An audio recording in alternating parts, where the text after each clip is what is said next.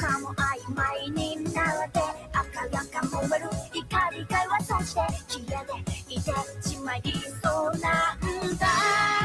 だけど君はそれ好きるから自分が小さく思えて悩みも消せらせない心配しないで流れたことに艶やかでそう歴史を変えて避けたことはうやむやかでそう心配しないでまた作ればいい艶やかでそう白紙のままでお気に入りだけでもそれを変えてそうか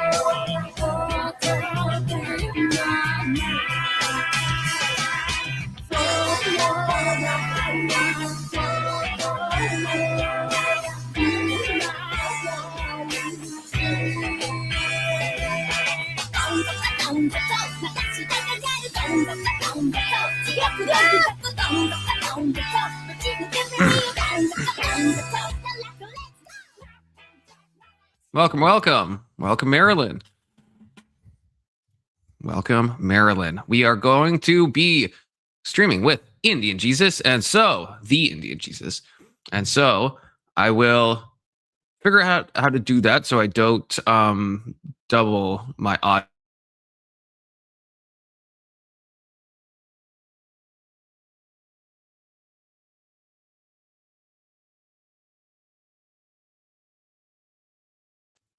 You guys can't hear me, but yeah, I removed myself from his screen. I am very late. I got stuck. I'm even late for Indian Jesus' show that was supposed to be at half an hour ago. Started almost an hour ago. Oh my gosh. Yeah, I'm very late. Late for my own time and late for this as well. So where is... Oh, there we go. Okay. Supporting Trump as soon as he could. I flipped it the other way around. Oh my goodness. Oh my goodness. Look at what we have here. Our boy Confluence. Welcome to the party, sir. Very good to see you. All good, all good.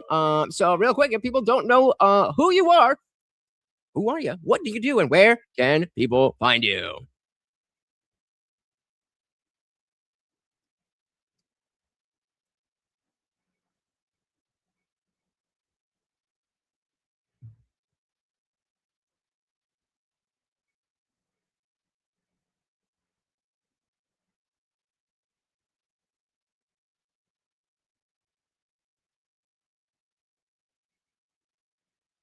Beautiful, beautiful. Welcome, welcome, welcome. And so like I told you, I didn't really do any kind of deep dives on any of the speeches. I haven't watched anything in full.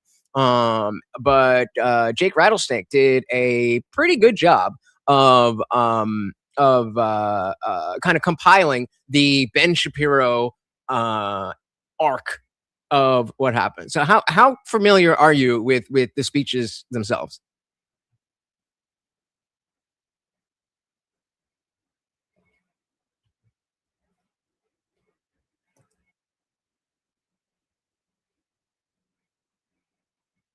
Yeah, all right, interesting.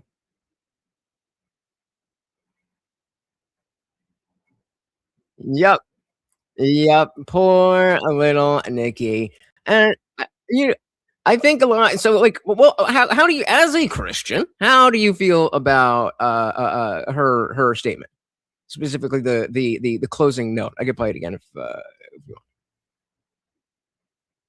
Nicki Minaj.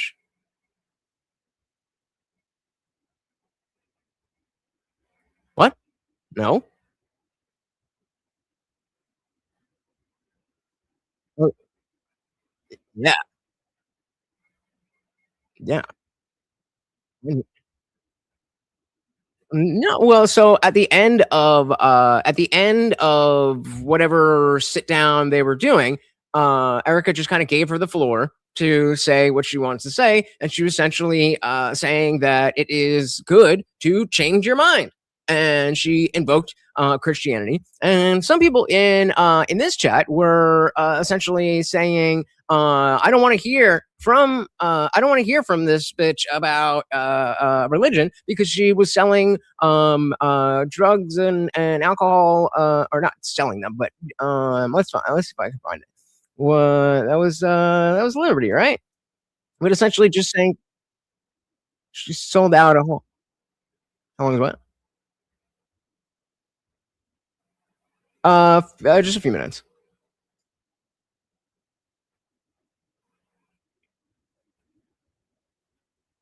Right. So yeah, Liberty saying Minaj sold out a generation to drugs, alcohol, and promiscuity. Now we got to listen to this bitch talk about religion. Fuck that. And I mean,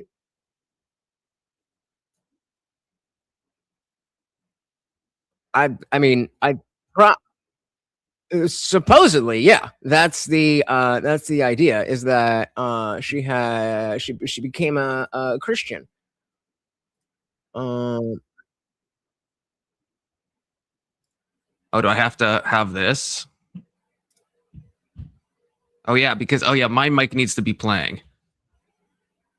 If my chat can let me know if they can hear me or not, because I'm streaming as well, and I'm not. Everyone said I was just muted because I have your stream shared on my screen, but I guess I also have to have myself on screen.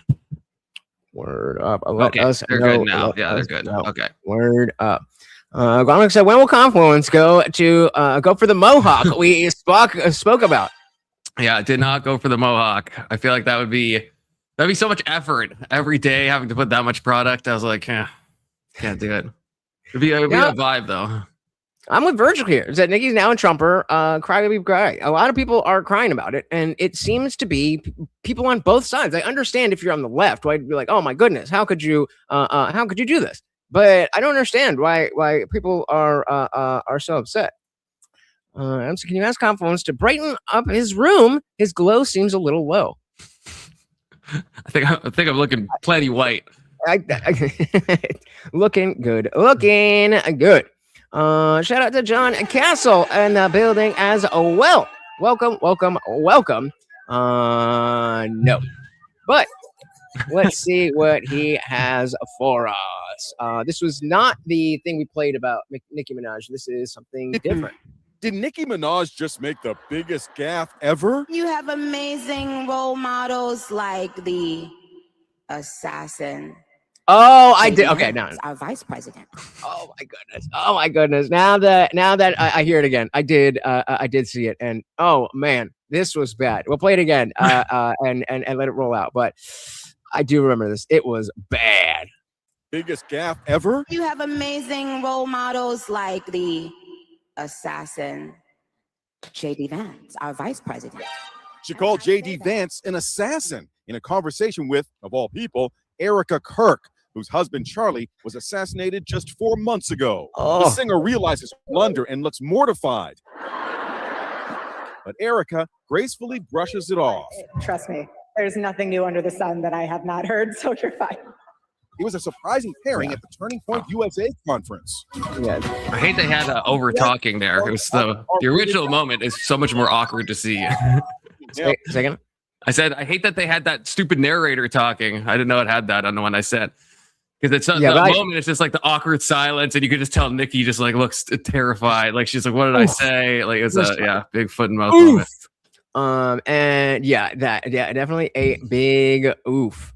Shout out to our boy Box with the $2. Confluence has a Timu. Oh yeah, now I don't need to move the camera. Yeah, of course, a treat. It is a bad headset. Morty. Hey, don't go on his channel and donate there if you wanna if you want to get new stuff, then give him the money for it. Otherwise, just sit there and enjoy the goddamn show. All right, so we were at like I said, Jake Rattlesnake had a good thing here. What we'll do is back it up to what Ben was saying. Oh, it's on the screen. We'll go to what Ben was saying, and then Steve Bannon responded. And yes, if you want me to pause, just let me know. And for example, accuses his foreign policy opponents of loyalty to a foreign country. He's not actually making an argument based in evidence. He's simply maligning people that he disagrees with, which is indeed par for the course from a man who was once a PR flack for Jeffrey Epstein. Check the record.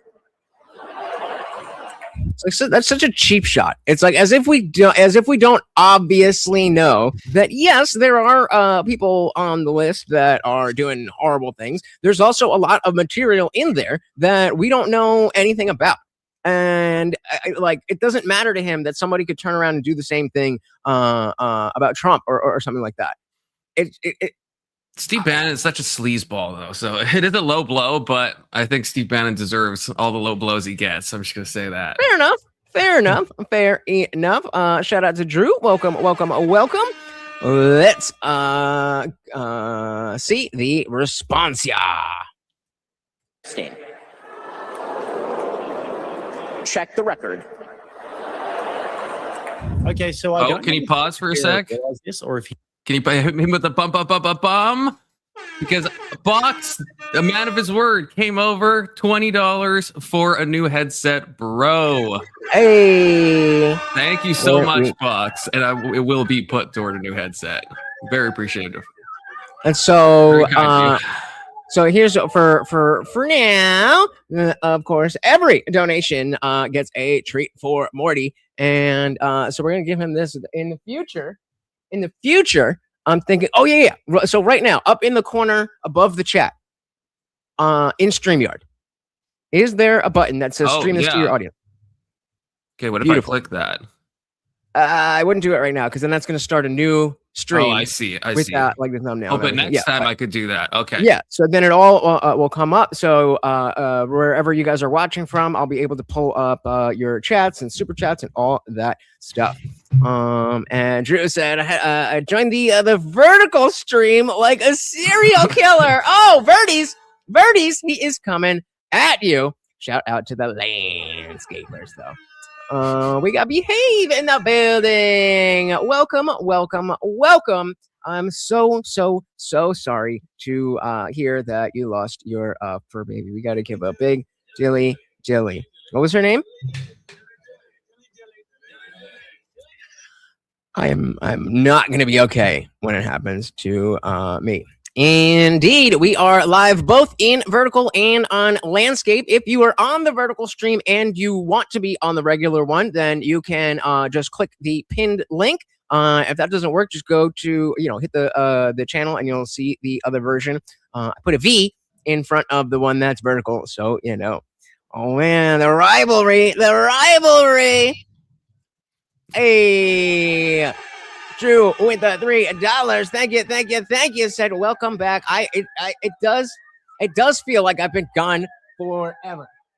There we go. Thank you very, very much, sir. Yeah, you take a week off, not even a week. And I was nervous before I started. I'm flubbing my words, and oh my goodness. I liked your break because then you got to show up on my panel a bunch. Yeah, and be a little sauce sometimes. I hope you all were there watching that. Yeah, it was interesting. Yeah. So Conchita, dilly to Conchita. R.I.P. All right.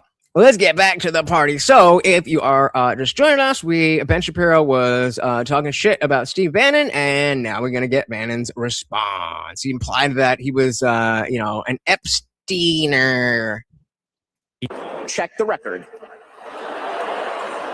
Okay, so I don't know if Ben Shapiro realized this or if he did this intentionally, but he, in one sentence, did the very same thing that he accuses Steve Bannon of. He accused Bannon of maligning political opponents without evidence. And then he maligns Bannon by saying that he ran PR for Jeffrey Epstein. And this undoubtedly insinuates that Bannon was knowingly complicit in the sex trafficking of children. And we actually don't know about that. We don't know if he had any direct knowledge. And, hold up, but he did do what Ben said. Like, it might be a low blow, but Steve Bannon did get paid to do like rehabilitation stuff for Epstein. Right, but the implication is that he was on the island fucking little kids. He didn't say that. He said he's doing. That's a sleazy thing to do. Why would you trust Steve Bannon, who knowingly did PR for Epstein after everyone knew Epstein was a PDF file? I'm saying that with the understanding that the Epstein files do not have the client, a specific client list and all that shit. To just say, oh well, he's in the file. Check the records. You know what the fuck you're doing. But he didn't say that. He said that he did PR. Oh, honey, sweet baby. And he then why did he have to punctuate it? Why did he have to punctuate it with check the records? Like I think he was saying like fact check me if you don't believe me. I think he's saying like look it up because I think people booed and he's like okay look it up. How do you guys think? It's weird that we disagree on this. How bad? Like it's not just that he's like there's a photo of him like he actually did like PR work for Epstein. That is a notable thing to point out. Who would do that? You got to be a sleazeball, right? I think it's a perfectly fair thing to point out. But then when you're, I'm not disagreeing with the fact that that Bannon's done a bunch of shit. That's not what I'm saying. What I'm saying is that if in the same way that Ben had the balls to actually say people's names when he was calling them out, if you want to imply that he's buddy with Epstein, which inherently is going to bring people's minds to the worst thing, then say, oh, I know that he didn't do this, but he did that. But he didn't do that. He just said, he did it with Epstein. So, check the fucking... He said he did PR for Epstein. He did do PR for Epstein. I feel like that's a worthwhile thing to point out, you know? When I read that, I didn't even get an implication that Bannon was like, I just think he did work to rehabilitate someone who's like a S offender, you know, like that's a wild thing to do, you know. I didn't take it to mean that Ben's implying that, you know, Steve Bannon was, you know, doing the deed. I think it's bad enough to just say that Steve Bannon is doing PR work for Epstein, because again, that speaks to character. Why the fuck would you do that, Steve Bannon? He's a sleazeball. That's what I said. That's not. You're not addressing what I'm saying. You're not addressing what you're defending Steve Bannon. You're defending me defending Steve Bannon. That's not what happened. I'm attacking Ben Shapiro. I know, and I'm defending what Ben is saying. I'm not. I think what Ben said is totally fine. I don't think Ben is implying anything. He said a direct, true statement. Anybody else having trouble on the vertical stream? Again, guys, if you want to hop over to the landscape stream, the link is pinned to the top of the chat. But welcome to the party. We also got Nikki Muay Thai and Fitness. Welcome. I say I'm a right-leaning lowercase L libertarian. That's where I go. What about you? Confidence. Sorry, I just got a chat that distracted me. They're saying they can see the private chat because I have it open in StreamYard. That's not a big deal, but yeah, that's how it looks because I have it open because I'm sharing Indian Jesus's stream. Sorry, am I liberal or conservative? Well, Yeah, I think we're both conservatives here. I'm center right though, center right, so not all the way right. I'm still moving away from the Republican word, the conservative word. It's looking more and more like the dirty party that I never wanted to associate way back when. We had one more here. Thought. Thank you. Well, Shapiro did imply some nefarious connection with Epstein. That's all I'm saying. That's all I'm saying. He directly said he did PR work for Epstein, which he did. He didn't imply anything. He directly stated it, and he's not implying something that's not true. He's directly stating a fact. That's why he says check the record. He's like, if you don't believe me, look it up. Look what Bannon actually did. It just went right over his head, guys. That's okay. I don't know what went over my head. Am I crazy, chat? Yes. Yeah, let him know he's here that agrees. Shout out to Cherry said, so is the guy on the bottom, I would assume that's you on the vertical. Yeah, so the guy on the bottom, the one that shocks his dog, if so, loving the treats for his little butterball. Yes, this is Hassan Piker, and feel free to say anything that you've ever wanted to say is Hassan Piker to Confluence here. Nah, I'm just kidding. I mean, I am not politically homeless. Like I'm definitely MAGA, but I say that in the context of I think we are more MAGA than Trump. So that's a whole other thing. I might become more center than right after this Epstein stuff continues to fall out, with the files. Exactly. It's moving me. It's moving me. All right. So going back to Steve Bannon's response to Ben. In the sex trafficking of children. And we actually don't know about that. We don't know if he had any direct knowledge and involvement in a cover-up of this magnitude. There were many people who would have worked with Epstein in different capacities, scientists, for example, who were getting grants, who weren't complicit in the sex trafficking. And that is a very... Not in 2019, Jake. Bannon's stuff was like recent. That's the thing. After all the stuff had come out, it's one thing to be in the weeds, at the time, right? Maybe you could say you didn't know. When Bannon did it, he knew. He was doing it to rehabilitate his image. Okay, so I know you're not pro Bannon. I'm just pointing that out. Okay. All right. So then, I as long as we get that fact down, then then we're good.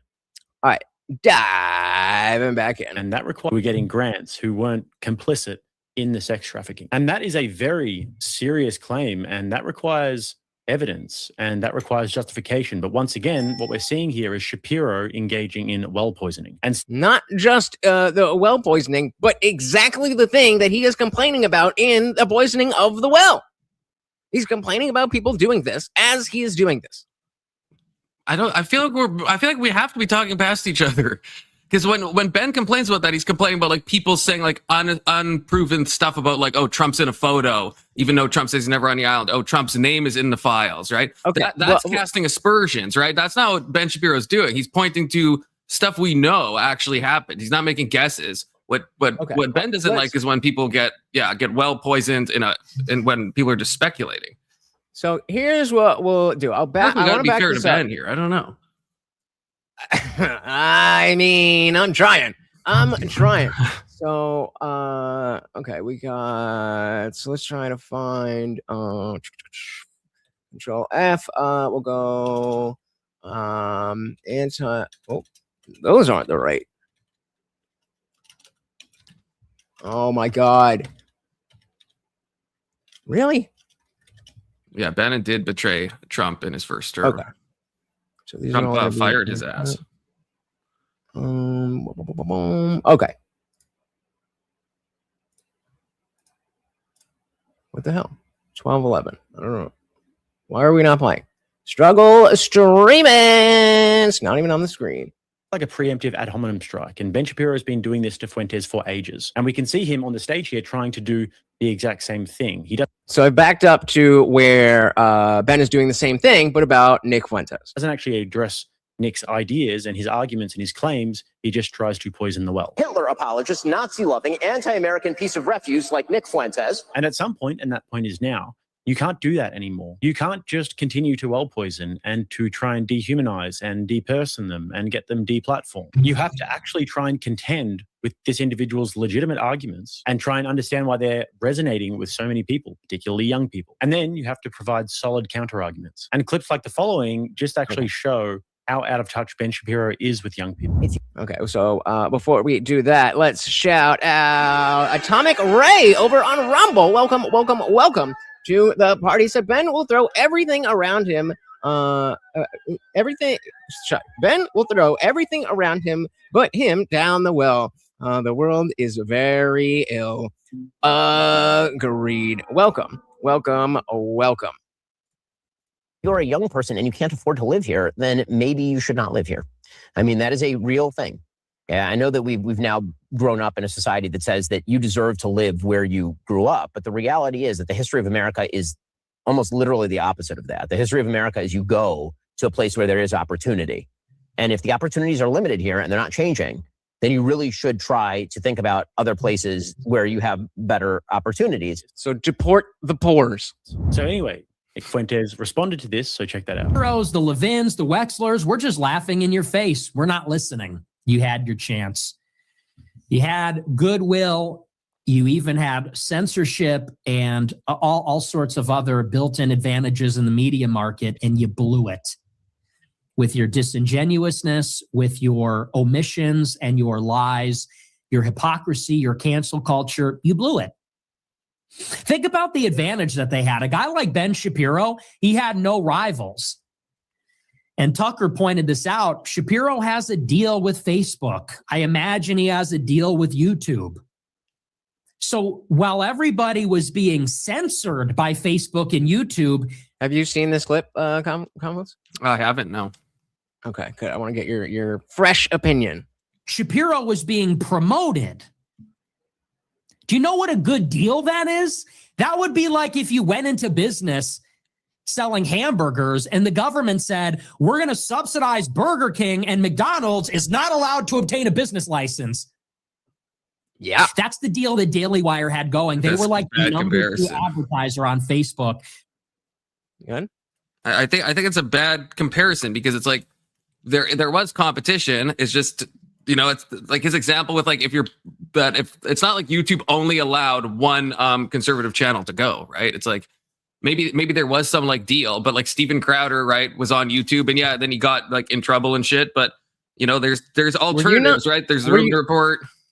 I only started streaming after COVID and all that stuff. And the idea that like it feels like you're so ready to go to bat for Ben Shapiro, and I don't fully understand it. I do like Ben Shapiro, I will say. And I need my Hasbro check, okay? Yeah, right. Shout out to Section 230. Yeah, I mean, demonized or demonetized? I was gonna say both. Nick obviously was debanked. That's what I was gonna say. Yeah, during the COVID stuff, where you could lose your entire channel for saying whatever. Do you honestly think that would have happened to the Daily Wire, no matter what they said? I think there's a reason why they're a lot more careful. Like if you watch Crowder and you watch Ben Shapiro, like Crowder will go right to the line and sometimes over the line. Ben is a lot more like careful about what he says, right? Like we have to be honest about that. He's not the same as Crowder. The point is, I think there's natural competition. Nick or Ben? Ben, not. I think Ben is way more responsible with his words than Crowder is. Pays way more attention to what's TOS, what's over the line, what could be counted as like Sure, hate but speech in YouTube's eyes. Like he's just a sure, smarter business guy in but that way. But I'm talking specifically on the content, the substance of what they're saying. He's not. What does Ben offer? Well, that's a fair thing to say, but I'm saying my point. I mean, I can say why I like Ben and stuff, but my point is that Crowder will go out of his way to do like election denial stuff, whereas Ben Shapiro is a lot more. These are some suspicious things. Crowder's like, it's been stolen. Like I watched it live when in 2020. Like Crowder was very much, and that's fine. But then it's like if you're saying stuff that you know that YouTube is not going to like, and then YouTube does demonetize you, it's like I wouldn't say that there's no then natural competition of Ben Shapiro. So I mean, I do like Ben, but do you think criticisms are not great from Nick? So wait, do you think that when Nick is talking about this, and he said that's like if you got a license to Burger King and McDonald's couldn't or whatever it was, that he's saying that the landscape on YouTube was such that the Daily Wire was the only conservative channel? Is that what you think he's saying? Well, he's saying that there's no competition, and there is competition there. Like I don't know. So the question again, what he means. The question was, are you saying that what we just heard, we can play it again, that Nick is saying that the Daily Wire was the only channel, the only conservative channel on YouTube? I mean, I think he must mean something. Because he knows there's other conservative channels. But why falsely state that there's no competition then? There is competition. Because the point that he's getting at is that they had such a big advantage and nobody likes them. That's the point. They got the leg up. I just don't like that he has to like throw a bunch of shit. They got up because they were a very popular thing. A lot of people watched the Ben Shapiro show. Nevertheless, Crowder still had like more live concurrence than freaking Benny Boy ever did, or any of the other Daily Wire people. Daily Wire has they've worked hard for what they have, right? The what is a woman that whole thing, right? That skyrocketed the whole place. Then what is it called? Am I racist? I know, but it's a whole. Ben Shapiro owns the Daily Wire with Jeremy Boring, right? It's like a whole media company. I mean, they put all that work into that. So fair. Then I want to hear from Ben as much as I hear from Jeremy. Wait, why? Because neither of them have political commentary to offer me. You're asking me why I'm like defending, but you seem to like really have like a hate boner for Ben. Like, no, I think he offers good insight on the news from like a reasonable conservative thing. I think he's gotten worse in the past like year, but I think before that, I think he offered, sane kind of like, sane, good old boy conservative talking points. And I thought it was it's obviously biased I don't like issues of Israel. I don't like the good old boy type of thing. And that's what I think that we're returning to. And I think that is a bad thing. Over on Rumble, Atomic Ray said the chances of Israel will be forever as long as we meddle with Muslims. I'm ashamed America doesn't see what involvement USA has into Mesopotamian geography. Ben has the legality or legitimacy of what to say socially. Oh, he has the legality of what to say socially because behind the scenes, he pushes something other than America first. Yep. And then Atomic finishes off saying the point is to push what benefits Ben. That can be seen in how he poisons damn near everything. Agreed. I'm sure Ben tries to benefit Ben. Confluence tries to benefit Confluence. I don't think there's anything wrong with that. Also, Ben doesn't even have Israeli citizenship. So the thing that he's like totally for Israel and not for America, I don't buy that. I think that's false. Obviously, he's pro-Israel, of course. But to say that that's like somehow... So you don't think he's Israel first? I think if he's Israel first, he'd have Israeli citizenship. That's wild. That's wild. Even when he specifically said the reason that I care about America is because of the connection to Israel. I've never heard him say that. Side quest. I've never heard him say that. If he said that, then I agree that he is Israel first. If he actually said that. But that's an if. That's an if. We'll find it. I want the context. Somebody in the chat wants to throw that. Then help me out. But why don't we finish hearing what Nick has to say, and then we'll move on from there. That's the deal the Daily Wire had going. They were like the number 2 advertiser on Facebook for a decade. Yeah, just to tie a bow on that. Like, I think he's saying that they got way more benefits than they were allowed to grow in such a way that many other channels were held back. That's what I think he's saying. And I don't know how you could disagree with that. I just even the stuff he's saying now, he's number 2 advertiser. First of all, he pays a lot of money to advertise on Facebook. Second of all, that's where people like all the people who watch Ben Shapiro are all old people. I saw Am I Racist in theaters because it was in theaters, and I was like the youngest person in the whole audience. Like everyone else was like a boomer. I went with my boomer dad. Yeah, so boomers aren't going to watch like Nick Fuentes probably, right? They're not going to watch Steven Crowder. They watch the Daily Wire. They want to see those kinds of people talk. Right. So it's like, I don't know. I don't know if there's like an astroturfing that Nick is implying that's really happening here. I don't think it is astroturf. So I do think we're talking past each other, because what Nick is saying is that you've got your boomer shit and the rest of the world is moving on. That's essentially what he said. Let's let him finish. Let's let him finish. And then we'll come back. Or something like that. The number 2 most prolific ad buyer on the platform. Meanwhile, and that's the biggest platform. Everybody else was banned.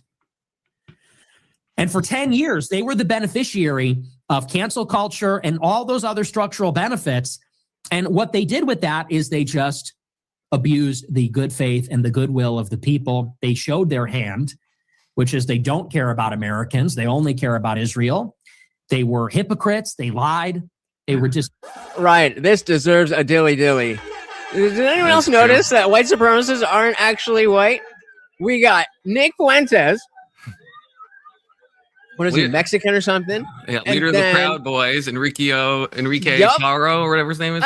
I wouldn't necessarily call him a white nationalist, but white I wouldn't necessarily call Nick one either. I thought that's what this comment was implying. I thought it's like he calls himself a white supremacist, does he not?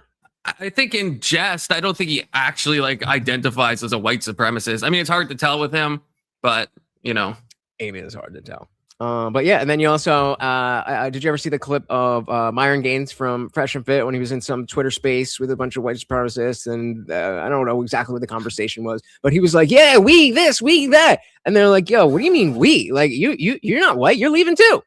So shout out to Ryan. Shout out to Ryan. Yeah, Paul Miller's Mexican too. What's going on here? What is going on? Let me say, Ben is literally trying to bring about the Antichrist. And Christians are kissing his ass. Bring about the Antichrist. Calm down. Yeah, I'm gonna need a little more on that. All right. Don't care about Americans. They only care about Israel. They were hypocrites. They lied. They were disingenuous. If anybody was critical of their position, they were dismissive or they tried to destroy that person, like myself. And I said on Twitter earlier tonight, I said, Ben Shapiro's finished. You're done, little man. America has had enough of Ben Shapiro. We see you for what you are, and now we're done with you.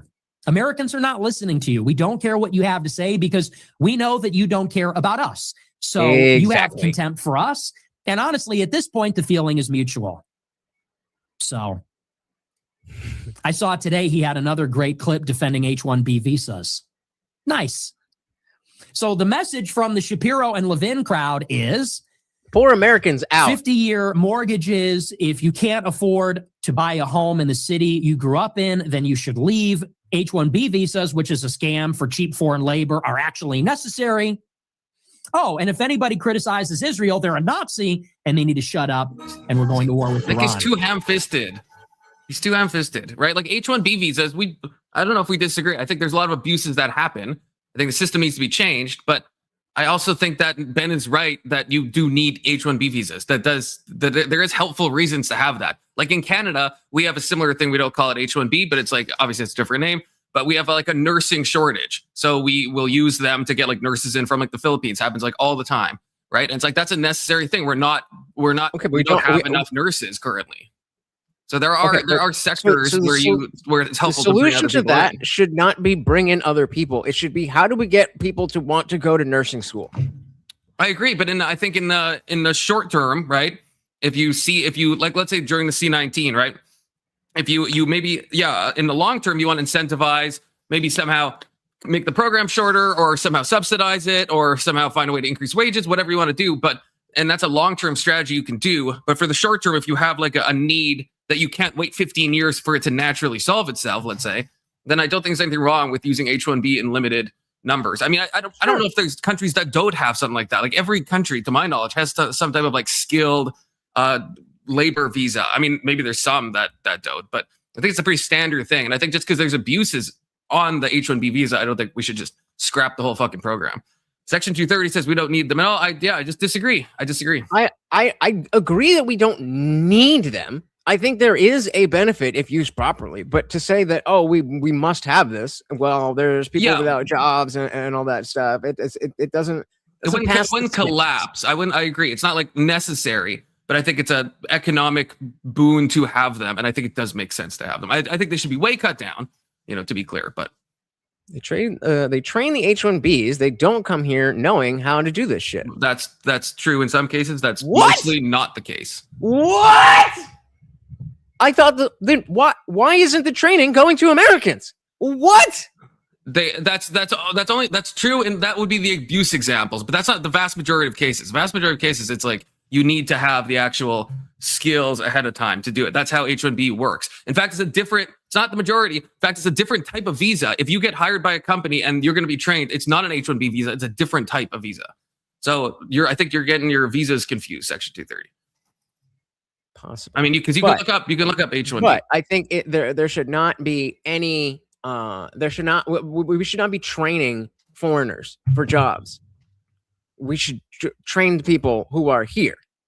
Yeah, I would say the only case would be if someone is missing a small. Let's say they have like, I don't know, like a pilot's license in a different country, and so maybe they need a bit of training here, but it's a lot less than it would be to teach someone from the ground up and get them to have like whatever your 3,000 hours of flight or something. You know what I mean? Like there is some cases where it makes sense.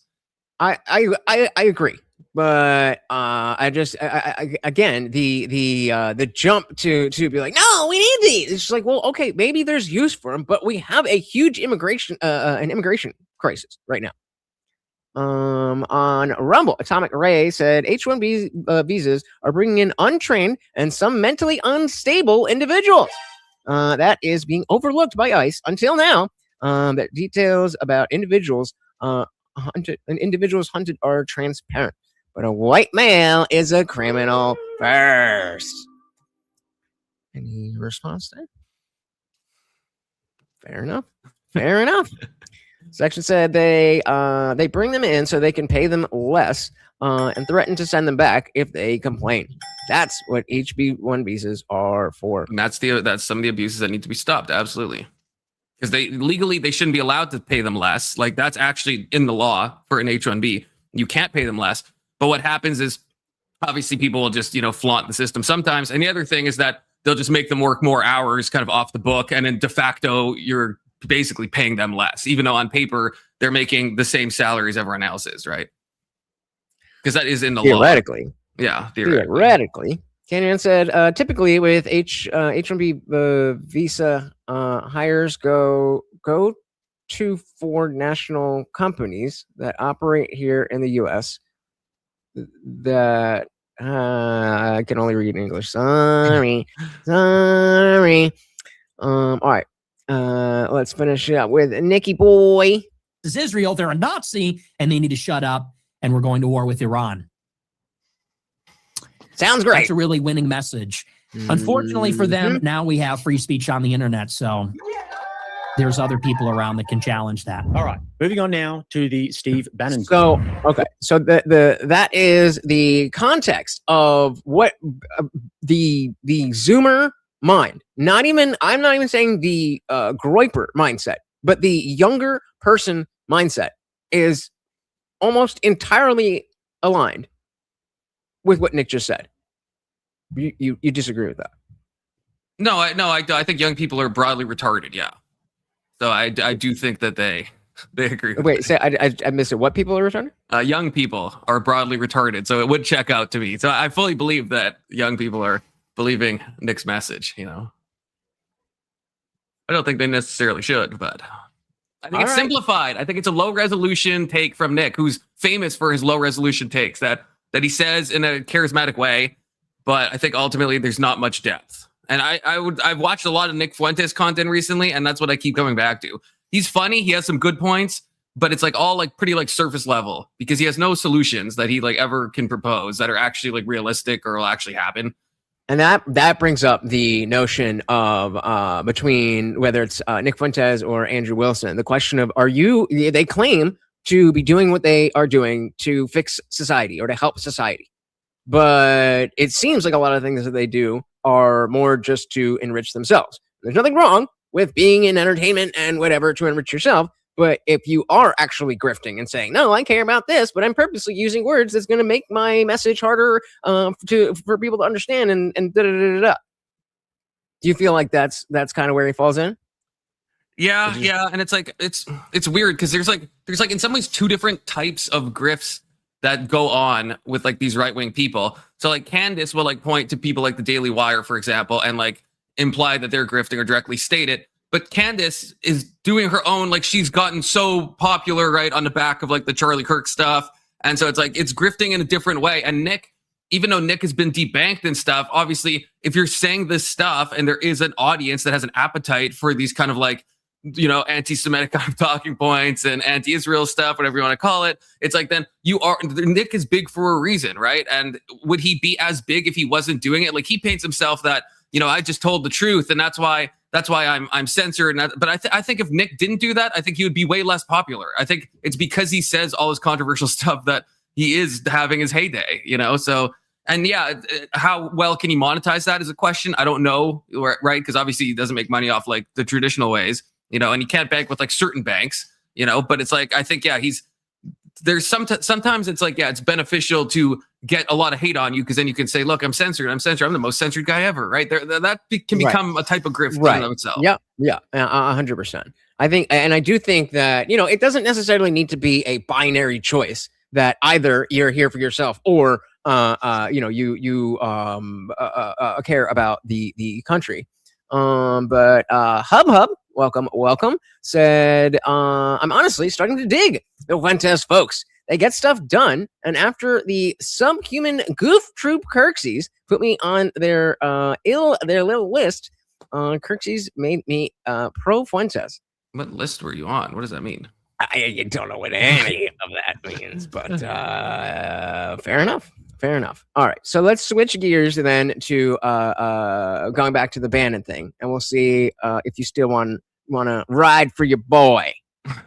When Steve Bannon, for example, accuses his foreign policy opponents of loyalty to a foreign country, he's not actually making an argument based in evidence. He's simply maligning people that he disagrees with, which is indeed par for the course from a man who was once a PR flag for Jeffrey Epstein. Check the record. Okay, so I don't know if Ben Shapiro realized this or if he did this intentionally. I'm going to skip. We talked about this part, so I'm just going to skip to the implication. We're disagreeing on whether saying that is an implication that Bannon was doing bad stuff with Epstein. I think it was. Confluence says no. So fair enough. I think so. I think he's saying he did PR for Epstein, which he did. What we're seeing here is Shapiro engaging in well poisoning. And Steve Bannon also responded during his speech. Now, Benji Shapiro sat up here last night and he was all, you know, it's all about the truth. Ben, I've known you a long time, brother. You can't handle the truth. You can't handle the truth. Let's face it, Ben Shapiro is the farthest thing from MAGA. Let's be blunt. He is a hardcore never Trumper. He's a hardcore never Trumper. And I think this is about where you jumped in. No, I mean, well, okay. Let's hear the next thing, and then I want to get your response on that then, because I absolutely agree here. In the spring of 16, he tried to upend Breitbart. He walked off the job, made a big deal about some incident in Mar-a-Lago with Corey Lewandowski. He tried to turn it to Ted Cruz from Donald Trump because he hated Donald Trump. In the general election, he barely supported Donald Trump. The first sign of when President Trump gets sent back to Mar-a-Lago, the very first individual that jumped on the Ron DeSantis train, the Israel First train, was Ben Shapiro. And those are the darkest days we had. In 21 and 22, you guys were there. He's consistently been against Trump, and now that President Trump doesn't back the Greater Israel Project. What is Greater Israel? It's not about Israel itself. It's about an expansionist Israel, an imperial Israel that Netanyahu and that crowd have thought up. And the Israel First crowd is Ben Shapiro, Tel Aviv Mark Levin, and many others that want to put that ahead of America's interests. So this All right. So where do you fall on that? The thing that bugs me, I'm trying to think how to say this. First of all, why I don't know why Steve Bannon is even speaking at this event in the first place. Steve Bannon again. Well, Charlie's gone. They Trump. disinvited. Yeah, Charlie's gone. They disinvited Tim. They disinvited. Well, I don't know if they disinvited or if Dave Smith wasn't there, but this is exposing a real problem. Yeah, on the right. But I just, with him being like Ben Shapiro, I think is someone that I mean, I would agree with what Ben Shapiro did. He kind of follows my timeline in a way with like what and maybe that's why I watched him before, because I wasn't a fan of Trump in 2016, and then once Trump won, and I came around to him, but then I still wanted Ron DeSantis to win. I was hoping he'd win the primaries. Then when he didn't, then me and Ben both then are like, okay, well then we support Trump. He's the guy on the ticket. It's Trump versus Biden, and then it was Trump versus Kamala, and then Trump the whole time is Ben the whole time is pro-Trump. So to call him a never Trumper, I think is absurd. It's like, just because I too would have preferred, Ron DeSantis, it doesn't mean I'm a never Trumper. It means I would prefer Ron DeSantis over Trump. And now that Trump was the one running, then I was supported Trump, right? I don't think there's anything like never Trumper about that. So, and again, that like specifically never Trumper, maybe that is a little bit more hyperbolic is the wrong word, but stronger than accurate. But first, let's acknowledge that Ben, like, I don't know if he started the whole thing, but like the day before, he went up and roasted these motherfuckers. So, we're going to come back and match energy. That's fair. But then I think the other thing that Bannon is talking about is that in 2016, Ben was one of the never Trumpers, meaning at this moment in time, I think I will never be for Trump. So like I was a never Trumper, even though I voted for Trump in 24. So never Trumper just means like anti-Trump, not necessarily even TDS, but anti-Trump. And so he was going with other people. When it became undeniable, then I noticed that Ben was on board with Trump and fighting the woke left and all of that stuff. But as soon as, I don't want to say necessarily as soon as he was out of office, but around when Bannon was talking about, Ben was very bad on COVID stuff. And you started to see a split in I think, well, I guess it's the split that we're experiencing now. The cracks were starting to form back then, and any opportunity to hop off the Trump train, as soon as there was an opportunity, Ben was like, let me distance myself from this guy. I mean, I agree. It's probably comes down to like the Israel stuff. I'm sure it does. But yeah, there's a million reasons why Ben also loves Trump, even with the Israel stuff, right? He was obviously very happy with the Abraham Accords. That was a Trump thing. He was happy when Trump moved the embassy to Jerusalem, right? Like there's been stuff like Bannon is acting like Trump is like not like anti-Israel, that he's anti-Israel. And that's not the case. Now we're seeing more stuff, but you're addressing all of these things in a very liberal coded way. That you're taking it to the extreme. Well, he said never Trump, so that means if he ever said something nice about Trump, then he's not an ever Trump. Like, no, I acknowledge it's hyperbole, but I'm giving examples of positive reasons that do make sense why Ben Shapiro, even from a Jew coded mindset, was like very pro Trump, right? Like, it's not just like, oh, he said he can never have any positive stuff. It's Ben. I used to watch Ben Shapiro every fucking day. Like, he said a lot of good stuff about Trump, continuously. He would also call him out on stuff he found bad, but he would say a lot of good stuff. So it's not only it's such a incorrect hyperbole that it's like beyond. I'm not just criticizing the fact that it's never Trumper. I'm saying that Ben has been inordinately pro Trump. So do you disagree that Ben waited a long time before he was willing to support Trump? Sorry, I'm reading K2 comment derailing me. We'll get there. We'll get there. It's the fucking question. Sorry, can you ask it again? Shout out to K2. Thank you so very much for the $5. And I'll just go. Oh wait, no, I forget. Oh yeah, okay. I don't need to put him on screen. Of course, every donation. Oh, you lazy motherfucker. Treat for Morty. K2 said, can I ask when Coonfluence is gonna get a car that is more that is a more important topic. It's the worst thing I ever said on the internet. Okay, we need cars. We need it all. Thing is a perpetually haunting thing. I should have never told anybody. I don't know how anybody could live without a car. I could never live in the city. I need my car. Thank you, K2, so very much. Yeah, Tom McRae is saying Ben was very anti-Trump in 2015. Yes. That's true. And then he was very pro-Trump from like 2016 to like 2024. Like, that's the crazy thing. Like, the vast majority of his stances have been like pro-Trump. Like, everything past like 2017 onward has been like very much pro-Trump. But again, we're talking within the context of that group. We're not comparing Ben to a woke liberal. We're comparing Ben to the rest of MAGA. Right, but like, or the rest of the right, we'll say. If you look at like someone like Fuentes openly went against Trump in 2024, like openly was canvassing on behalf of like people not voting for Trump. Like, if anyone deserves the criticism, it would be someone like Fuentes, like not Ben Shapiro. Like, Ben Shapiro has been like, if anything, like way too like pro-Trump.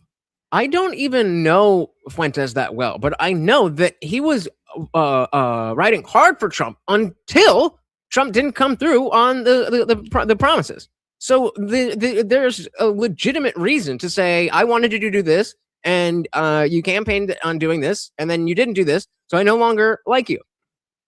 But he liked him before the election even happened, though. Like, he was supporting of him during Biden, and at a certain point, then Trump pisses him off. So it's not like Trump is even in office at this point, so he can't like fail him on any campaign promises. Right, he turned on him. He turned on Trump before the election happened. So real quick, Hub is asking, how do I get to feed the puppy? Any donation at all? Yes, if you want to go super chat, we have Venmo at the Indian Jesus. Cash App is $ the Indian Jesus, and every donation, no matter the amount, gets Morty a treat. Fair enough. What else do we have here? Adam's saying I should slap the maple syrup out of your mouth for saying you were woke.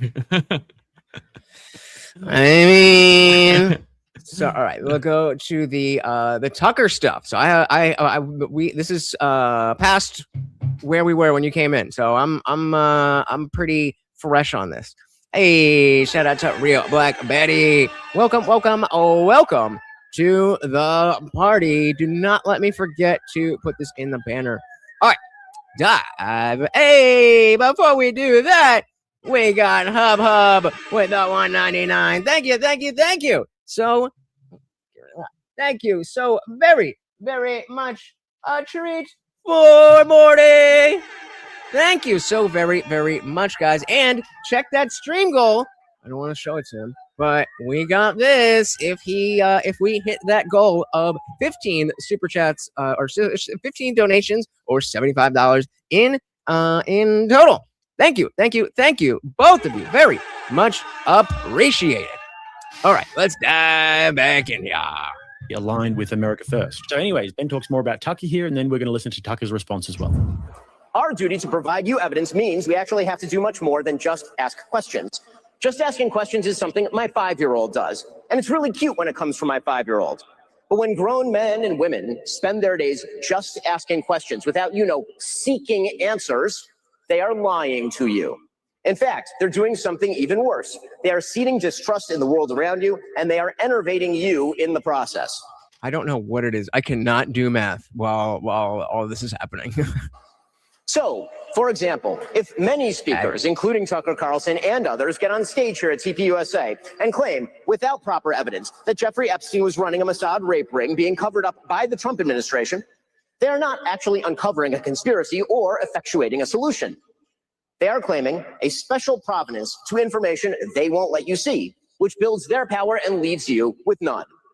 They are also implicating in their speculation actual human beings, good human beings, like Kash Patel and Dan Bongino and Pam Bondi. And I mean, See, good look people. look sure. how loyal he's being. I think this is where Ben loses To me. the establishment. Well, to yeah, the establishment. to Trump, to Patel, to all of these people that are openly lying. He's like, he's a forever Trumper. You know, that's what he actually is. Like that's what makes me lose Ben is and stuff when he talks about like the Epstein stuff. And he thinks it's like that Kash Patel didn't lie and Dan Bongino didn't lie and none of these people lied. It's like Ben is just, I think, just like, yeah, just sucking Trump off, like for real. That's the stuff that makes me really annoyed with Ben. It is very interesting to see a different perspective because we are definitely not on the same page with this one. Okay, what do you disagree on with that? You don't.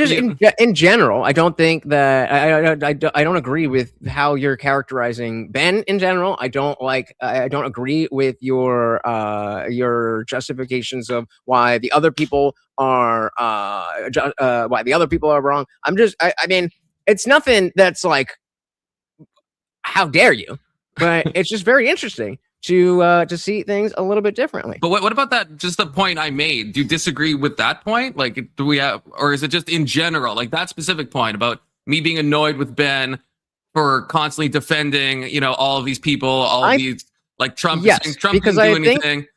Right. Yes, okay, I disagree because I think that he is running cover for the Republican establishment, and so the fact that Trump is at the head right now is why for so long that we felt like, oh, Ben Shapiro is awesome, but now it's shifting away from that. Okay, but you do agree that does irritate you about Ben. We're irritated by the same thing on this point, right? We're irritated that he's running cover for an establishment that is pulling the wool over the American people's eyes with the Epstein stuff, right?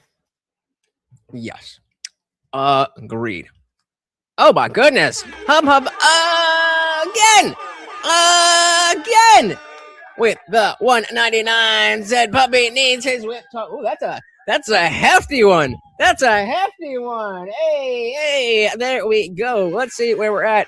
We did. Oh, and again. Oh my goodness. Hub coming through. The puppy is loving it. Oh, it's too small. There we go. Thank you so very, very much. Where does that leave us? Let's see. We just hit over $1,300 on the Morty Memorial Fund, guys. He's an old man, and when he passes, thanks to you guys, I will be able to memorialize him properly, and that I really appreciate that. So we are 10 out of 15 super chats and 40 out of 75. Guys, we're getting close. Thank you so very, very much. And look who we got. Equality and deference because vagina over on Rumble. Welcome.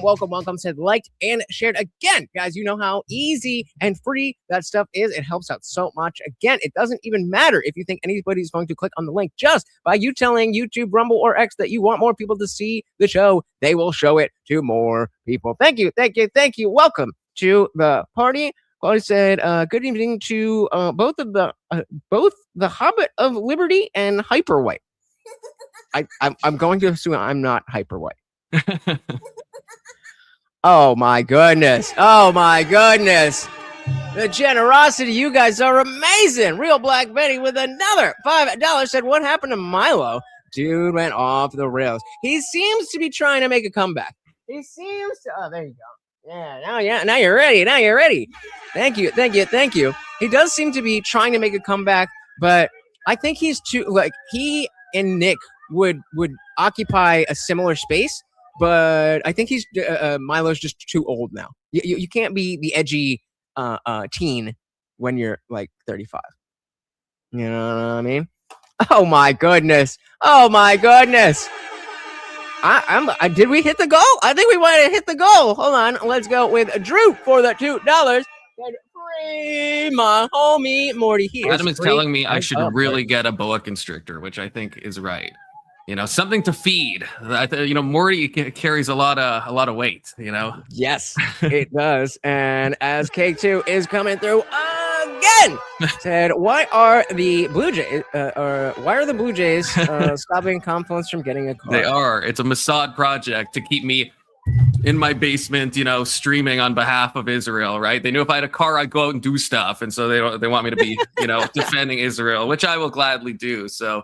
I just need a bit more shekels from them, okay? So get the Mossad agents in my chat, you know, Mossad, if you're listening. Head on over. You can donate. Head on over. Doing yeoman's work for you guys. Atomic Ray said, Ben's grift is fueled by the old political tactic of treating authority as criminals. And that is his cognitive dissonance of not treating Trump as a criminal. I'm going to read that again. I'm not sure I understood it. Okay. Ben's grift is fueled by the old political tactic of treating authority as criminals. And that is his, or you mean, and that is his cognitive dissonance of not treating Trump as a criminal. I don't know what that means. Yeah, I'm not fully sure what you're saying here, but again, oh my goodness. Big ball, let's get a little fatty. Fatty. You're gonna get fat. Guys, thank you so very, very much. I don't even know what to say. Thank you so very, very much. Let's hop back in here. I've got some math to do to update this banner and see if I have push-ups to do. Don't forget, not only if we hit the goal, not only does Morty get his special treat, but I've got to do a push-up for every $2. Every $2 is another push-up I gotta do. So I'm puny. I need your help. All right. Actual human beings, good human beings like Kash Patel and Dan Bongino and Pam Bondi, and yes, the president of the United States, even if they're too cowardly to say President Trump's name. And that means you won't trust those good people in the future. You haven't gotten smarter, you've just been manipulated. When forced to demonstrate their evidence, these same people will often refuse to provide it. They'll claim ignorance. They'll pretend they're outside the system, and they don't have access to actual information. You know, they're just asking questions. But many of these same people have direct pipelines to informational sources. So, for example, if Tucker wants answers to his questions about, say, Jeffrey Epstein, he could call the vice president of the United States. He's quite close with him. But he won't, because that might undermine the empty speculation. None of this means there aren't actual real conspiracies in the world. Of course there are. But actual conspiracies require actual evidence. Yes, there was a Russiagate conspiracy, and we know the names of the people involved and what they did. We had plenty of evidence for a lot of other conspiracies that you were very willing to just push aside. And this is what I was saying earlier, that yes, I don't like what Candace is doing. I don't like what Candace is doing at all. But to say that the notion of just asking questions can never be legitimate is cope. It's just, you just don't like what she's saying. I think this, for the record, I think what Ben is saying here, I think is like Ben at his worst. Like, I think there was no reason to go after Tucker. His example is fucking stupid that he uses, that like Tucker could just call up the vice president. Like, as if he's gonna, you know, as if there is a cover up, then I'm really sure JD Vance will be like, yeah, actually, Tucker, let me tell you, there actually is a lot of stuff in those. Like, what the fuck? What Tucker is asking actually good questions, and I think Tucker is actually seeking answers. I don't think Tucker is actually like succeeds where Nick Fuentes fails in my mind. He actually will talk to people in a normal way, you know, and actually is like a deep political thinker. And I don't agree with all of Tucker, but I think I find it to be in poor taste for Ben to be going after him. I don't know. I don't know what you think about that. No, I think that I within the context, I can see what is going on and adjust what I'm looking at for is this relevant or not relevant? Is this appropriate? and then the context of, well, that Matt has happened, and so he feels that he has to bring it up that way. So yeah, I think I agree. I got a Hey. dono. You said Morty gets treats for my donos too, right? Yeah. So we got K2 with the $5. Thank you, K2. It is, yeah, this is a good question. Look, like you bringing this up, K2. Why did FedEx get a new Fed contract and only hire the H-1B1 visas? Okay, yeah. So that would be one of the abuses that I was mentioning. So I agree. In fact, I've mentioned this before. I'll make this brief, but the best video I think I've almost ever seen on YouTube is Sam Hyde's message to Elon, which goes over all of the abuses of the H-1B system and all that stuff. And I actually, I agree with like a large percent of that video. And so, yes, I do acknowledge that the H-1B system is bad in a lot of ways. I just don't think it should be completely eradicated. Fair enough. Guys, I've got some good news.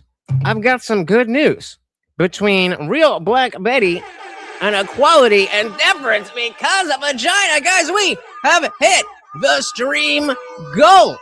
Oh my goodness. 15 super chats. So let's see, where does that leave us? So we got 15 out of 15. Then we had 57. Okay, 57 divided by 2. I could manage that.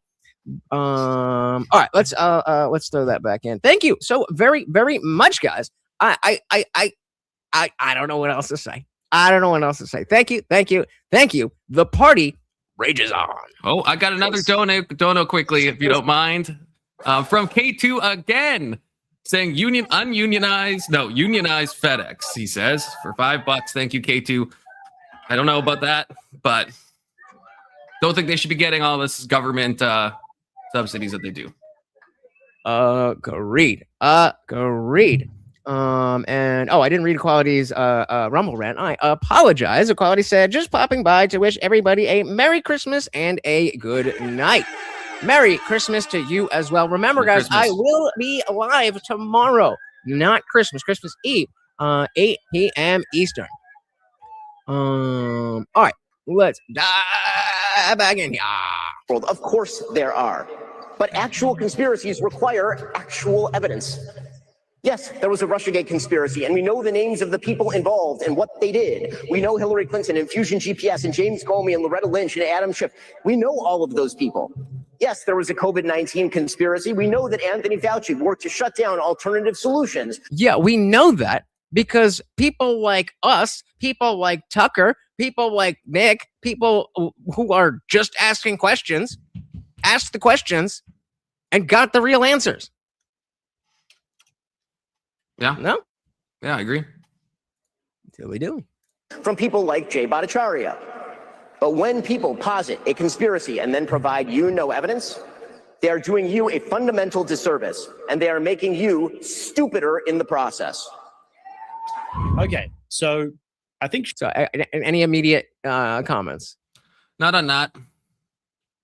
Shapiro does have a point here in a way, and I'll explain why. Because it can be very compelling when somebody's just asking questions and they're presenting one side of a theory. And this can be very convincing, but if we don't actually know how to think through these things, I do agree that it can be pretty damaging. And I know that this is not going to be the most popular opinion in the world. And I definitely don't see anything inherently wrong with asking questions. However, there is a way to actually properly think through these things. I completely understand why people are so skeptical of everything they're told by government and people in power. However, I do also think it's... Or even just specifically with the Charlie Kirk stuff, the official story that...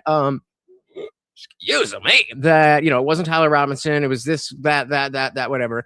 The idea of wanting to know those things and asking the questions is not inherently wrong.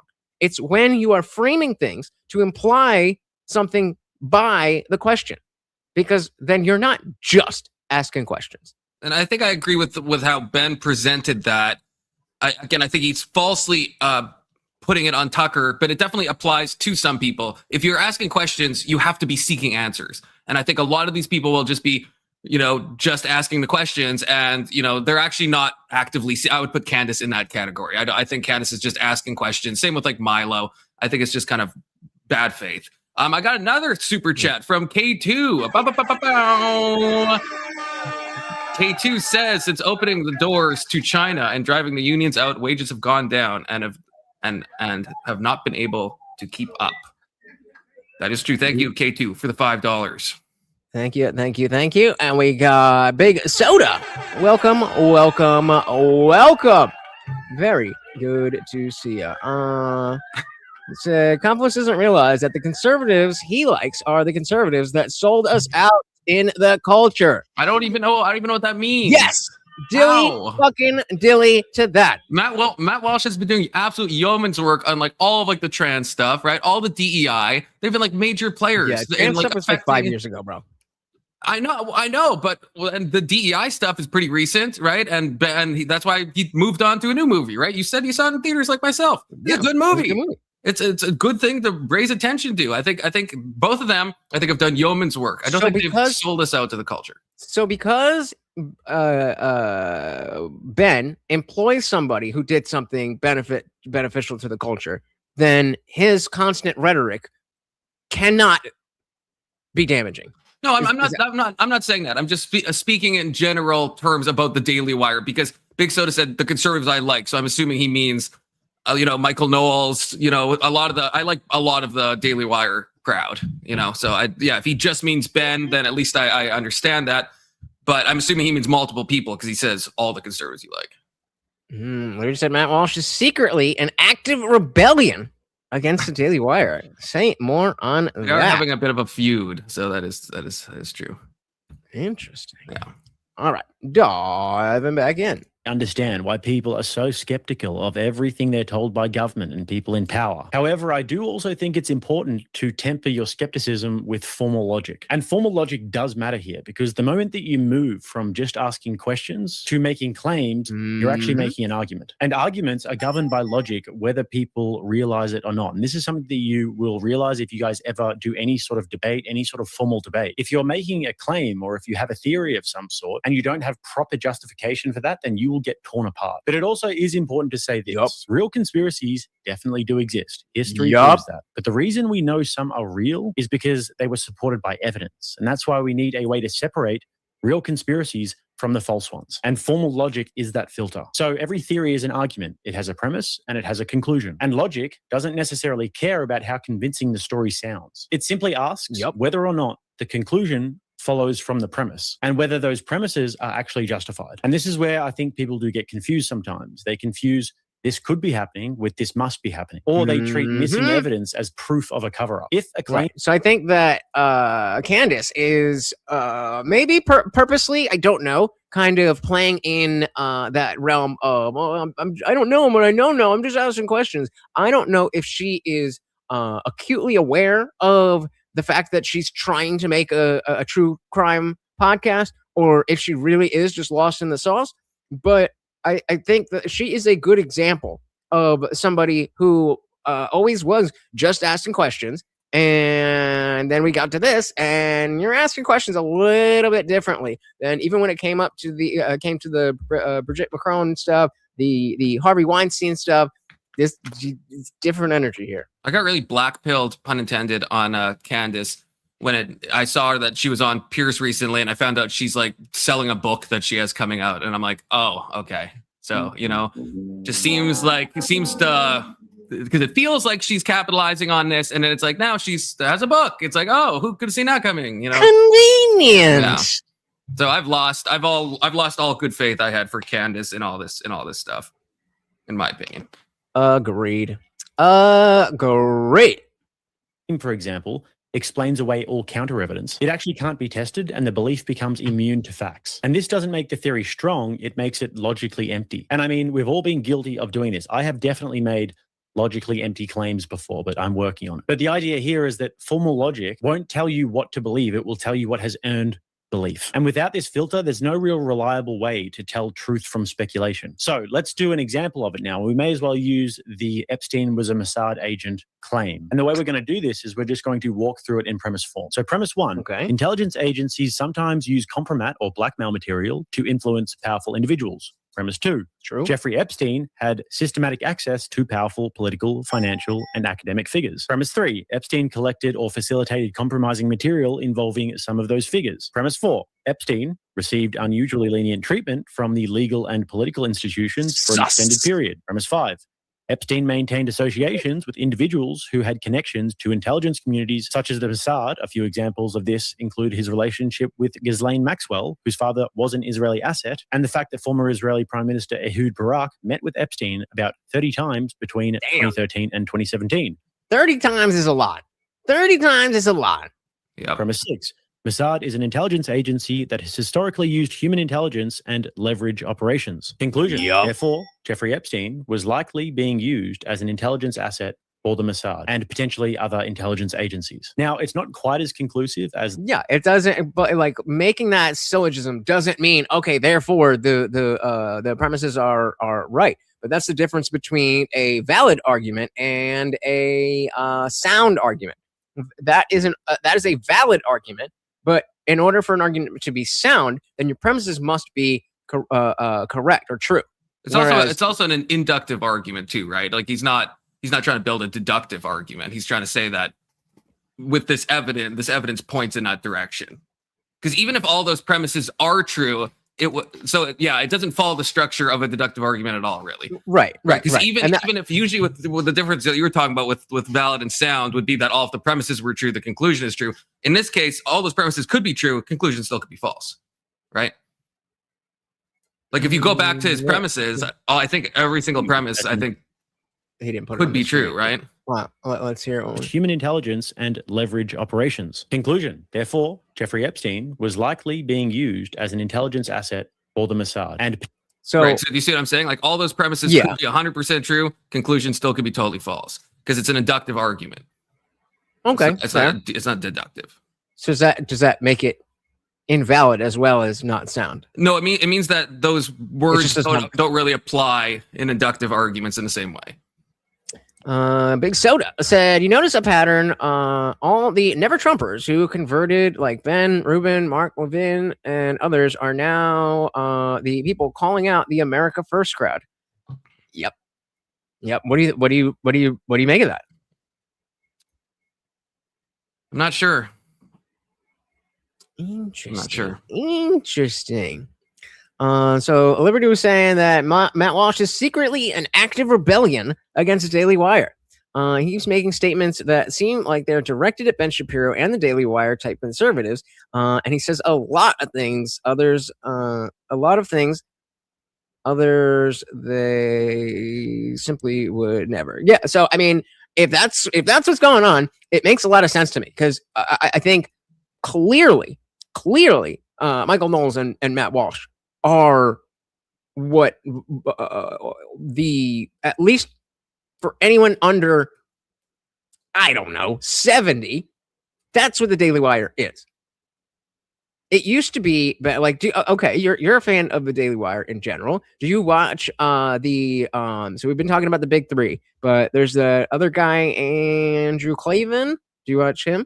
No, I just find him hopelessly boring, to be honest with you. So I'm not a Klavan fan. I just think he's boring. He's just dull.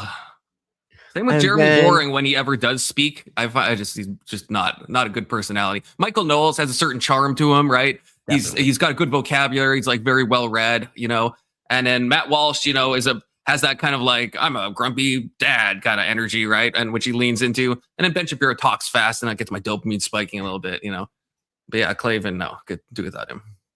So then raises the question: what about Jordan Peterson? Well, I love me some Jordan Peterson. I think he's gotten a little crazy. But I just found out he just got out. He was in like the ICU. I don't know if we talked about this. I just found this out. He's in ICU for like 4 months or something. I just recently. Bad. The last stream I did was covering the I got you, Drew. And anytime I want to say begs the question, I'm like, you know.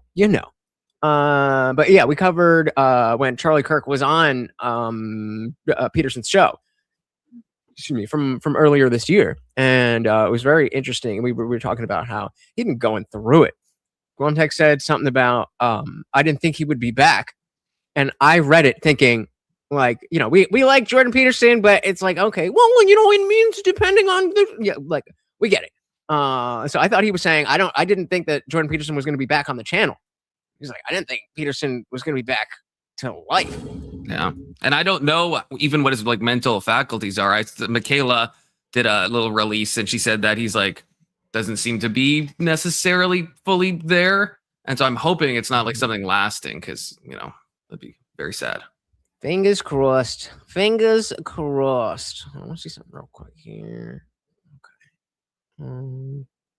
Did I move that out of the way? Oh, that was the other thing I wanted to try. Okay, real quick.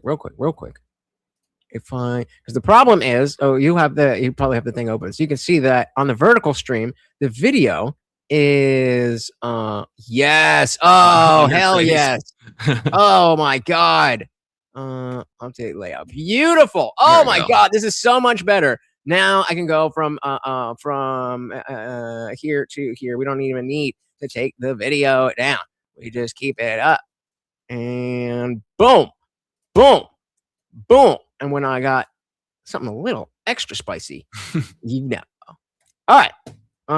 Let's dive back in. So he was saying, you know, this is when Jake was just giving his syllogism. Potentially other intelligence agencies. Now, it's not quite as conclusive as the Russiagate scandal, for example. The bottom line of this dossier, the bottom line allegation, the point of this is they colluded, they helped, they were in on it. Where we have concrete evidence, but it is a pretty convincing theory. And you actually can justify the premises here. So I think that it's at least reasonable to say that I don't think so. When I don't think so. There's the last piece here with Tucker. If you have a clip or something, then send that to me. But I'll look for it while we check out this. Oh my God, this is so fucking convenient that I don't have to get rid of the video every time. Actually, we get it. Conclusion may well follow. But anyways, enough of that absolute nerd rant. Let's see how Tucker responded. I just got here and I feel like I missed the first part of the program. I hope I didn't miss anything meaningful. But I just want that's Ben talking about him to say, I don't think I did. No, I'm just kidding.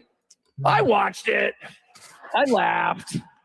That kind of bitter, sardonic laugh that emerges from you when like Upside Down World arrives. When your dog starts doing your taxes and you're like, wait, it's not supposed to work this way.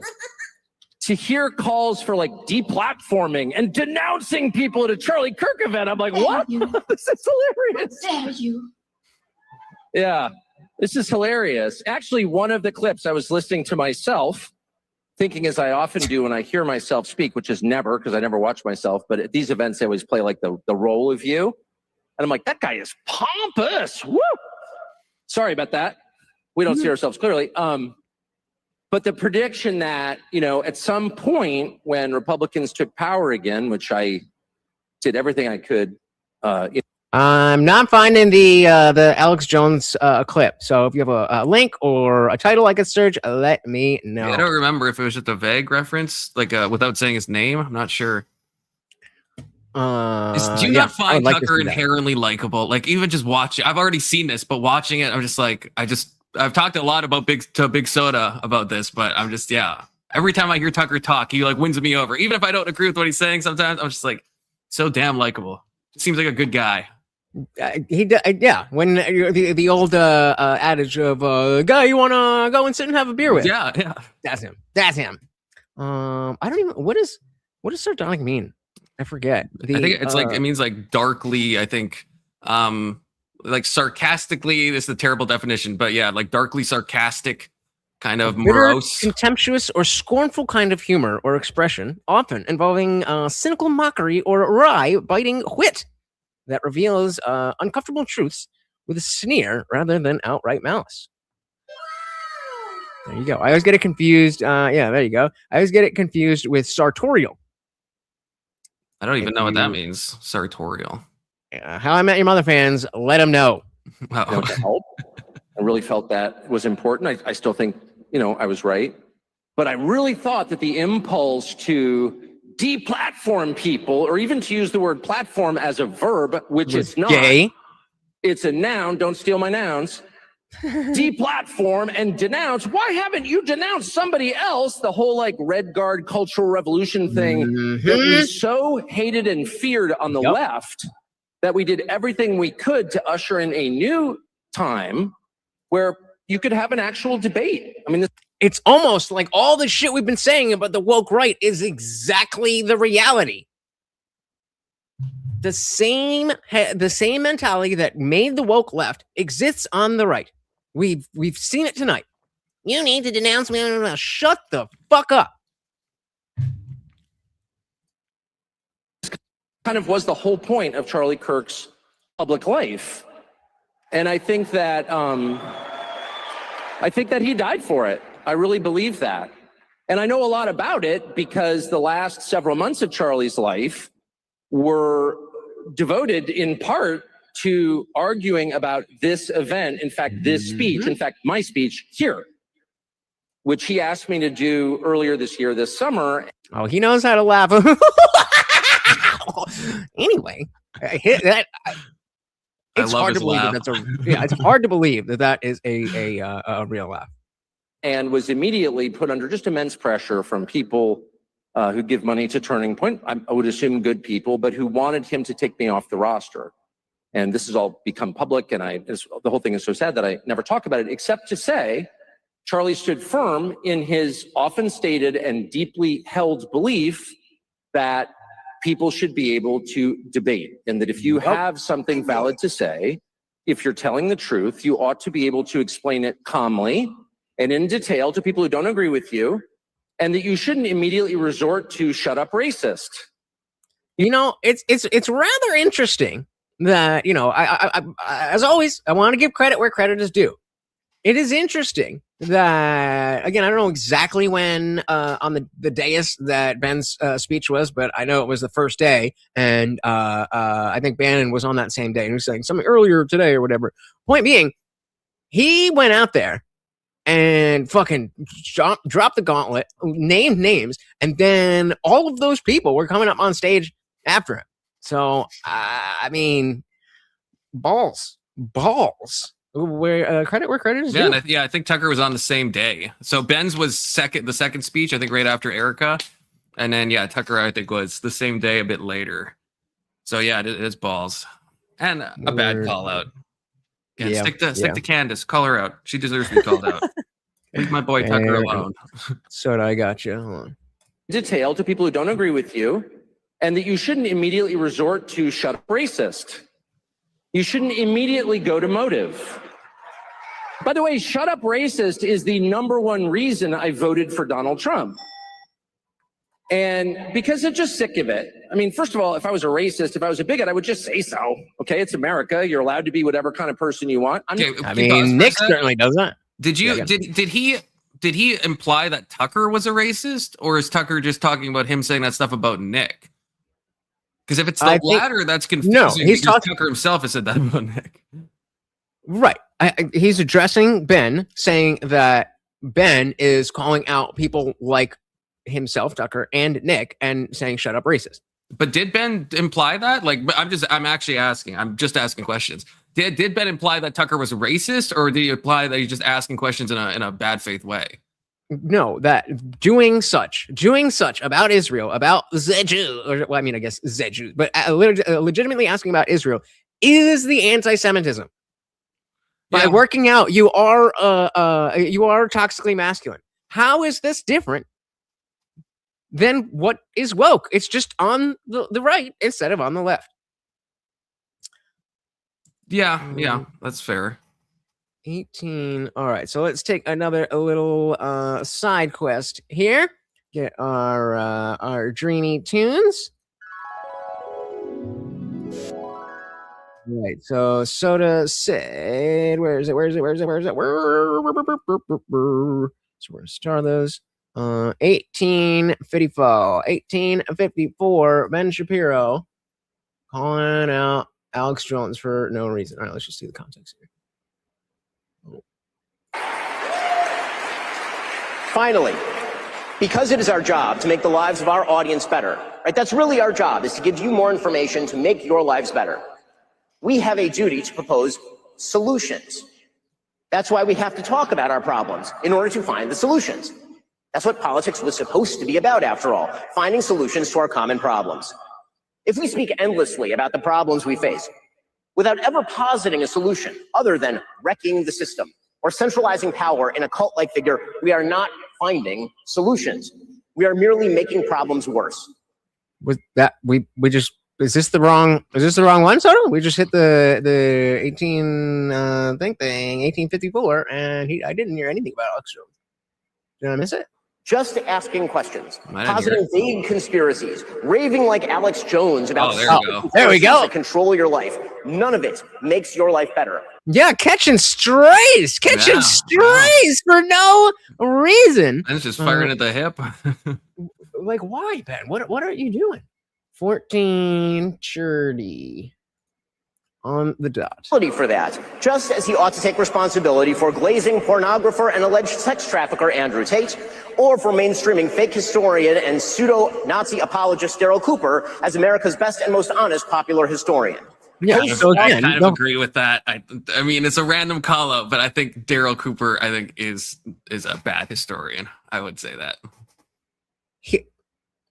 I would, and I think he is. I don't know how this. I don't understand how this is going so far over your head. Which part? Nobody is saying Daryl Cooper good or bad. I know. I feel like I explained myself pretty concisely. The message. I said it's a random call out, but I agree with him. The message is that because I feel this way, that person should be denounced. That is censorship. That is the exact same thing as the censorship that we saw on the woke. It's not going over my head. Why was it bad? Why was okay? Fine. So if you understand, then why is it bad when it's the woke left, but it's okay for Ben to do it? I'm not saying it's okay for Ben to do it. In fact, I started my point with saying it was a random call out and it has nothing to do with anything. I'm just saying that I also agree with what he's saying, but yes, it's a random call out. I can chew gum and walk, Jesus. Okay. I don't. Do you chat? What do you think that am I missing the point or is he missing the point? I agree with your point. So I don't know how I'm missing it. I agree with your point. It sounds like you just don't like that I'm saying like two things at the same time. I know, but I don't think I don't think it's relevant. Like what your personal feelings about Daryl Cooper are irrelevant to the point that's being made that Ben Shapiro is calling for somebody that he doesn't like their words to not have a platform.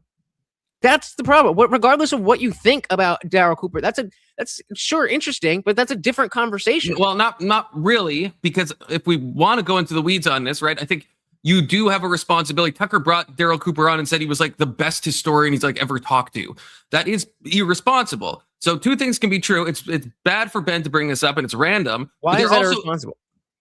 Because to call someone who's a bad historian the greatest historian ever, and then let them talk about a bunch of World War II revisionist history that like no other historians agree with. Shut them up. No, so you are the woke right. We figured it out. Now I don't agree. Therefore, they should not be able to speak. I'm not saying that. Wokey. I'm not saying that. I will have to do what Adam said with the maple syrup thing. But no, I'm not saying that. I'm saying that you do have a duty. You can. I'm fine when people have whoever they have on, but what I don't like is like doing kind of puff pieces with like no pushback.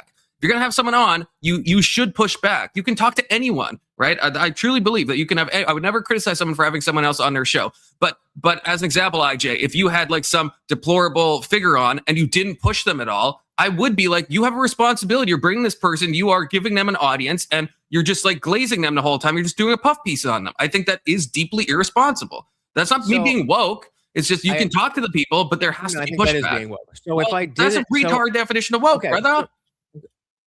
So you're saying that if I had this conversation that we're talking about, and I didn't film it, and so I just wanted to hear the person out, and I'm not here to debate. I just want to hear and understand what your position is. That is irresponsible. If you didn't film it, no, it's not irresponsible. Okay, if you film it and then you are giving them space to talk, I personally, yeah, that's something I wouldn't. If I had some like white supremacist on, for example, or a black Hebrew Israelite, you're almost there, buddy. I would want to challenge them. I think I would have a duty to challenge them. So what do you think is better? We don't platform that person at all, and they become the next Alex Jones / Nick Fuentes of popping up because people wanted to keep them down, or you have that interview, and then you and I talk. And I'm like, hey, I don't think you went hard enough. I think you should have did this, that, and that. That would be irresponsible of you. I don't know. I don't know why this is like so controversial. I mean, this is like stupid and woke. It's a dumb thing. Do you think it's a dumb thing to think? Sanity check? It's a dumb thing to think. I know we all think Destiny's like liberal. Do we think Destiny is woke? I don't think Destiny is woke. I think he's like progressive and a libtard. I wouldn't say he's woke. Yeah. You do think he's woke? Oh no, you agree? I agree with you. Okay, so Destiny has said exactly what I'm saying. By the way, he said he has talked to Fuentes, and then when people call him out, he says, "I talked to Fuentes, but I push him on what he says. I talk to Sneeko, I push him on what he says." Okay, and I think that is the distinction. So even Destiny says the exact same stuff. He'll talk to anyone, but he will push back on what they say. That's important if you have a big platform. It just is. So what I am saying is that it is not inherent. It's not an inherent responsibility. If you want to do that, then you can do that. You can. It's a free country. I'm saying it's irresponsible. Tell me how I have conversations on my own fucking platform. What are we talking about? I disagree. That's fine. We disagree. That's like totally fine. I know. It was a sanity check. I'm not comparing myself to Destiny, to be clear. The sanity check to see if that would be woke, because Destiny kind of does what I would do if I was having some like really bad actor on. I would have them on, but I would feel moral duty to push back. I wouldn't just let someone say, good for you. You're such an amazing person. You're better than the rest of us. You're the one. How is this not? You're doing thought terminating cliches on me, and then you're coming at me saying that like I'm being like woke here. You're trying thought terminating cliches. You're saying I don't want the people. People should only be able to platform if they do it the way that I say it. You're saying a bunch of other words, but that's your point, and that is woke. That is like. So who decides that? Such a loose definition. Okay, where's the line? Who decides? I'll tell you what the line. The line is that you can do it if you want, and no one can stop you. That's the line, right? If you're trying to get, if Ben is trying to get Tucker's show taken off, I agree. That would be woke. But Ben just saying, and at the context of AmFest, you could say it's not the time or the place. But I think it's totally fine to have the perspective of I've said the same stuff on my stream when I watch some of these things. I'm like, okay, there wasn't enough pushback here. You're gonna have someone on like Milo on. I'm glad that Tim pushed back. If Tim just sat there and let Milo say all the disgusting stuff you're saying about Erica Kirk and Charlie Kirk, and nobody challenged him, I would think that Tim did a moral failure by not pushing back. If someone is in front of you and you know that you have like 20,000 people watching live, and you're not giving any pushback, I think that is a moral failure. I just do. I'm not saying that Tim doesn't have the right to do it. I'm not saying take down Tim's show. I'm not saying Milo shouldn't be invited on Tim's show. I'm just saying that's what Ben's saying. Well, I don't think that's what he's saying, but okay. Well, I mean, because I had the same critique of Tucker over the Darryl Cooper stuff. That's why I mentioned my own thoughts that you thought were irrelevant, which is fine. But I think the deeper point is that there is a moral duty when you have somebody like that on. But you don't seem to think so. Sounds like you would be totally fine having like some deranged psychopath on and just letting them do like a PR thing on your channel and like not at all pushing would back. I choose to do that? No. Do I think that that if somebody would do that they deserve to be morally condemned? No. So why wouldn't you do it? Because of the things that you're appealing to. Okay. But that doesn't mean that because I wouldn't do it, that it should not be done. Okay, well, yeah, I mean, I disagree. That's fine. If so there's something so I wait, think I think that's it's the immoral for so you other agree. people. So you're wait, what? If something would be immoral for me to do, no, that's not what I think it's no beneficial, not morally good. I'm saying it's not beneficial to my aims to have an interview like that. Oh, I thought you said somebody else I gave. If somebody else, exactly. But I'm appealing to morals. But my point is that just because I wouldn't do something doesn't make it immoral.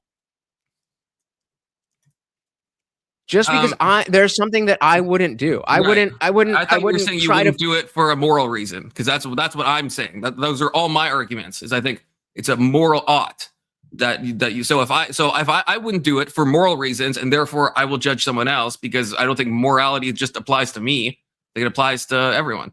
And again, I think where it gets woke is when the woke part. You're like it's such a ham-fisted fucking definition of woke. The woke part would be if you tried to cancel the person, if you try to say they can't even talk to that person. There's levels to this shit, bro. There's levels to this shit. What I'm talking about is an orthodoxy to a mentality that doesn't actually align with the things that you're saying.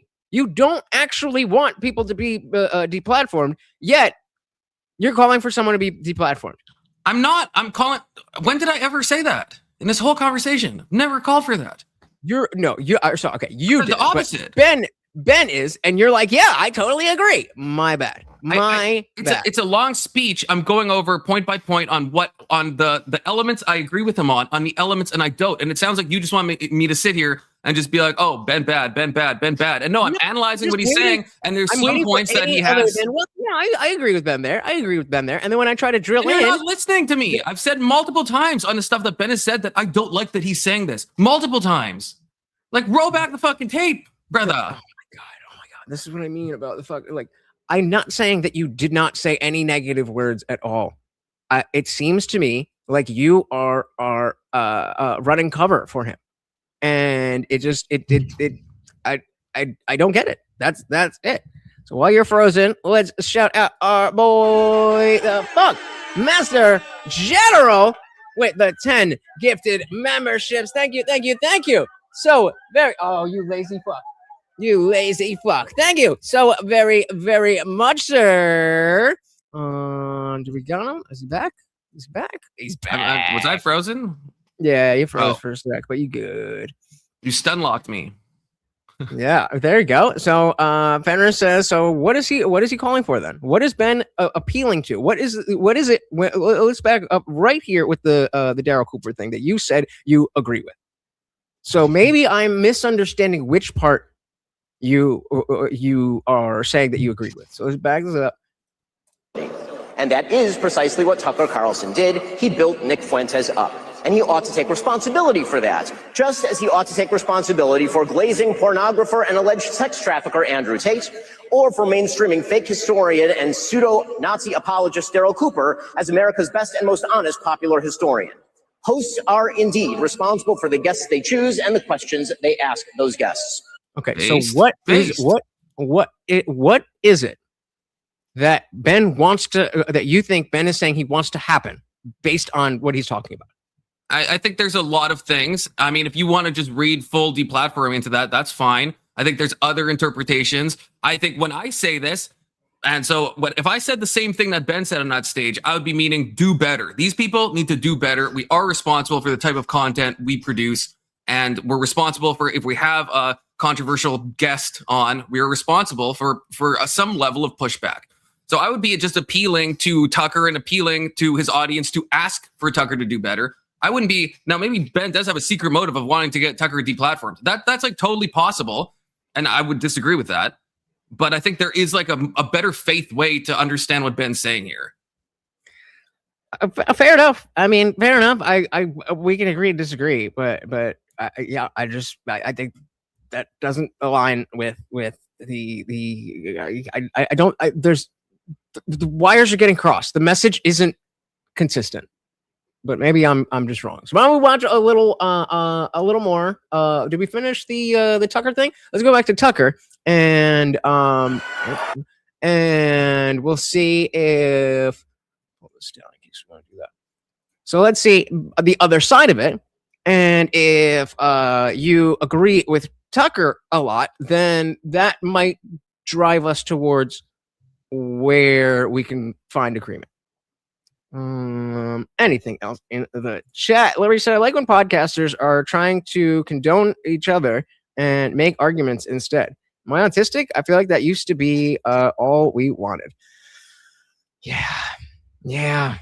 Oh, condemn each other. Yep. Just say your thing. Say the thing. If you don't like it, then you don't have to listen to it. If you think it's wrong, then you can say your own thing and say Ben Shapiro was wrong because of XYZ. Or Tucker Carlson is wrong because of XYZ. All right. I'm back in here. This is the number one reason I voted for Donald Trump. And because I'm just sick of it. I mean, first of all, if I was a racist, if I was a bigot, I would just say so. Okay, it's America. You're allowed to be whatever kind of person you want. I'm not. I'm sincerely opposed, have always been, and will always be. But the style of debate where you prevent the other side from talking or being heard because you immediately go to motive. Well, I wonder why you're asking that question. I wonder why. Why are you asking that question? I detect in the question a certain evil in your soul. And everyone listening should know that listening to you implicates them. And that they someday may be asked to denounce you. And that friendship is not a reason to defend someone. Love is no defense. Shout out to our new sponsor of the stream, Funk Master General. Always coming through hot. Thank you, sir. I kind of thought we'd reach the end of that. And as far as I'm concerned, we have. And I'm not going to play by those rules. I'm not going to engage in that. If someone doesn't like what I think, fine with me, as long as I get to express it. That's my view. Okay. So before we move on here, great point from Colby here. So imagine how many people said the same thing about Theo for having Trump on. Why is it? Theo's the nicest guy. Theo Vaughn. Gotcha. Theo Vaughn is the nicest guy ever. Is he bad for platforming Trump? I mean, I would say no. You know, I think there is a difference if you're like a comedian having someone on, which Theo Vaughn is, right? So it's like I don't hold a comedian who just like is wanting to talk and have a good time to the same standards that I hold like Tucker, who's like a journalist too. You know what I mean? Like, and I like Tucker. I just think that there's certain interviews that I watch where Tucker could be doing better, could be doing a better job. And Theo, yeah, I wouldn't hold him to that. It's like, it's Theo Vaughn. I mean, first of all, I don't think Theo has the, maybe ability to. It's not his wheelhouse, which is fine. He's a comedian, right? And so, yeah, I'm not saying just by bringing somebody on it's a bad thing to do. I would never say that. But it doesn't matter on who you are, why you're bringing them on, and what they're saying, and what levels of pushback you're giving to that. I really think it does. Fair enough. I can agree with that, sir. Obviously, I really like Tucker, love his show, enjoy what he's been doing there. And I think that the well poisoning... Oh, you're not going to go. Oh, come on, man. Don't go anti-Tucker right now. And the calling for people to be silenced and for gatekeeping and these sorts of things from Shapiro. I apologize. Shout out to Atomic Ray over on Rumble. Said, I believe Ben should have come out with a much softer speech. Everything else that follows is seen differently. Ben started it, not Christ-like. Agreed. Liberty Plus is triggering me in your chat, by the way. I just want to read this. What does he mean? I don't hold him to the same standard. You have no power over what other people say or who they talk to. Laugh my fucking ass off. Yeah, I'm giving my moral take on it. I'm not, obviously I have no control and I can't stop any of it. And I wouldn't want to stop any of it, but I'm giving my opinion on the morals. Is what it is. And so I mean, I don't want to speak for you guys out there, but all I'm saying is that your standard doesn't seem to be consistent. It seems to, and I don't know enough. I don't know enough about what your, all of your opinions. But yeah, everything that I've been talking about. How is my standard not consistent? Like you said, my standard isn't consistent. What isn't consistent about the standard? Like, I'm assuming you're referencing what the chat that we just read, right? Yeah. How is it not? Is it? You think it's inconsistent that I would hold Theo Vaughn to a different standard than I hold an actual like journalist like Tucker? No, I'm asking why. I'm asking why is that? Because again, we were talking about platforming and pushback and all that stuff. Yeah. So I don't understand why Theo gets the pass if he has the president of the United States. He, according to what you said, he should have the moral responsibility to push back. But because it's Theo, I like him. So that's what I'm saying. Was that my I'm sorry. Was that my okay? Clearly, I was being facetious. I know, but sometimes I feel like you're when I'm talking like this, you're I'm not giving me being like serious. such bad faith takes that it's like that I can't tell like what's real or not. Because my argument was simple. It's that Theo Von is a comedian, and also Donald Trump is not like the same as like some of these like ultra like someone like an Andrew Tate. Andrew Tate has done a lot of bad stuff, right? He's done a lot of bad stuff. So that's not the same as like Trump, right? Trump is like a controversial figure. Andrew Tate is like, you know, has done what I think we'd all agree is like a lot of heinous stuff, you know, and I'm not even anti Andrew Tate, you know, I think he's like a pretty funny guy, but it's like he's done heinous stuff. To compare it to Trump, I think is silly. And yes, comedian versus journalist, I hold those two people to different standards. That's not being incongruent. I think that makes like total sense. I understanding what you're saying, but I think making that caveat is self-serving. You're making that caveat because it seems, I'm obviously not in your head, but it seems like that's what you want to think, that this is okay and that's not okay, and you're justifying it after the fact. That's what it seems like to me. But Maybe I'm wrong. Yeah, I don't know. I would be consistent. I saw like Andrew Tate, for example. He did an episode where he talked to like a counselor, and it was like, and they had like a therapy session. I don't expect that guy to like ask about Andrew Tate's like alleged smex trafficking or like his Hustler University stuff. I don't expect that. The context is a therapy session that's happening. The context of a comedian podcast is to make jokes and have fun, right? But when Tucker, who's a journalist, is having someone on, the context is different. I don't know why it seems so hard for you to understand that a different context is going to imply different kind of moral rules. Like, to me, that just seems like on its face true. Because if you're the justification is like, we're in a landscape where, like, again, where do you draw that line? Dave Smith is a comedian. So if he had Trump on, would it be okay for him to, you know, just yuck it up and not push back? If they're just yucking it up, but like the difference with Theo Von too is like it's framed as a serious podcast, as Theo's was, and it's Dave Smith, who is a comic. He's not a journalist, but he knows a lot. I mean, Theo Von isn't like debating people or like you know, or talking politics at all. Okay, so I'm trying. That's what I'm saying. I'm trying to find the standard. So it doesn't matter if you actually are. It's more about like because like Joe Rogan is a comedian, but he's also in this position now where he's like talking to people about serious stuff. He doesn't. Theo Von is very different from watching Joe Rogan. So the standard, the standard is obviously going to shift based on the context of the conversation and who you are and all that stuff. Fair. We can move on from Theo. I'm concerned about why, if you think that standard is the same, the standard for Dave Smith is the same as Tucker or the same as Theo. Dave Smith, I would say, would be on in between, right? It's a sliding scale.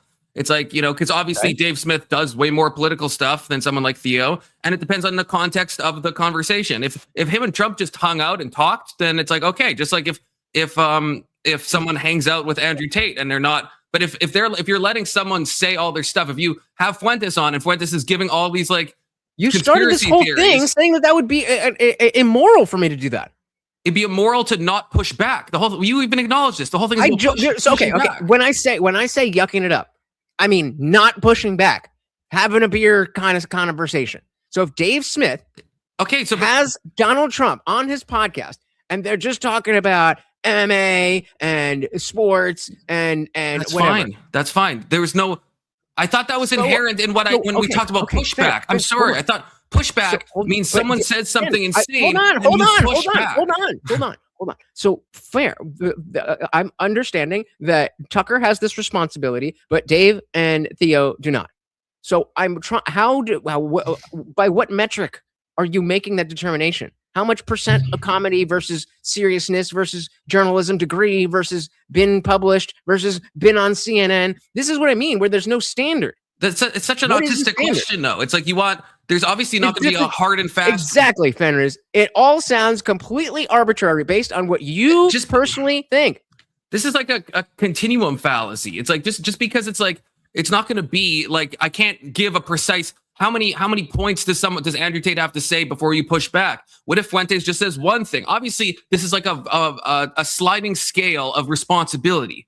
Obviously, so right? Fine. But then you again, you have to have the standard of what, even in this context, why it is not arbitrary, or it's totally fine If you'd be like, yeah, I don't know It's not what the arbitrary, standard just is. because you I just can't- when it comes to Theo, It's not- I give him a pass. When it No, comes to Dave, I give him a gave- pass. But Tucker, no.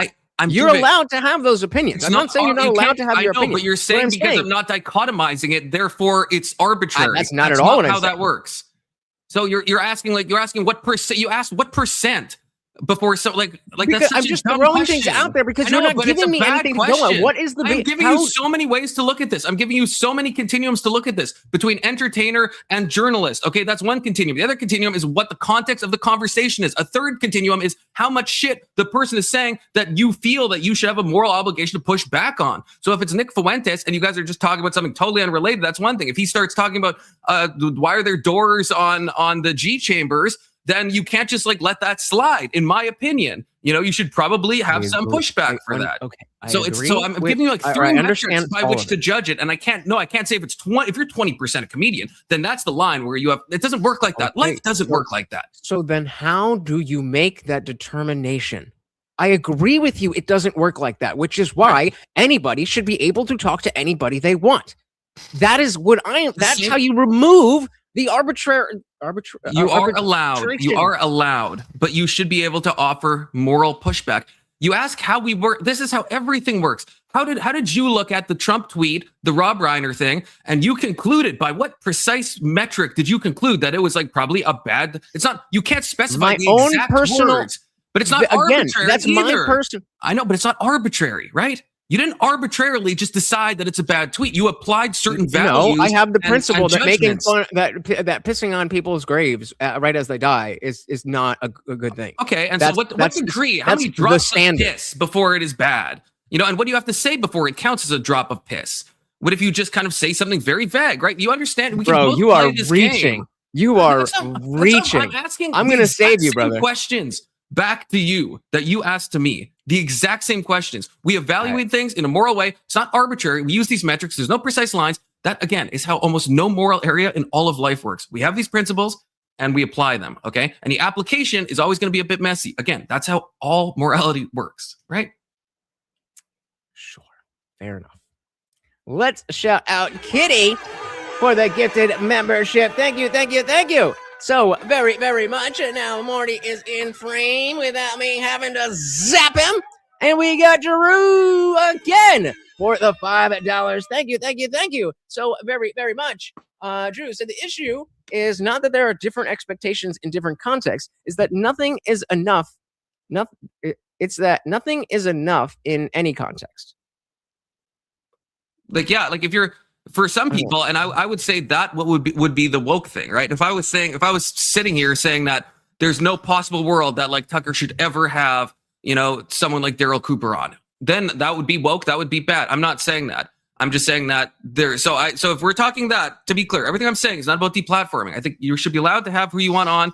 I think it's perfectly fine. Just like Trump can tweet what he wants about Rob Reiner, I'm free to cast a moral judgment on that and say there's a bit of a moral failure in both the tweet and in what Tucker happened. That's all I'm saying. Sure. And I think That's people are as I said responsible. explicitly. I said that's fine if that's your opinion.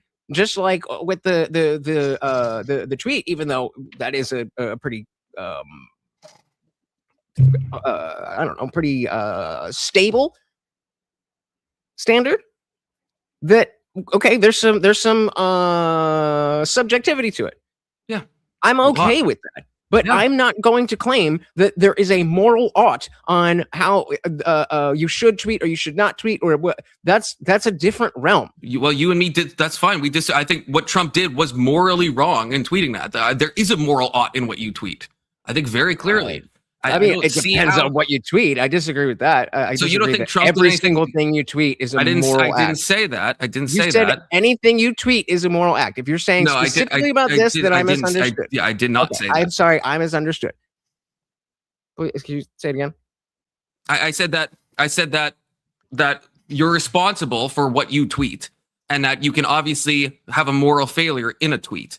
And we both seem to acknowledge that. It goes. I'm against pissing on people's graves after they die. I think it's a bad thing to do. And so we both read that tweet. We thought it crossed the line, and we concluded it's at least. But now it sounds like you're saying you don't think it's immoral. I think Trump has the right to tweet it, but I think it was an immoral thing to tweet. But it sounds like you're saying it doesn't, even though it goes against your principles. So what's the gap there? Because the morality aspect is a much stronger good and evil, whereas my preferences are going to have a lot more subjectivity. So when you say the Trump tweet is bad, you mean it in the same way that you don't like, a certain type of ice cream. Yeah. Okay. I so mean, not exactly the same, but I don't mean anything like what you mean then. If something goes against my principles, then I think that's a moral thing, right? It's going against the moral principle I have. It definitionally is immoral. And yeah, I totally agree. First, I've said this over and over. I will say it again. You can tweet what you want.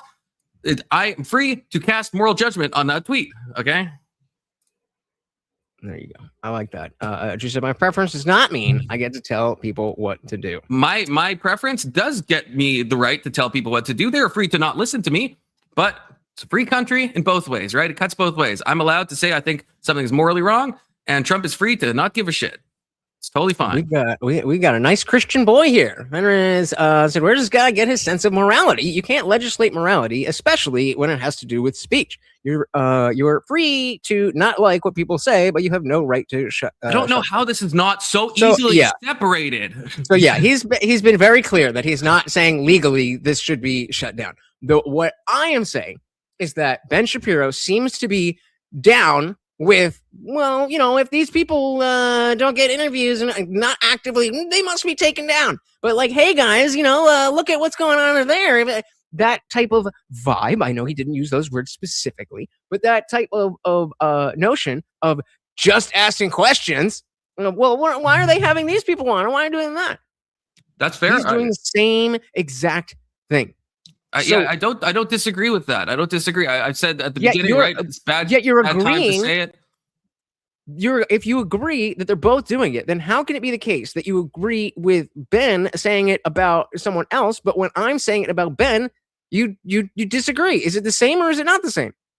No, I said from the start. I think Ben is probably. It's not the time and place to be calling out random people, right? I said that straight up front. Again, I feel like I'm having to repeat myself a lot, which I'm not really sure why. I think I've been very clear on this. I think that, I can totally see how the best faith interpretation of what Ben is saying is that he just wants Tucker to do better and he wants Tucker's audience to hold him to a higher standard. And the more bad faith, which could equally be right, is that Ben is trying to kind of soft cancel these people. That he's saying basically he doesn't want to come out and say it, but he's basically giving the vibe that he wants them deplatformed. And that's a totally fair interpretation. That could be what Ben means. And it's possibly even likely that's what he means. Agreed. But we're both playing a bit of divination to try to figure out, what is he just like? Do we take his words literally, or is he punting to some deplatforming? We're both doing that, right? And yeah, sure, but I think there's things that you can further justify than other things. I'm in the camp that I'm in, and you're in the camp that you're in. Sure, fair enough. There's a couple minutes left on this one, so we will finish this up. And then can I briefly respond to Fenris? Okay, just briefly, just to ultimately clear this up. Nothing. Okay, I'm saying nothing should be done. It's just like with Trump. I'm not saying Trump should be banned off Twitter. Wait, no. He should be impeached. Conflict. I think the question is the he here is Ben. What is Ben proposing should be done if people do not provide what Ben considers to be sufficient? I thought that. Correct me if I'm wrong. Correct me if I'm wrong, Fenris. But that's how I read it. That Fenris is okay. So the he is Ben. So the question: what is Ben proposing should be done if people do not provide what Ben considers to be sufficient pushback? Yeah, I don't know. He could be proposing, like I said, he could be soft pedaling deplatforming. In my opinion, he could just be saying this is an immoral thing, right? Just like what I'm saying right now. I think it's possible me and Ben share the same view where we want people to be more responsible. And, but ultimately, what am I going to do? I'm not going to do anything. Even if I could, I wouldn't. If I had ultimate control over all these podcasts, I wouldn't change anything, right? Because I believe in the First Amendment, and right of free association. I'm just saying that, so I think it's totally fine to make a moral condemnation and leave it at that. And if you don't follow it, that's totally fine. I do morals. I say moral statements all the time that people don't follow. I'm not saying there should be, I'm not saying there should be an escalation that now Bonnie Blue, I got to go find her and stop her. No, I'm still you must condemn. You mustn't. I will say Bonnie Blue's bad. I will say that, but it stops there. It stops there, you know? Fair enough. So Fenrir said no, it was you specifically. So correct me if I'm wrong, but as you just stated, nothing. Yes, I would do not nothing. proposing anything, giving a personal opinion Yes. on what Ben is saying. And I the think disagreement between us two is whether Ben is in the we'll call it the same camp as Confluence, or if he is pushing a little bit further. I think he's pushing a little bit further. Confluence says he's not. But I, to be clear, I am open to your side as well. Like, I think that's a totally fair and possible interpretation. It just, I'm not sure, but it's definitely possible. Clone, welcome to the party. I think it's beautiful how the Republican Party can place on stage people who disagree with each other without exiling them from the party like the Democratic Party does. Yeah, I mean, that's, definitely a silver lining here. We're showing that even though we might eat ourselves a little bit and, there's the gatekeeping and the purity testing, we're still not as bad as the left. All right, let's finish this up here. Obviously, I really like Tucker, love his show, enjoy what he's been doing there. And I think that the well poisoning and the calling for people to be silenced and for gatekeeping and these sorts of things from Shapiro is completely out of line. And it is just going to be so off-putting to the regular people that are actually watching the speech. But it's not to say that he doesn't have some decent points, because I think that he did, even though that might be an unpopular position. But anyway, the main takeaway from this is that there is a serious civil war happening in the conservative movement, and it has really reached a fever pitch at AmFest. I'm going to be here covering it, obviously, so if you like the video, don't forget to smash that like button, subscribe to the channel. Just got over 900K, guys. We're nearly at 1 million. Would appreciate it if you could help us on the road to 1 million. You want to watch another video? Right here. Thank you, Jake. So, I think the coming to that determination of, well, is Ben doing this? And we don't obviously we don't live in Ben's head, so we can't know for sure.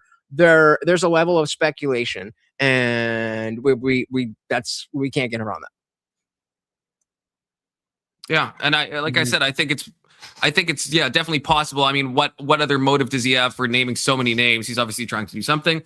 And so, it's just, what is that something? Is that something trying to get people to platform? Is that something just to, hey, say, if you're listening to these people, you shouldn't listen to them? There's a lot of potential things that Ben wants in a situation. I'm not comfortable for sure saying he's calling for deplatforming people like Tucker Carlson, but I think I agree, it's a possibility.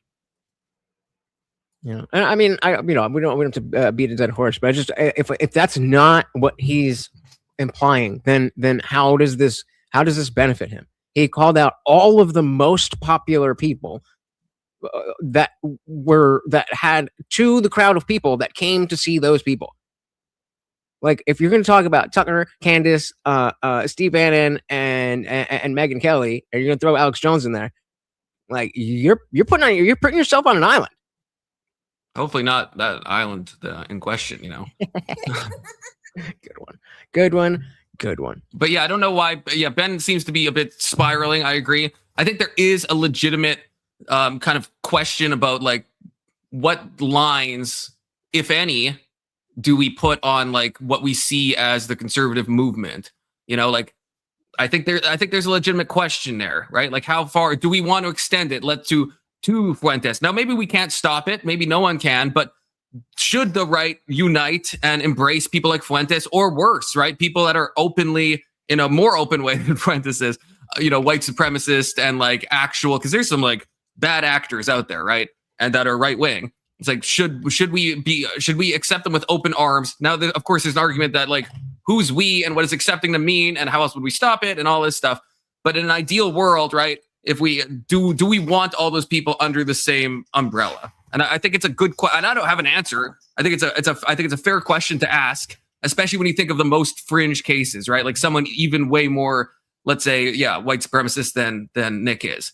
Then it's is that bad for the party to be embracing those people? Is there a level where it's okay, you were too insane. I think there needs to be a trust in the people that when you are Ben Shapiro and you see, oh, this person is bad for the movement, bad for the country, then you have to trust that you yourself as Ben Shapiro are good enough at what you do to be able to combat that. Yeah. And that kind of plays into what Wiz is saying. He called them out so people know the sabotage in the movement. So I think you said you agreed, right? I think he said he was pro ban, yeah. But that's not how this works. People are on teams and in tribes. And so he just created a dynamic of Ben Shapiro or Candace Tucker, Dave Smith, all of those people.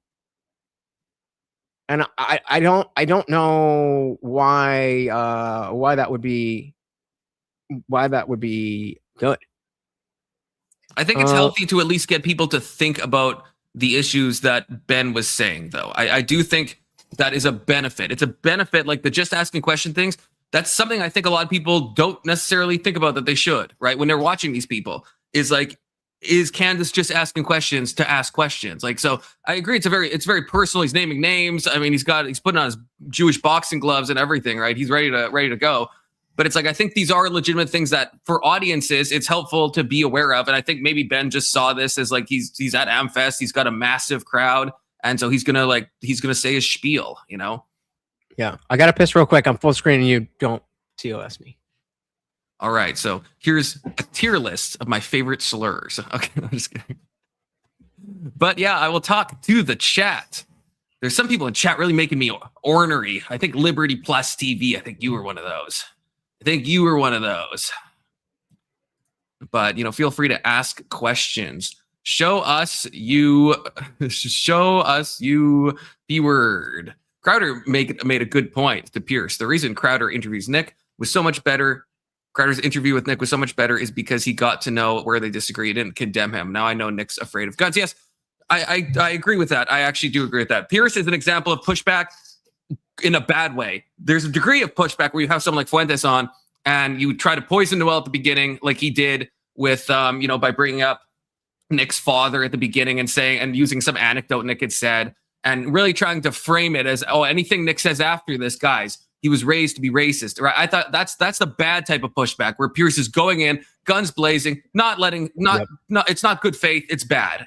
Yeah. There has to be a balance, I think, in an optimal interview. And I think Crowder actually struck that balance pretty well. Did you watch that, Blatch? The Crowder Fuentes? I didn't watch the Crowder Fuentes, but I did watch Crowder talking to Pierce about how Pierce handled how Pierce handled Nick, and basically just like, dude, that doesn't work anymore. This, oh well, you're a racist. Yeah, okay. Next, do you have an argument? And yeah, he just is really, really, you know. My favorite point was. And it was my chat's favorite point too, was when Pierce asked Nick how many Jewish people were unalived in the H event.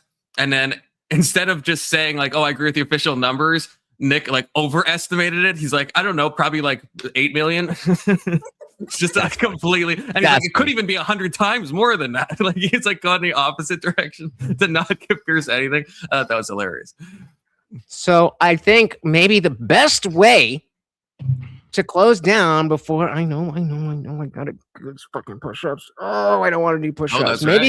Maybe Confluence will be a baller and do some push-ups with me. I don't know. We will see. But I try after your stream. I can't do nearly as many. I got to like 15, and I was gassed. Damn, son. Well, then I assume you weigh less than me. I'm hoping because I know weight is tied to. Yeah, I guess that's a big thing. I got nothing on me to push up. But I put up a poll. Should we, you and I, do a regular show called "Come to Jesus"? That's a crazy idea. 100%. Meaning 4 people said hell yes. And where is it? Behave said, controversial but brilliant. Thank you. Thank you. Yeah, I feel like I'll get to this in a second, Colby. But the I would be. I'm gonna put up a community tab post about this, but I feel like there's so many like shows of it's two guys talking about politics. I in the same way that just for my normal show, it's very different than how most people cover politics. I would love if we could figure out something, something different than just being, well, let's talk about politics. Not that I don't want to talk about politics, but I want to talk about politics in a way that's more than just talking about politics. So any advice that you guys have, let us know. And then I mean, like whether we're doing like once a month, every other week, whatever it is, we could definitely figure that out. Oh, this motherfucker just fucking flexing. 180. Jesus. Well, I guess it's time. How much are you open with your weight, or is that not something you want to say? No. Okay. It's less than you think. I promise you that. How tall are you? Are you open with your height? Yeah, I'm 5'4". Big dog. Are you actually? Yep. Oh wow. Okay. Wait till I get up, and you'll be like, "Holy shit, it really is." All right, so I want that, but I don't. I want to just hide it. How do I do this? Do that. Yeah, okay, we can do that. Oh, this motherfucker added another one. I was almost done. All right, no more. Oh my goodness. Wait, that's too big. Excuse me, again. A lot tonight. Thank you so very, very much. Said come to Jesus. I mean, it could be. It could be. Hey, we also got Dane in the building. Welcome. So the biggest problem is that the right, by and large, doesn't understand the complexity of the issues. Gonna disagree with that. The last thing I wanted to do was grab this from Colby, who said, what was your problem with the Daryl Cooper Tucker interview? It was just him talking about the history of EP Man. I don't think it was just that, but we'd have to go point by point to probably, I don't like that Tucker called him like the best historian of our modern day or whatever the fuck he called him and glazed him like that, which led to him then going on Rogan and then saying a bunch of stuff that was given less pushback. Yeah. Fair enough. I mean, this is a good contender. Halden Coomer. That's a good one. That's a good one. I love it. So now I gotta fucking add these to the motherfucking thing. Have you heard the song that Guamtech so graciously made with AI for the stream? I have in fact heard it. That is a total of 89. Oh my goodness! Do I have you on here already? That's more than last time. I don't want to do this. I don't want to do this. All right. So are you sticking around, or you want me to give you the floor to get on out of here? Yeah, I guess I'll go on. I got people that want to fight me on my panel, so probably about Daryl Cooper, which I'm not booked up enough to do that, but go get it to him. Before you leave, though, in case they missed it, who are you? What do you do? And where can people find you, sir? The floor is yours. So I'm Confluence358 on YouTube. You should definitely check the channel out. Drop me a subby. Used to do YouTube videos. Now mainly do streaming. Literally every day at like 6 o'clock Central Standard Time. I do open panels. Any of you are welcome to join. Anyone's always welcome to join. Tell me why I'm wrong. Tell me why I'm right, etc. So every day, 6 p.m. Central Standard Time, besides Christmas, and of course, so I'm going to be taking a few days off, but then, catch me anytime on Confluence 358. There you go. Brilliant. I was just gonna do something. I don't remember. Okay, well, shout out to the Confluence crew. We are definitely going to work on whether it's Harold and Kumar or come to Jesus. We're gonna work on it. Thank you, Confluence, for coming through. Thank you, IJ. Always, Thank you to always the a chat. pleasure to engage with somebody who knows how to do the thing. You know what I mean? Always a good time. God bless. Thank you.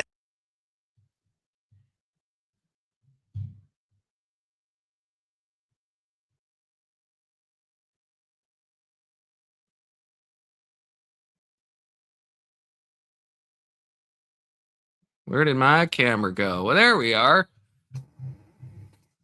No stream on Christmas, loser. Daryl Cooper is a brilliant historian. Need to follow his work, Confluence. You'll understand why Shapiro is a shill for Team Blue Star. I mean, maybe I am just too Blue Jays coded. I'm gonna paste this in the chat. Get out of the way. Logitech notification. And I'm going to pin it. Oops, almost banned myself. Is that a thing I can do? I hope not. I guess I can't put it on StreamYards.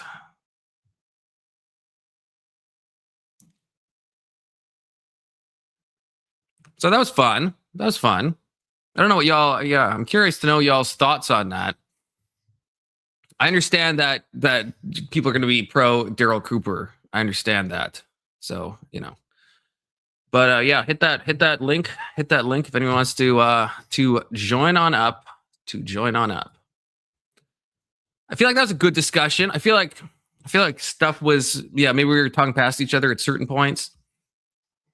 Because like sometimes it's like maybe if like enough chatters keep saying the same thing, but I feel like I was so clear with like at least with the First Amendment stuff and saying that like I think there's a moral responsibility, but I wouldn't do anything. I feel like I had to repeat that so many times, and there's still chatters being like, "But my First Amendment," and I'm like, "Yeah, you can keep doing it. I would never say Tucker should be stopped from doing what he does. I just think that there are times where he has a moral responsibility to change what he's doing.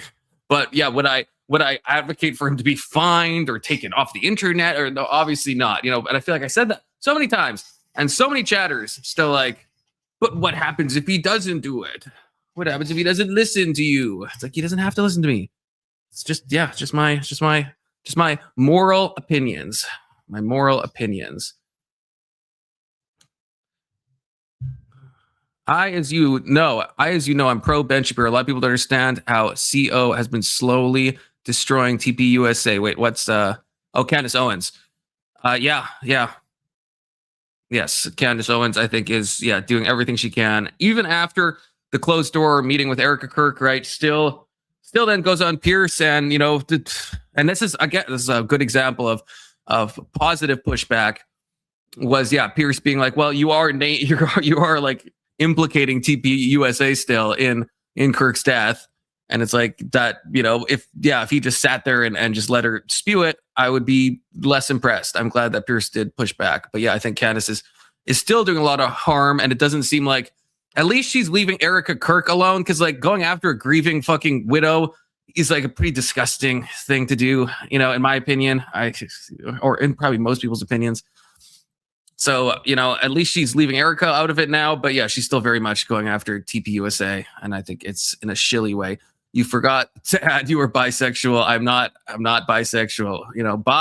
I am bi citizen. Yeah. Is that a word? Fully American, regrettably a bit Canadian. So, it's good to see you, fucking Button. And good to see you, Wiz for real, from IJ's chat, And it's not popular, a lot of people trying to cancel me for being pro Ben, but I'm just a free speech warrior like that. So, I will still stick up for my homie Ben Shapiro, okay? Even though I understand he's losing a lot of credibility, and even myself, Ben has done a lot of stuff that I'm not super thrilled with in various ways, especially with the Epstein stuff, but even before that, used to watch Ben all the time. don't anymore. Maybe stopped like maybe 6 to 8 months ago or something. He started just doing some stuff that was a little wacky, Trying to keep the friendship between Candace and Erica is giving Candace power. Yeah. I don't even know. Like, one thing that I didn't, maybe this probably happened before I joined, because I joined late into IJ's thing. Though there was one thing that Ben says that I think is true. I don't know if it's true, but I think it's true, where he's like, some people try to give you the impression that all of us like conservative talking heads like hang out and like are like super close personal friends and stuff. And I don't, and he's like, but we're not. Like, we're coworkers and we're in the same sphere, and some of us are friends, but it's not like a given. And I think he was probably implying that, if it wasn't directly stated, about like Candace always acting like she's like best friends with Kirk. And maybe she was, and maybe that's just something I don't know, but I just wonder if she's like trumping that up a little bit. Like, I'm sure they know each other. I'm sure they probably have texted before. Were they like as close as Candace is implying? I don't know if that's true, because like, yeah, she acts like they're best friends. Yeah, I agree. I think both of them did make good points. Like, I think there's parts of both of their speeches that I'm like, okay, I don't love all of it, and like Tucker's was obviously more a message of unity. Ben's was always more a message of division. But I think there is some healthy stuff. I'm assuming this is you, Anson. Always be butt plugging in a normal way. Give me one of these, Anson, just so I know it's you.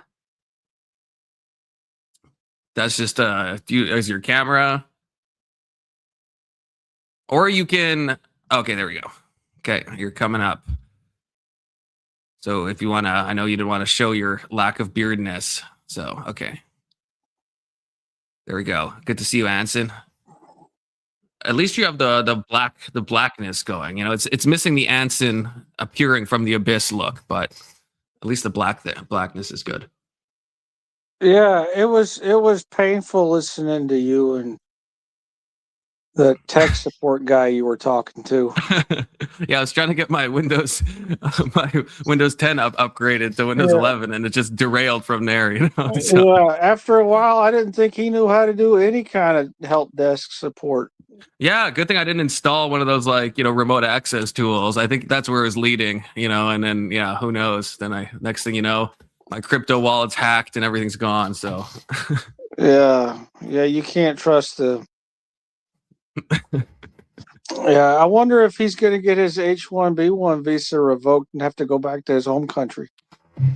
Yeah, which is weird. He's all anti H-1B, but I mean, glass houses and throwing stones and all that. Yeah, it's like 90% of his people got into this country with those. That's kind of weird. Yeah, and I mean, Canada's even more crazy. I mean, yeah. There's like on one road by my house, there's like a couple of strip malls, and they've now been like fully, it's like 90% of the businesses are like Indian grocery store, Indian haircut place, Indian restaurant, and there's like this 2 Sikh temples on like the same row. It's crazy. It's crazy the amount. In the past 5 years, we've had an explosion of people from India. Absolute explosion. Yeah, well, hide and go seek. So, Anson, how's your back doing? I'm laid up, doing my, thing. I went and got a bunch of drugs today. You sound a little high. Yeah, well, I am. Okay, good. The good stuff? No, see, I don't take any mind-altering substances, and so when I get basic, anything above over-the-counter level painkillers, it messes me up real bad. So you on some codeine or something, like T3s? I don't know. It said don't drive on it, so it was fun to drive. You do sound like you're in an opiate fog right now, a little bit. Okay, good to see you, Wiz. Good to see a fellow. We're getting rare, the people who still like Ben Shapiro. Okay, we're a dying breed. The people that haven't been paying attention for long enough to know what he is. Perhaps. You'll figure it out. You're close. you actually think. So I have no problem with you still having wrong opinions. Okay. I think that's the nicest thing you've ever said to me, despite the backhanded compliment nature of it. It wasn't backhanded. It applies to me as well. So Right. you know you're wrong. Yeah, nobody holds 100% correct. Do you agree with everything that you have ever believed? Well, no. Is it because you were wrong? Yes, yeah. Okay, well then that's all I'm saying. That's true. And there is actually a fallacy. What's it called? It's like the preface fallacy. Does that sound right? No, Where it's I like, don't know. so in heard that one. books, authors will often say in like the preface that like there could be like a mistake, that even though they did their best to like fact check the book, right, there could be a mistake. And it's a weird kind of conundrum, because it's like, if you have a list of like 80 facts in a book or in your own mind, is where I'm punting to, right? If you look at any one of them, a lot of times you'll be very confident. And if you ask people this, are you confident on this point, this point, this point? They might say yes to 100. And then if you ask them, do you think there's what's the chances that you're wrong on at least one? And then they're like, oh, I probably am. But then if you look at all of them, it's like each going point by point, it's like they think each one is right, but they still have this idea that like, I'm probably wrong somewhere, even though on each one and I'm confident on. And I think that is true, right? It's like, there's some beliefs where maybe I would be obviously more uncertain, but even on the beliefs I'm certain on, if you ask me each one, I'd be like, yeah, I am positive. But then if you say, well, do you think you could be wrong on one of those? I'd be like, yeah, probably. Well, I mean, it's I know just which one, or which however many. Yeah, if you're not willing to say that you've been wrong, and that you proudly admit that you've been wrong, and that you are probably wrong now about something, when you get more information and you learn more, you'll realize what that is, right? If you're Yeah. not willing to say that and engage in that kind of thinking, then it's not any fun to talk to you, because you don't have fully fleshed out opinions and ideas, and you haven't thought about why you think what you think, or what your belief structure is. Most people are like that, and they're boring to talk to. Yeah, I think you have to have room for growth, I think, on probably any area, because as soon as you think you're at the finish line, and it's like there's no impetus to like either learn anything new or change any perspectives or like do anything that we would call growth, right? Yeah, and I just thought it was Conversation is so Ben Shapiro coded, says fucking Ben. Yeah, I just thought it was interesting that for some reason, now I don't know if it's a coincidence or not, that all the people that Ben Shapiro listed, during that speech that he gave, were all against the Israel first policy that the Trump department's doing. I don't know if that's a coincidence. It seemed kind of odd that coincidence was in that he, for some reason, didn't like that specific segment of the GOP. Or that is true. That is true. I don't know they if there's do like, all have that in common. like some sort of like correlation there that needs to be explored that you haven't considered. Maybe it's all just partisan bullshit from a partisanship that you don't consider because you're not Jewish. I mean, I obviously know that Ben is obviously like super pro-Israel. I think where I'm not so black-pilled, and maybe I should be. I don't think that Ben is like, it doesn't care about America. Like I don't think that's true, and I don't think what Lutch said. I mean, no one posted the link. He said that Ben has said, I don't know if you heard this part. He said Ben has said before that the only reason he cares about America is because America like helps Israel. I can't imagine Ben saying that, because he always goes against like the dual loyalty stuff. If he has said that, then I'd want to see that, because that would be like shocking and would definitely change. Because right now, I think Ben obviously has allegiance to Israel, even though he's not a citizen. But just by being an Orthodox Jew, I think he has allegiance to Israel.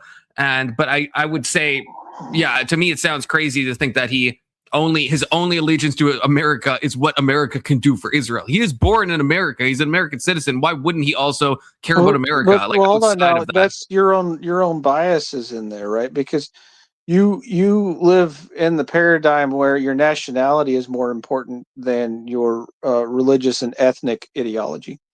Well, not my. I would say my religious stuff is more important, right?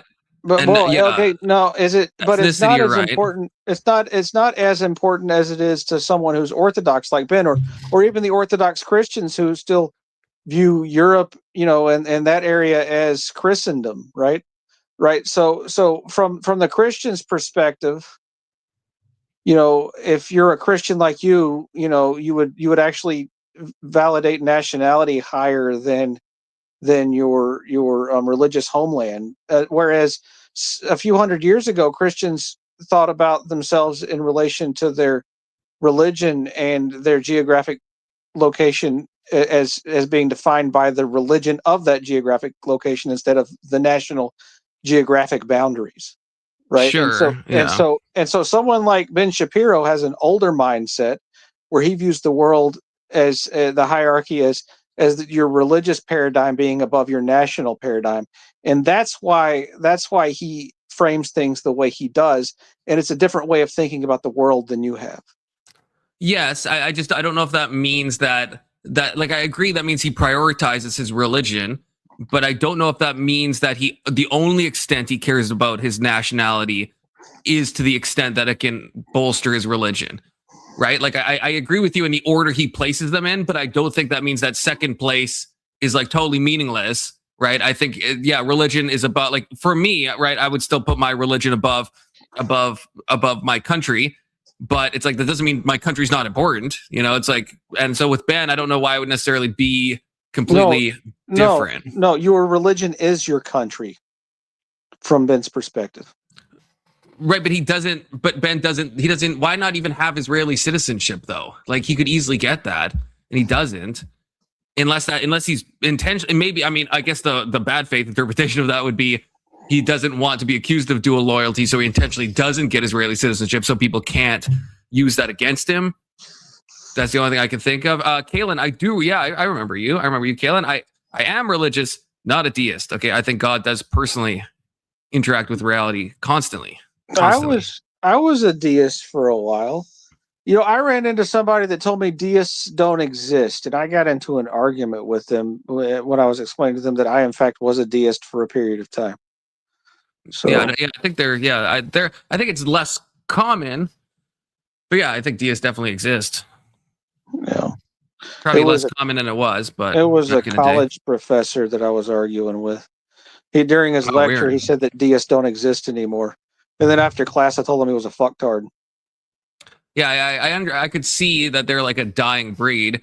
Like, it's not often that I have known people that identify as deists, though. Like, I have known people, so they definitely do exist. Like, in real life, I've met people that are deists. Yeah, it was a really good bridge between, being Christian and being atheist. What is this name? Marilyn, when she got who is this? The screen thing is so small. Type in chat so I know who you are. Oh my gosh. Okay. Is it Marilyn? Give me one of these. Is it Marilyn? No, it's not Marilyn. That's too bad. Did you read the whole thing? No, I can't see it. It just says Marilyn when she G ... I was hoping it would show your name here. It says Marilyn when she gives you an opinion, and then if you look at her, or if you look at the picture, it's an Asian guy that's fighting a bunch of people to get his opinion. I just thought that fit Marilyn. She's being super assertive last night. She was, yeah. Yeah, it was really bad. Good to see you, Big Soda. Good to see y'all. Anson, you see my baby picture? No, I don't know what that is. What is that? That's my baby picture. That's when I was a baby. That's when you were a baby. You had a mustache when you were a baby. I did. It's a genetic disease. Yeah, that makes sense. Yeah, I figured that like you had some sort of facial deformity, and so I guess there's some sort of other like genetic comorbidity to go with your facial deformity. Yeah, I've got the opposite of Down syndrome. You know, Down syndrome kind of sags your face. Mine like lifts it up. So you're actually like missing a chromosome instead of having an extra. Yeah, I'm like up syndrome. Yeah, he's got the Beavis face. That's why I'm kind of retarded. Kinda. So we will have to get into the Daryl Cooper stuff. I don't know if I'm not booked up enough though. Probably right now, I probably am not. Well, if I could recommend anything, his Fear and Loathing in Jerusalem is a really good fucking series, and he's got a lot. I started listening to it. I didn't keep going, but I did start it. At least. It's like you can't make the same accusation as you can his newer series, the World War II one, where he talks about Churchill and stuff like that. But his original one is very accredited when it comes to like historians and stuff like that. Yeah, it was honestly when Tucker platformed him, I was kind of surprised. Because I've been following Daryl Cooper for years. He's been a fixture in the the neo-fascist National Socialist platformed communities for quite a long time, and to have him normalized by Tucker, I mean he does good work, and it's highly appreciated by that specific community. But from my perspective, I didn't find anything that he said to be racist or to be like supportive of something or other. It's just simply that he's the a little narrative. trolly on Twitter, though. Yeah. Some of his Twitter statements have been kind of like Nick Fuentes, where Okay, that's what I was just looking for, because that's something that really, when I was looking into him, that really just kind of made me raise an eyebrow. So I'm pulling it up. Well, yeah, I mean, but it's the one I'm thinking about. Yeah, it's pretty provocative. Yeah, it's like extremely provocative. I just don't know like what he fucking means by it. Well, let me Steelman it. Okay, I'll read it first, and then wait, have you not seen that? You just read it, Steelman? Okay, I don't have Twitter. If you're okay, I think it. Oh no, it's on screen. Sorry. Yeah, Afghanistan don't have Twitter where he's at. Yeah. Okay, so if you're having a bad day, just remember that the Trump shooter is currently wandering around hell looking for Hitler, while the two guys Kyle Rittenhouse dropped figure out how to break the news to him. So like what? Like what is that? That's not even a bad one, Confluence. I thought you were going to bring up one of the hilarious joke, dude. Are you freaking kidding? You don't get the joke? I don't know. I don't know if I get the joke. Oh my god. Confluence doesn't like his historians telling jokes. So like, why you don't have a sense of humor then? That's the problem. Okay. I think I do, but it's like what's the joke? If you're having a bad day, just remember that Tyler Robinson. No, that's a wrong shooter. Wrong shooter. Wrong shooter. You mean Crooks? Thomas Crooks. Yeah, Thomas Brooks or Thomas Crooks. Crooks. Yeah. Yeah. He's looking for Hitler, and then the unfortunate thing about wait. Well, yeah, the two guys Rittenhouse killed who were also in hell. Right? He's letting the shooter know that he made his way to hell, that it didn't work. Right, but the kind of punchline is that Hitler is actually in heaven, right? I don't know. Let's pull it back up again. Oh, okay. I see it. I misinterpreted it. I see it. That's what I mean. That's the punchline is that Hitler is in heaven. Yeah, so that's like dark humor is hilarious, dude. Zoom in a little bit. I can't read the lettering on there. Okay. I misinterpreted that whole fucking joke. I thought it was a joke about the shooter not making it out alive. Yeah. Dude, that is freaking hilarious. The shooter is in hell, and then so are the two guys that Kyle Rittenhouse killed. They're in hell too, and they're trying to figure out how to break the news that Hitler actually is in heaven instead. And it's like if it was, I don't know, if the fact that he has a lot of sketchy stuff with some like H-cost revisionism. And then you tweet something like this, then it's like, and you say Churchill's like the main villain of like World War II and stuff. And then at a certain point, but if you're doing all of these things clustered together, then it's like when I read this, I don't see just dark humor. I think like, does he actually think Hitler could be in heaven or is in heaven? Or like, I just question you on the title of revisionism, because like it's kind of like it's easy to say a guy got parts wrong. But the label where you intentionally say that they're trying to revise history, I just don't get it, because it seems to be a targeted way that the, I guess, scholarly side of historians get to discredit any person who doesn't I guess, fit in their little category of being educated. Yeah, and you would say that, but so revisionist history is actually extremely important to the historical profession. If you didn't engage in revisionism, then the wartime propaganda of each one of the wars that the United States fought would still be the prevailing narrative, and we'd think that the Germans were horrible people from World War One still, right? Mm-hmm. Right. I agree. Yeah, so like going back and saying, hey, the things that you were told were lies is really important because we're being lied to all the time. Yeah, if you're revising something in a good way, but if you're going back and I think if you're ignoring certain facts and you're trying to paint a narrative into history, I think then that's like revisionism in like kind of a negative way. Yeah, well, think about it, Confluence. If I say I only bake the official narrative is 6 million cookies baked, and I make the argument. Well, no, I think it's closer to 5 million. And am I now revising history just because the official estimate is set at a certain mark?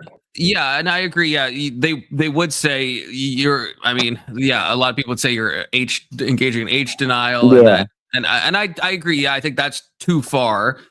But there is ways to kind of, I think, plant your own narrative onto a thing and kind of like look at the facts that seem pertinent to you and ignore other facts and stuff. And I think that's more of a dangerous thing. So I agree. It is kind of a label that can be applied just to get people to like shut up and not look into stuff. No, I disavow that for the same reason that I disavow most of the stuff that came out of the Stalinist Soviet Union in terms of statistics.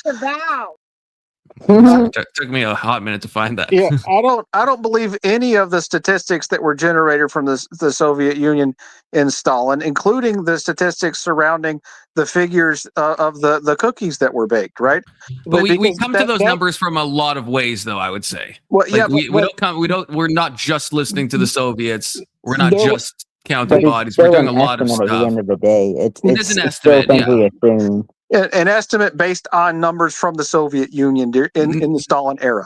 If you and immigration numbers, we know how many people lived in Poland before it was taken over. Like it's not as simple as just saying it's just we're just trusting the Soviets. If it was, then I would agree. I am sure. Yeah. Yeah, I think you're mistaken. The stuff Big Soda just said, for example, everything Big Soda said is true. That is ways that they arrive at the number.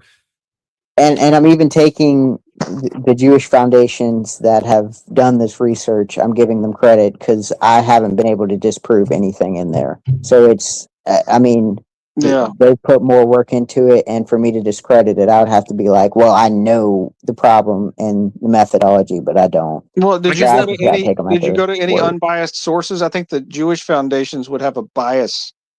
You're right. And see, that's the problem with this is it's kind of like, well, should we just accept this, or should we try and poke at this truth, even though it's going to piss certain people off? I'd say go to like authentic, ethnic German sources. But the problem is that if you're an ethnic German living in Germany writing about this, it's illegal to have opinions and you'll get put in jail because there are crimes against speech on this topic that don't align with the official narrative. Yeah. And I will say, I have personally read, I was talking to some random guy that commented on like a YouTube video of mine, and he was saying that like his wife was thrown in jail for writing, like he was a German national, and he was talking about his wife was thrown in jail for age denial.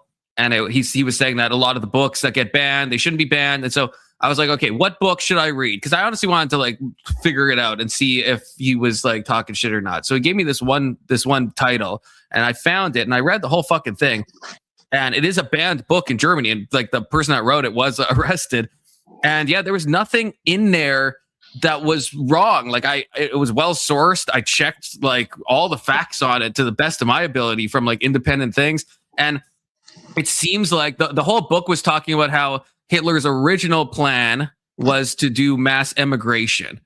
And so I guess the German government interprets that as like somehow diminishing the age cost, but it's like, that from all the evidence they provided, all the stuff I looked up, that was the initial plan, was mass immigration of the Jews, right? Even with we probably all heard the Madagascar thing where that was like one of his last things. But at the beginning, he was just trying to send them to different countries. And that's all the book was about. And it's still banned. And I'm like, nothing in this book is actually false. Like, from the best I can fact check, the only thing, it doesn't mention the actual like killings, but it's talking about the period before that happened. So I didn't see, in my opinion, I think, the guy was right that was a book that certainly shouldn't have been banned, and definitely the person that wrote it shouldn't have been fucking like jailed and all this shit for it. Because I'm like, they're not saying anything false here. This is all true stuff. Yeah. So if you're trying to derive what the truth is in a world where one group who was the source of the truth is put in jail for having an opinion, and the other group can say that you should go to jail for having an opinion that opposes them, who would you believe? Well, I mean, it's tough because like looking at it on a group level, it's like, I'm tempted to say one thing, but I think the truth is that I think Germany has just become hyper spastic on like what they deem as like World War II revisionism and what they deem like illegal, like age denial and stuff. And so I think they've definitely gone over the line and are now banning books that are like just that don't have anything necessarily like untrue in them. They just maybe the only thing would be omissions, because the book doesn't say that the Jews were then systematically, murked, right? So that's the only. But it just doesn't talk about that span of history. So I don't know if that's like. So you're saying that there's a systematic effort in Germany to subvert their culture? I mean, that's one way to say it, but I think they're just, and I understand it. What I understand less is when like Canada now has like age denial laws on the books, which I think is stupid. At least with Germany, I get it, where it's like you really want to kind of show the world that like, look, we're not like this anymore. We've changed, So I at least get the reasoning behind it, to like, I don't agree with it. And I think it's like, we're like so many decades away from that event now that I don't think hiding the books and making them illegal is the best strategy. But at least I can understand that. Why, yes, even if that is a key part of their history, why they don't want people diving back down that rabbit hole, Yeah. Okay, Confluence. I just got two questions. One, who do you view was the bad guy in World War One? Like, just from your understanding of World War One, like. God, my understanding of World War One is so bad. It's so bad. I know fucking Franz Ferdinand was assassinated, that fucking Archduke, and then I know Australia, he was like Serbian or something, and then so Austria went to war, and then Germany had an offensive alliance, and so they joined in. And beyond that, I'm not really sure why everyone like started fighting exactly. It was just entangling alliances. It's like because we're on one side of the alliance. I mean, we're obviously the good guys, just because we're in it. But the other entangling alliance just so happened to be on the opposing side, and so I guess they were painted as the bad guys. Now, have you got into like the reparations and like the Treaty of Versailles and like what Germany had to, I guess, their loan ship functioned for repaying back all their war reparations? Yeah, I think they probably did get fucked by the treaty. I do still see them as more guilty because like it was an offensive alliance that they had. So it's like, I mean, I don't know. If it was a defensive alliance, then it's like that's one thing, right? If it's like, oh, you have to help you made this alliance, and you have to help defend. But it was an offensive alliance, which I think is, I mean, it's still. So I do think reparations should have been paid. And I mean, after World War II, they got hit with a fucking ton of reparations. I think they just stopped paying them. Me and Ivor were talking about this recently. We also paid back. Like Germany was going into debt from us as we were paying back the loans to the Britain banks. Oh. I mean, because obviously we didn't want their people to starve the moment, their reparations outweighed their GDP, and I think that's responsible. And I mean, obviously, World War II, I obviously think just from my understanding of it, everything that I've seen, I mean, Hitler did seem like a bad guy, and I would put him on the bad side of history. I mean, if just using simple examples of like the way they betrayed Russia, the way that they were conquering, lying to their people, like increasing their industrial base, but their money was worth nothing. Yeah, I wanna respond to this, Ivor. I'm not sure what you mean by this.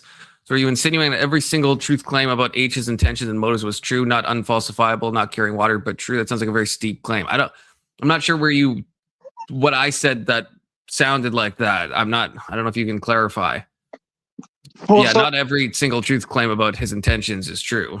I mean, What I have a problem with is thinking about these issues in terms of like who was the bad guy and who was the good guy, right? Because that's binary thinking. That's fair.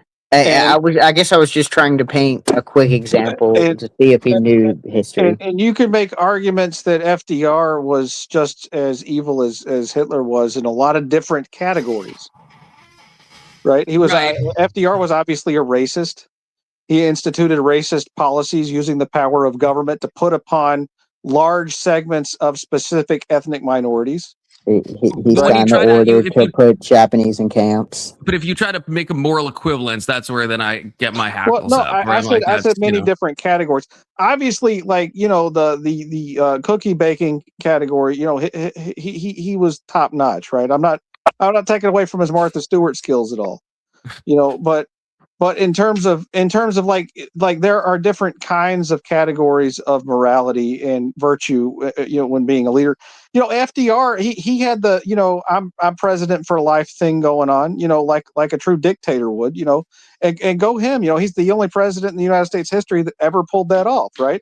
Obviously, because he was much more fascistic than any of the other presidents we've had. So, I'm just saying that there are facets of that whole situation that you could say, hey, there was no one that was good and no one that was bad, but this is all the horrible things that happened, right? And there are horrible things all over and leading up to the war too. I mean, you had Stalin, starving all those Ukrainians intentionally to industrialize the farming in Ukraine and basically force people to do things with their own property they didn't want to do, right? And that was evil. But we decided to ally with someone who had deleted many more people than Mustache Man ever did. That is true. Okay, I have to briefly respond. First of all, Section 230. You mean? I don't know what group you're even talking about. Section 230. I'm not really sure. He's obviously talking about the Venezuelans. Yeah, probably the Venezuelans, I think. Yeah, and the also, Venezuelans never control seen you the here banks, before. Section 230. Always good to see a new face in my chat.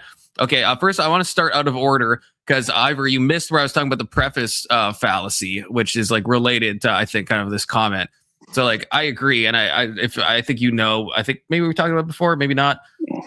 But if you know, then you know. And so yes, yeah, I'm not saying this book was 100% true. I'm saying all of the things I could fact check about the statements it made, I think were correct. So yes, like the intention of like what did Hitler actually want that, or was he always planning to that's an unknowable thing.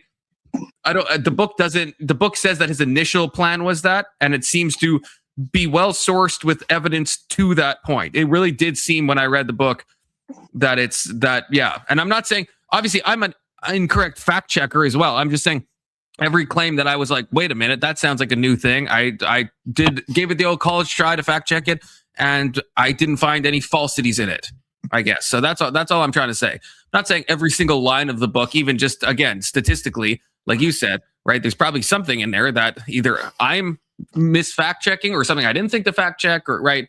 It's like, I did this over the course of like a day. To actually do it properly, right? I'd have to be spending probably a month, right? Like going into all these like primary sources. So I did. I'm not saying I did that. Anyway, it's not illegal to read, so I should read and fact check it at some point. Yes, it is illegal, I think, for you to buy it, but I have sent you a PDF. So yeah, you are more than welcome to. First time watcher, glad to be here. Glad you were here too. Good to see you, Section so the book 230. Cherry- I've never seen you before. You should get up on panels sometime. Yeah, you should Section 230.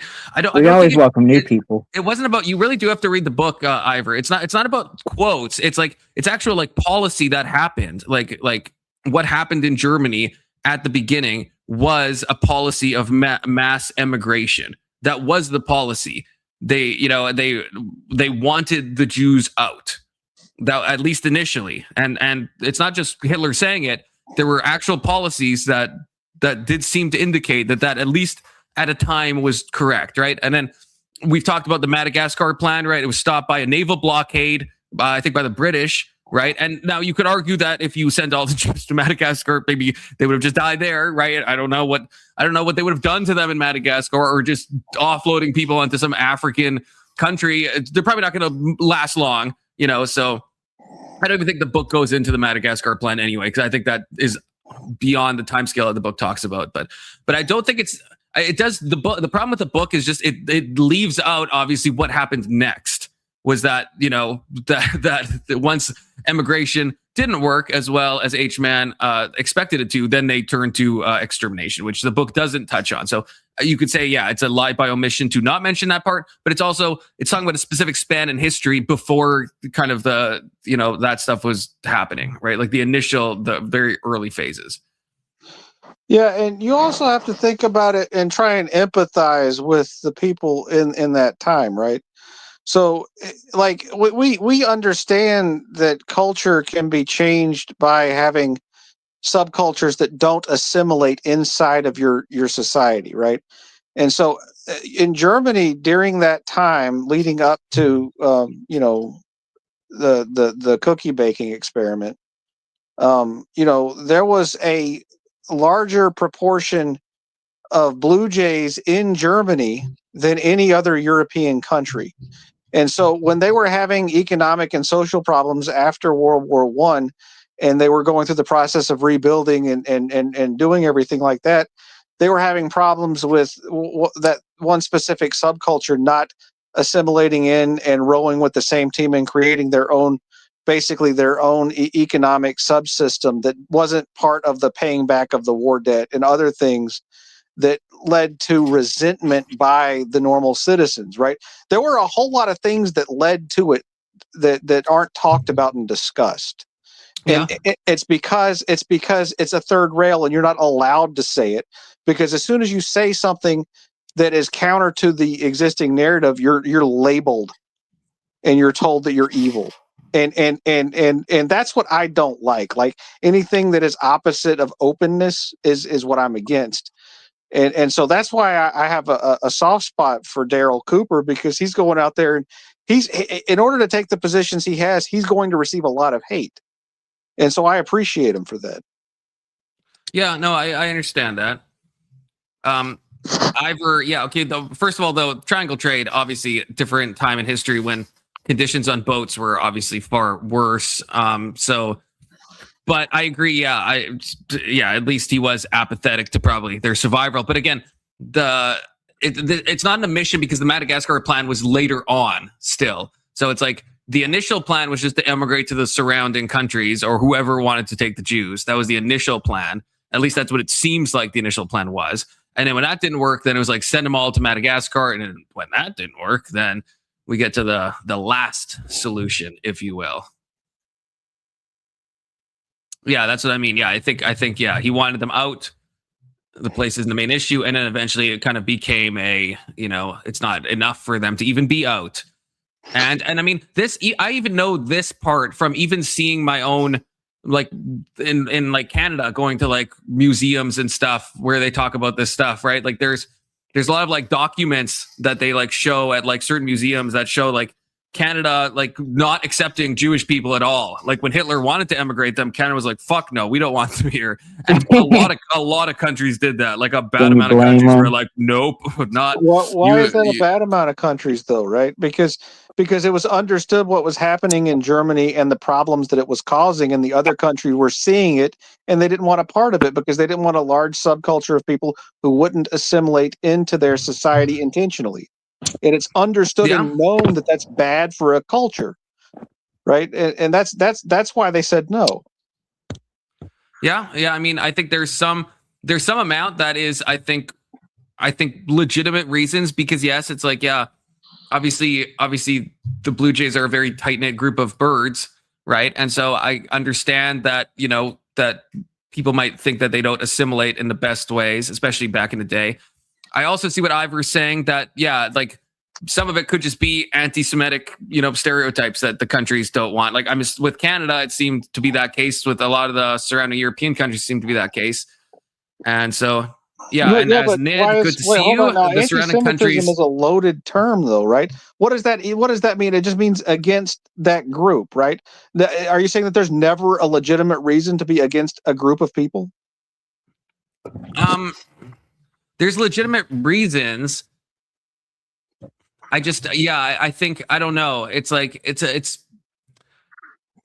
I'm trying to think how to. I think so that phrase is loaded with propaganda intentionally to create an emotional response and automatically make you think that it's bad. Well, Anson's got a point. Because I mean, what is the term? What does Semitic mean? What does it mean to be Semitic? Well, being among the Semite people, so not specific to Jews, but that, again, that's a bit of a etymological fallacy, as we talked about. Why are people like Tucker called anti-Semitic if they are pro people of like Qatar or Saudi Arabia? Right, but that's what I mean by the etymological fallacy, right? The word anti-Semite etymologically, yeah, would apply to like Palestinians and like other people, right? But the way the word is used is against like the Jewish people. Like, that is what that word means, right? We can't just look at the etymology of a word to understand what it actually means. Etymology is interesting to look at, but there's a lot of words. I mean, the sinister, the etymology of that means to be like left-handed, right? Like, so, but obviously that's not what the word means. Okay, that's fair. Yeah, but to me, it just seems like a forced to be right-handed. Left-handed people, they shouldn't exist. No, I'm just kidding. Wouldn't assimilate is wrong. Jewish people are prominent business owners too, taking part in a broader economy. I don't know if assimilate is the right word, but I think you know what I mean. Like obviously, Jewish people have a strong like in-group preference, and think about the British Mandate. Think about what was happening after, I guess, before that, the Ottoman Empire. I mean, there are certain places where they didn't assimilate so well. Yeah, and it's the whole H-1B1 visa problem, right? I mean, you get a whole lot of Indians over here in the H-1B1 visa, and then before you know it, there are a bunch of Indians working at specific places, and they only hire their own kind because they have a strong in-group preference, and it creates a bias and natural tribalism that's prominent across the globe, right? So the Blue Jays have the same dynamics within their group. It's just we're not allowed to talk about it because you get called that anti-word. I agree. I mean, obviously it is overused. I will say that. Testicular Johnson, good to see you. I'm not sure who the they in the sense is. So I'm not sure if I'm playing dumb. I'm not sure if Anson is. Big Soda, someone in the chat. I mean, who's to say? Yeah, I'm not playing. I am dumb. Yeah, this is what I was trying to say, which was, and apparently, I think even you, Big Soda, said I'm wrong about H1B1. Oh yeah, you're wrong about H1Bs. How am I wrong? They are most H1B. You're wrong because you're using H1Bs to fix a temporary problem, and in reality, it's just letting companies replace American workers with foreign workers that they're bringing in. It's not gonna. Did you hear my example though? Maybe my phone died. That's why I sent that. I had to send that message late. Because what I said, so like nurses, right? Yeah, and I said so like during like C19, right? It's like you need the nurses now, and so yes, ultimately you want to do things like maybe find a way to get higher wages, shorten the school time so it's more accessible, maybe have some tuition rebates, something to incentivize people to take nurses. But that's a long-term solution. That doesn't give you nurses in the next like 2 years, right? And if you need nurses now. So I think there are I agree it's an abused program, and I agree it's used in a lot of ways that it shouldn't be used. But I think there are cases where you do actually need those skilled workers. You don't have enough that are currently, and it is a Band-Aid solution. But if I get cut, I put on a Band-Aid. and then I'll go and like if take you have care of it later, right? if you have I a need mortal stitches, wound, if you have a mortal wound, you're not going to put a band-aid on I'll it. still try to tourniquet, which is still a band-aid solution in a way, right? And then I'm gonna Yeah, I get guess that's to fair. I guess yeah. yeah, So it's that's like you fair. do the thing in the moment to have the best outcome, and then and then move on. So yes, I And agree. then It has to be what paired incentivizes with. you to fix the problem?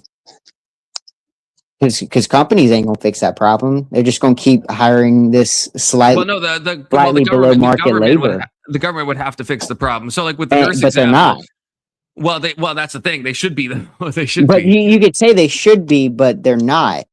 They're just Well, I allowing know, but companies to then use this to well, that's outsource why I think jobs to that's why I think it's foreigners. an abused program. Well, that's why we shouldn't have the program.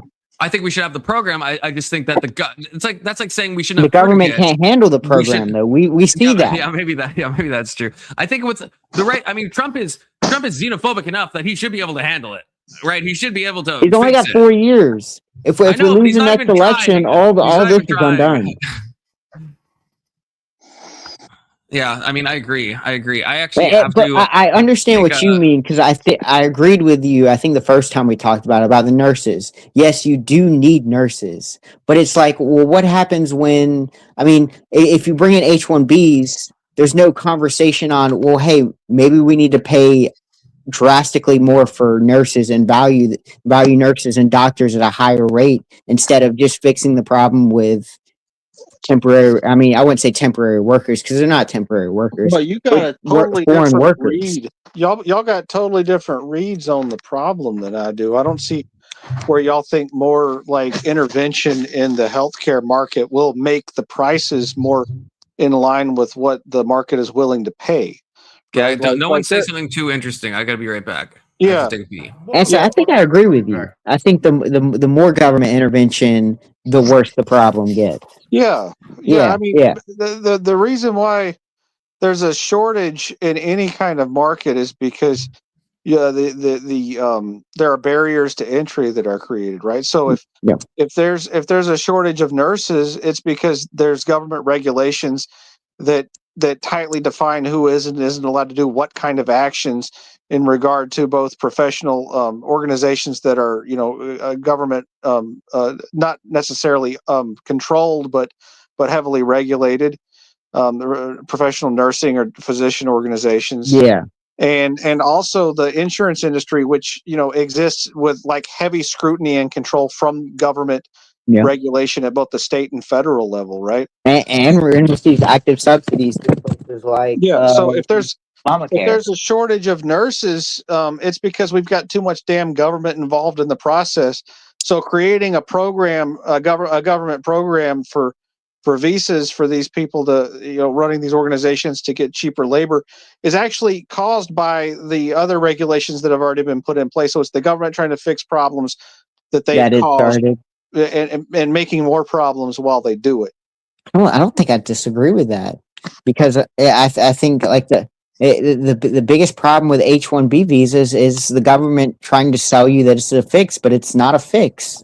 It's just a temporary holding until the next generation. Yeah, and the people that are running these hospitals, which are mostly how do I put it? It's a combination of like not for profits and for profit entities. Mm-hmm. But they're so heavily regulated that it's more of like a free market for healthcare in the way that like the fascist countries had free markets, right? There were preferred companies that had to like do specific things in order to do business according to what the government wanted. They were too tightly controlled. But like for instance, like oh wait, Confluence is back. Say something interesting, Confluence. Okay, I want to go. There's some important chats I wanted to address real quick. So Nid E says, conservative, why don't we have tech Americans also conservative fund computers in schools? Nah, I think that is hitting on one of the problems. And I was thinking about this when Big Soda was talking about when me and Big Soda were talking about long-term solutions. I think some solutions would be things like subsidizing tuition on areas that we want people to go into. But I feel like a lot of conservatives would be against that, right? I can tell you an easy fix. What? Don't flood the market full of workers and make hospitals and these companies start paying higher salaries for doctors and nurses. Okay, the but in scarcity Canada, breeds value for the worker. I understand, but like in Canada, I guess what would the solution be? Right? Canada, it's all people. Well, stop well, I letting mean, women. that would be one solution, but Stop but it's letting like, women work would be the first step. then we're gonna have. Do you know nurses are like 90% women? Yeah, well, so if they weren't allowed They're to pretty work, good then at they'd it, be at though. I home will having say that. babies like they should be because it's their job to do, and then there wouldn't be a shortage of workers, and the problem would fix itself.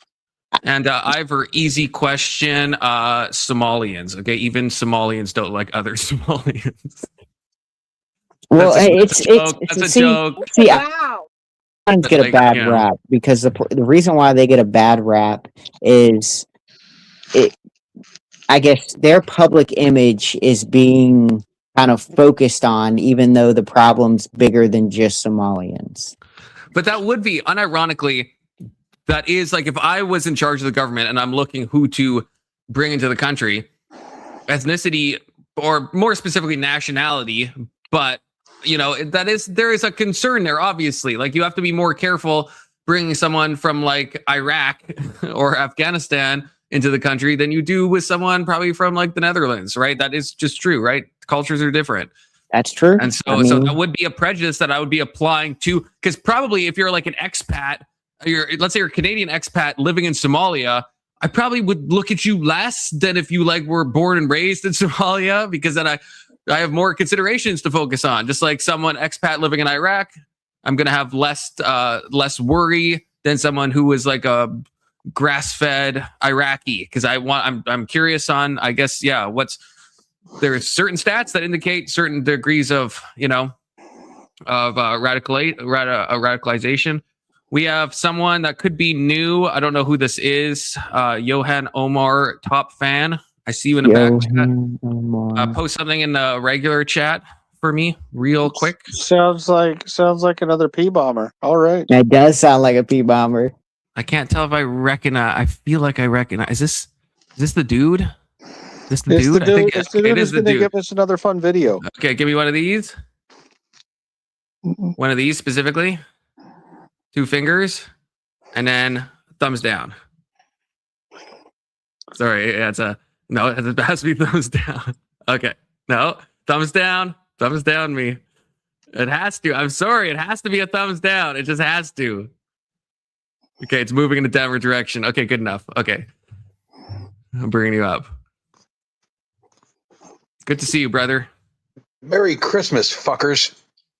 Merry Christmas. Merry Christmas. Keep the change, you filthy animal. You know that's a Christmas movie, the fucking Home Alone? Yes, I'm aware. That was a dumb moment. A religious movie. I don't know why I said Christmas movie. The person that wrote Home Alone, he was an advocate Christian, and he put a lot of Christian symbolism in it. Oh, next thing you're going to tell me is that Harry Potter had Christian undertones. Oh my God, I'm shocked. No. I don't know about that one. J.K. Rowling's yes, she. Oh wow, the panel went dead in 0.7 seconds. Now, I want to hear you say more about how J.K. Rowling is a Christian. Oh, she's J.K. Rowling's a relatively devout Christian. Are you really not aware? I thought she was a feminist. She's a little too comfortable for the gays. I know she preaches. She's a trans exclusionary radical feminist. Yeah, but she loves the gays. Yeah, she made Dumbledore gay, like post hoc. Like she avidly condones it. Like, she's cool with it. Do you see who I'm mogging with in my photo, Confluence? No. Who is that? Fucking RFK. Oh, is it? Oh my God, that's badass. That is RFK. Senator Johnson, I don't want no male nurses. Loki gonna gay. Is this the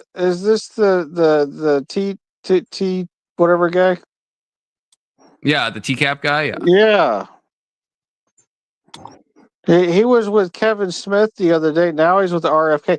I'm starting to think that he's one of those kind of people who's like higher in the hierarchy than any of us are. Like a Fed? I would agree with that. Fed pilled? Well, at least establishment pill, or either like, some sort of pill, right?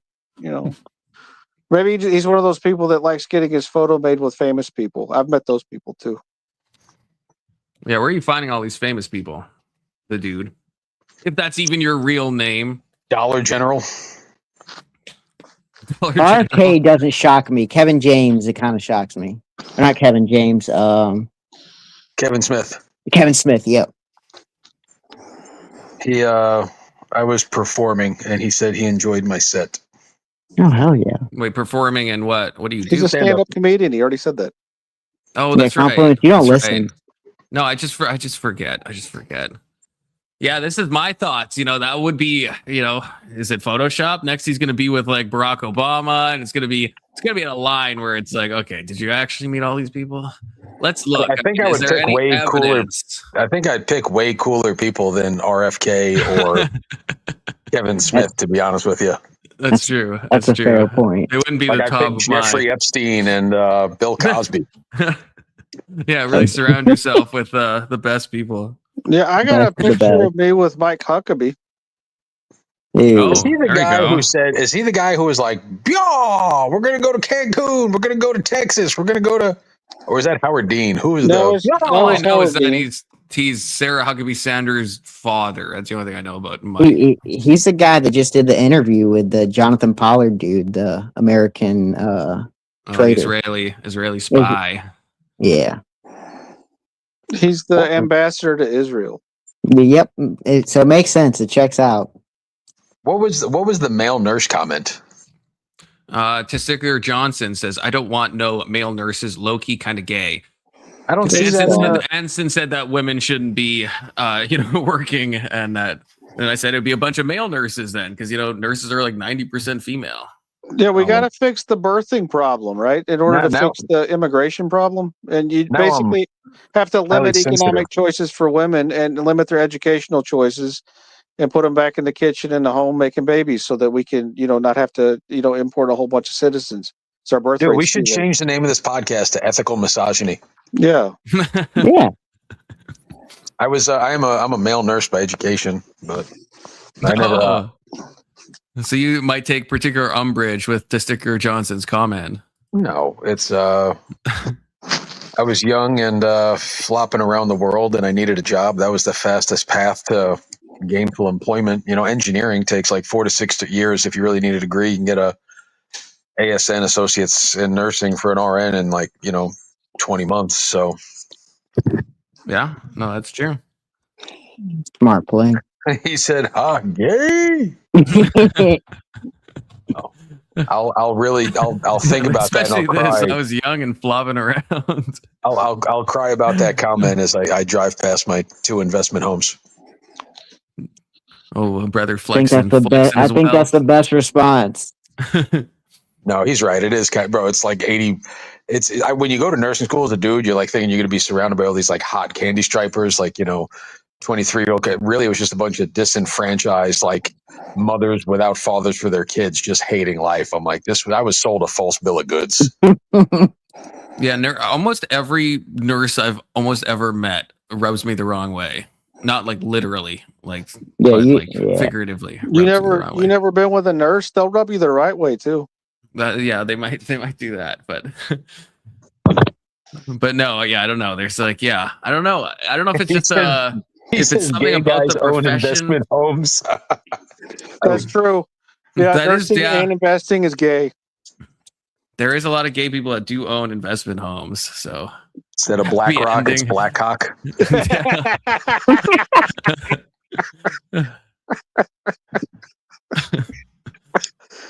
Oh, that was good. Fucking on fire tonight. Oh, this has become a fun spot, man. So many corners of the internet are just nobody. You can't go anywhere and just chop it up anymore. It's evil doxing and exposed videos and there's a whole thing now where if you control somebody, you can monetize and make $875 a month, and people will dedicate their lives to that. Yeah, well, that is definitely true. Yeah, control consciousness is a lower level of thinking, and since most people are lower level thinkers, that actually kind of makes sense.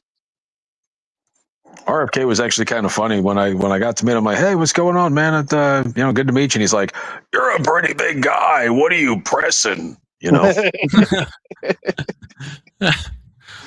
Did you like randomly meet him, or did you go a place that you knew he would be?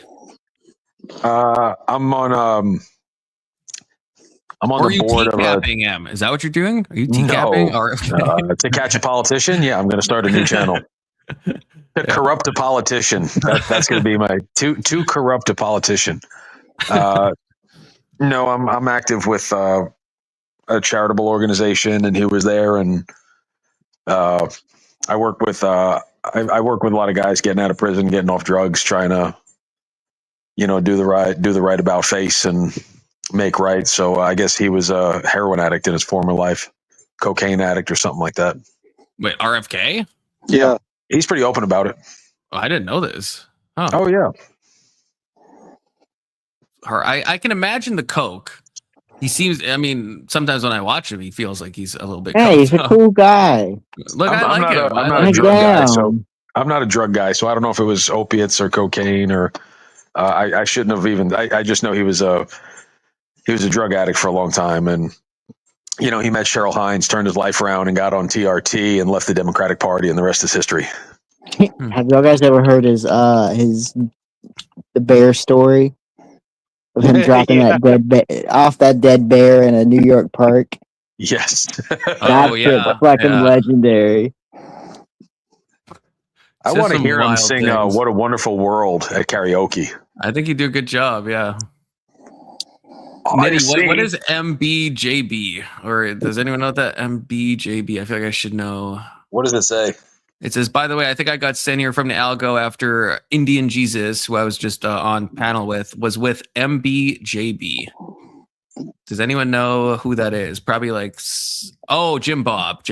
Okay. What do you want, Big Soda? You know Jim Bob, obviously. What do you think of Jim Bob? I like him. I mean, it's kind of. I don't watch a lot of his content, but I've seen him in a couple debates on speakeasies. You guys want to go over and debate Scratch9528 on TikTok? He's like one of those come debate me live guys, and I enjoy those. They're fun. Oh, I bet. I've been seeing those on fucking YouTube. There's a historian guy that I keep popping in his chat just to see kind of, because I see he seems to know a lot, but I think he gets killed on the details, and I just see a shit ton of people arguing with him.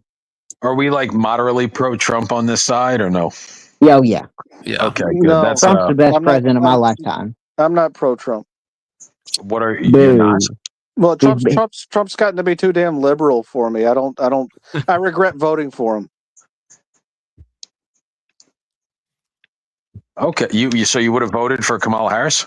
Yeah, I think it would have been better if Kamala had been elected, because then the right would have become like the sufficient level of unhinged in order to actually do what needed to be done to fix the country. Yeah, that's two Fuentes pilled for me. Okay, we've talked about this, Anson. He's been watching a lot of content. He be sneaking a little Fuentes quote. Yeah, I didn't know that was Fuentes coded. That's just me. Is it me or did Nick Fuentes get hit with he's got to be mildly autistic? Oh, I think he definitely is somewhere on the spectrum for sure. Why do y'all think he's autistic? So my oldest son was diagnosed autistic when he was like 2 or whatever. And so I've spent a lot of time around like diagnosed autistic people before it became like a common thing to just call strange people autistic. And so like my conception of autism is based solely on like basically 20 years of experience with people who are actually autistic. And I don't see Fuentes as autistic in the slightest. I don't know. My wife and my son are my oldest son are autistic, and I see it. I see it, like the hyperfixation, His the lack of decorum, the lack and of emotion, the his lack inability of empathy. to have like appropriate social affect. I think he That's checks a another lot of one. the he checks a lot of the boxes for what used to be. I guess Maybe Asperger's. I don't know. He seems he's autism adjacent. How about that? Yeah, he's not. Yeah, I wouldn't say he's like the most autistic. Like, yeah, but there is like I think there is some signs. That's why I said he got nicked by it. Yeah, yeah, yeah. That's true. His mom took, as Section 230 says, his mom did love her Tylenol, but not to like an insane amount. You know, maybe just a bit of Tylenol. Yeah, all those people taking Tylenol unnecessarily in large doses after like that whole RFK thing came out about like, you know, that might be a cause. Like that's toxic. People should not do that. If you're doing that, you're an idiot. Causes severe liver damage to take Tylenol in quantities that are not. Can you repeat that? Did you say hepatotoxic? It's highly toxic. Hepatotoxic is the term. It is also liver toxicity is the problem. Right. Well, hep is the Latin prefix for the liver, like hepatitis. It's so I thought you used it correctly. I was about to give you kudos, but now you're just another internet retard. Yeah, but yeah, you're right. It does cause liver damage, but no, I didn't use hep. I'm sorry. I'm just. I already said that I'm not that bright. So. You're pretarded. How about that? Yeah, that's correct. Pretarded is like a really good word. The thing that bugs me with the Tylenol thing is that was something like I've known about this Tylenol thing for like way before RFK said it. Like this isn't like his thing. This is something that like the FDA was like looking into for like years before this, and there's studies done, and it's so all the lefties kind of once because it was said at a press conference with RFK and Trump, they're all like, "That's insane. That's crazy. What? Why would we listen to this?" And it's like this is something that's been going on since like before Trump was even in office in 2024. This is something that was studied under the Biden administration. Like this is not. He just has enough confidence that he decided to say it. But it's like, yeah, if you actually look at the Tylenol correlation with ADHD and autism, it's something from like, yeah, it's not. It didn't start with like RFK and his, you know, his reign, you know. But just because now he's the one that promoted it, now it's like, you know, anathema to even like talk on. I've seen like studies dating back to like 2018, and then there's a study from 2025, like the multivariable study or the multi-analysis of a bunch of different studies. Multivariate analysis. Yes. Thank you. I thought you were about to say the multiverse. I was like, this podcast has gone off the rails. I mean, I could pull a Maryland and start talking about the magnets. The universe is both made up of magnets and autism. Oh, Stacy, good to see you again, Stacy. Sean Elliott back in the 90s. I'm just reading this. I don't know where this is headed, but Sean Elliott back in the 90s, top tier NBA player for the San Antonio Spurs. How to have a liver transplant, made acquainted it to him taking so they I don't know. I think you're saying they I'm not sure where that's supposed to be, but they chalked it up to him taking so much Tylenol God descended, Stacy. Oh my God. So they chalked it up for him taking so much this Tylenol to relieve inflammation. He was 30. Yes, Tylenol over. I think I'm right on this. Over 6 grams in a day. Around that point, does become hepatotoxic. 326 milligrams, I think, is like the highest single dose recommended. 365 or something like that. It's been a long time since I went to school. No, you could take more. I think because even bottles will say that you can take 2 325 tablets, so that'd be like 650, and so you can take that. The problem is, if you and it says to take it every, let's say, 5 hours, which ends up being, so it is safe to take a couple of grams of Tylenol a day. I mean, safe. I wouldn't do it every day, but in a single day, it's not going to be like you bad. Think liberal pregnant women are doing lines of Tylenol in a fucking bathroom right now? Well, I mean, I made a video on this. It was one of the last videos I made before I went on my streaming arc. I wasn't one of the 47 people that viewed it. I'm sorry. Excuse me. Okay, look, one of my videos has 60,000 views. Not to. But if you're gonna talk about your 2 investment homes, I can at least talk about my 60,000 view video. Okay, so Passive aggressive subtle flexing here on ethical misogyny. Yeah. Hey, that's I don't have investment homes, so I have to cling to my analytics. But yeah, I made a video that was going over how a bunch of women after this came out, like noticeably pregnant women, were like taking Tylenol to like own the right, like videotaping themselves, being like, "I'm going to take Tylenol. My baby's not going to get autism." And it's just like, to go viral, you're intentionally taking a drug that you at least have to admit maybe has a chance of like causing this thing. Like, that's insane to me. That's insane. You shouldn't take any drug to own a political party when you're pregnant. I mean, even if you're not pregnant, but especially when you're pregnant, like, what are you doing? What are you to be fucking fair, doing? they want to kill it anyways. So yeah. Tylenol is one of the main sources of accidental in-home poisoning in the United States. I think it's responsible for the highest number of poison control calls as well. Yeah. Because there's no over-the-counter drug that is if you follow, this is what I was saying before, if you follow the box directions, you are safe. If you double the dose, you're in like the liver damage territory. There's no other drug that is sold over the counter that's like that. Like, there isn't one. Like any other drug, usually you'd have to like 5 times a dose or 10 times or 100 times to get like bad effects.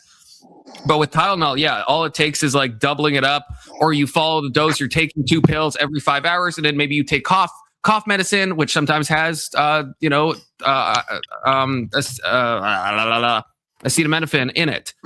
And then so now you're like push yourself over the line. So it's like, yeah, it's a very easy to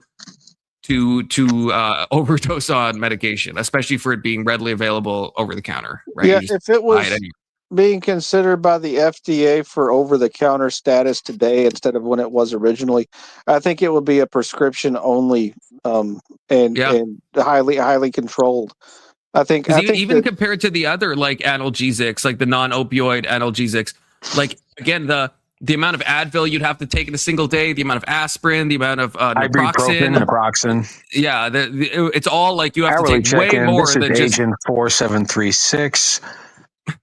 Project Divert and Deflect is in full effect on Confluence. That's YouTube at Confluence 3471. He's got his Fed mic turned on. We got him, boy. I'm burned. Get me out of here. Evac. Somebody the other night thought, what are your fans thought I was a Fed the other night? That crazy, the girl that was drunk on panel, high on panel. When you called a StreamYard 7, you deserve to be called a Fed for that kind of chicanery comment. That was you, wasn't it? You called her a StreamYard 7. Oh, I called her a stream. I thought that was funny. Yeah, it's funny. It is funny, but it's also like it's also just so out of pocket. It's so out of pocket. I like Marilyn. She's fun. Oh, she's a pretty girl. Yeah. Wow. Well, I don't disavow that. I think Marilyn's a girl. Well, it's too late now. Bad tapped at the button. She reminds me of someone that needs to be pregnant. Wow. Huh. Wow. That also is out of pocket. Section 230, your segments, because you have Section 230 and Marilyn have a big soda. Were you there for that big fucking showdown that happened? I think. Was that when he was like he was pulling out every move in the book to get her? No, there was like a big. Oh, I don't know. I'm not sure if we're talking about the same thing, but there was one flirting with Marilyn that night. The guy with the funny hat. The guy with the funny hat. He looked like a stoner with like a beach hat. Brady. Oh, Bradley. Yeah. No. This was like Section 230 had said something, and then Marilyn was on panel, and she got like really mad at him. So then I was like, Section 230, you're welcome to come up. And then they were like screaming at each other for like like an hour or more. Big Soda, were you there for that or no? Yeah, was it not about fucking the atoms and the fucking positive and negative charge? No, it was a full like personal battle of like no, I didn't see that. Yeah, it was just Section 230 said some really inappropriate stuff about how he destroyed her ass. I mean, I realize he's fixated on her ass, but we don't need to hear about you destroying her ass. Section 230. That's true. Section 230 wasn't screaming. It was a very heated thing. But yeah, Marilyn was very mad, and yeah, I was trying to piece it together because it was Marilyn's thing was from other channels, and she's like, you don't see the way he treats me, and I'm like, I don't see it, but I can't see it. Like it's you're just saying it happened on like someone else's channel. Like how am I supposed to weigh in on this? So yeah, they were just going at it though. So it's just like the Bush administration. He was in possession of weapons of ass destruction. That's it. That's a reach. Yeah. That's a reach. I'll do better. Yeah, I still enjoyed it. That would have worked if you would have said it was a reach around, right? Then it would have worked. Oh, I like that. That's like a multi-layered joke right there. That is well played. That's like not a double entendre, but something along those lines. Yeah, checks out to me. I'm a huge fan of your profession. I love stand up comedy, so I'm really thank you. honored to have a comedian. I hope on that the you're a panel. patron of it. It's hard for the guys in the clubs right now because TikTok and Instagram. It's like if you go viral with a silly video, those are the only guys getting booked in the clubs nowadays. Yeah, yeah. The days of like touring comics it's over. Huh. Yeah, like if they bring in a Theo Von or a Brian Callen or a Jeff Dye, like they'll bring their own opener. Like there's really nowhere if I was 20 years old and starting stand up today, I don't even know where I would tell a kid to start. I'd be like, start a TikTok channel and pray. That's really. Do you do the stand up as like a job or is it like a side hustle? No, I used to make a little bit of money from it, but I have a grown up job nowadays, and when I come on tonight and pretend to be a radio host, I just I'm like Al Bundy living in my yesteryear. Better than Ted. That's really awesome, man. I'm doing basically the same damn thing. So it's nice to hear somebody else on here basically cosplaying the life they used to have. Wait, you do? I'm LARPing as you do stand up comedy? No, I used to have a radio program. Oh, okay. Really? That's what we're doing right now. We're LARPing as yeah. My real dream is to be like a strip club DJ. That's where I want to. Where's now is the time to bring up Marilyn. What's going on? Main stage.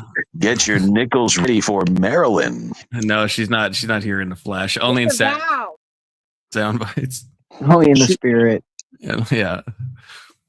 She did stop by earlier, but I was on Letch's panel, so. I used to have a bit where it's like you could tell how good the strip club is by how good the cars they're named after. Like if you're like the Peppermint Rhino in Vegas, it's like it's Porsche, Lexus, Mercedes, and if you're like a small place in Tennessee, it's like Corolla, Tundra.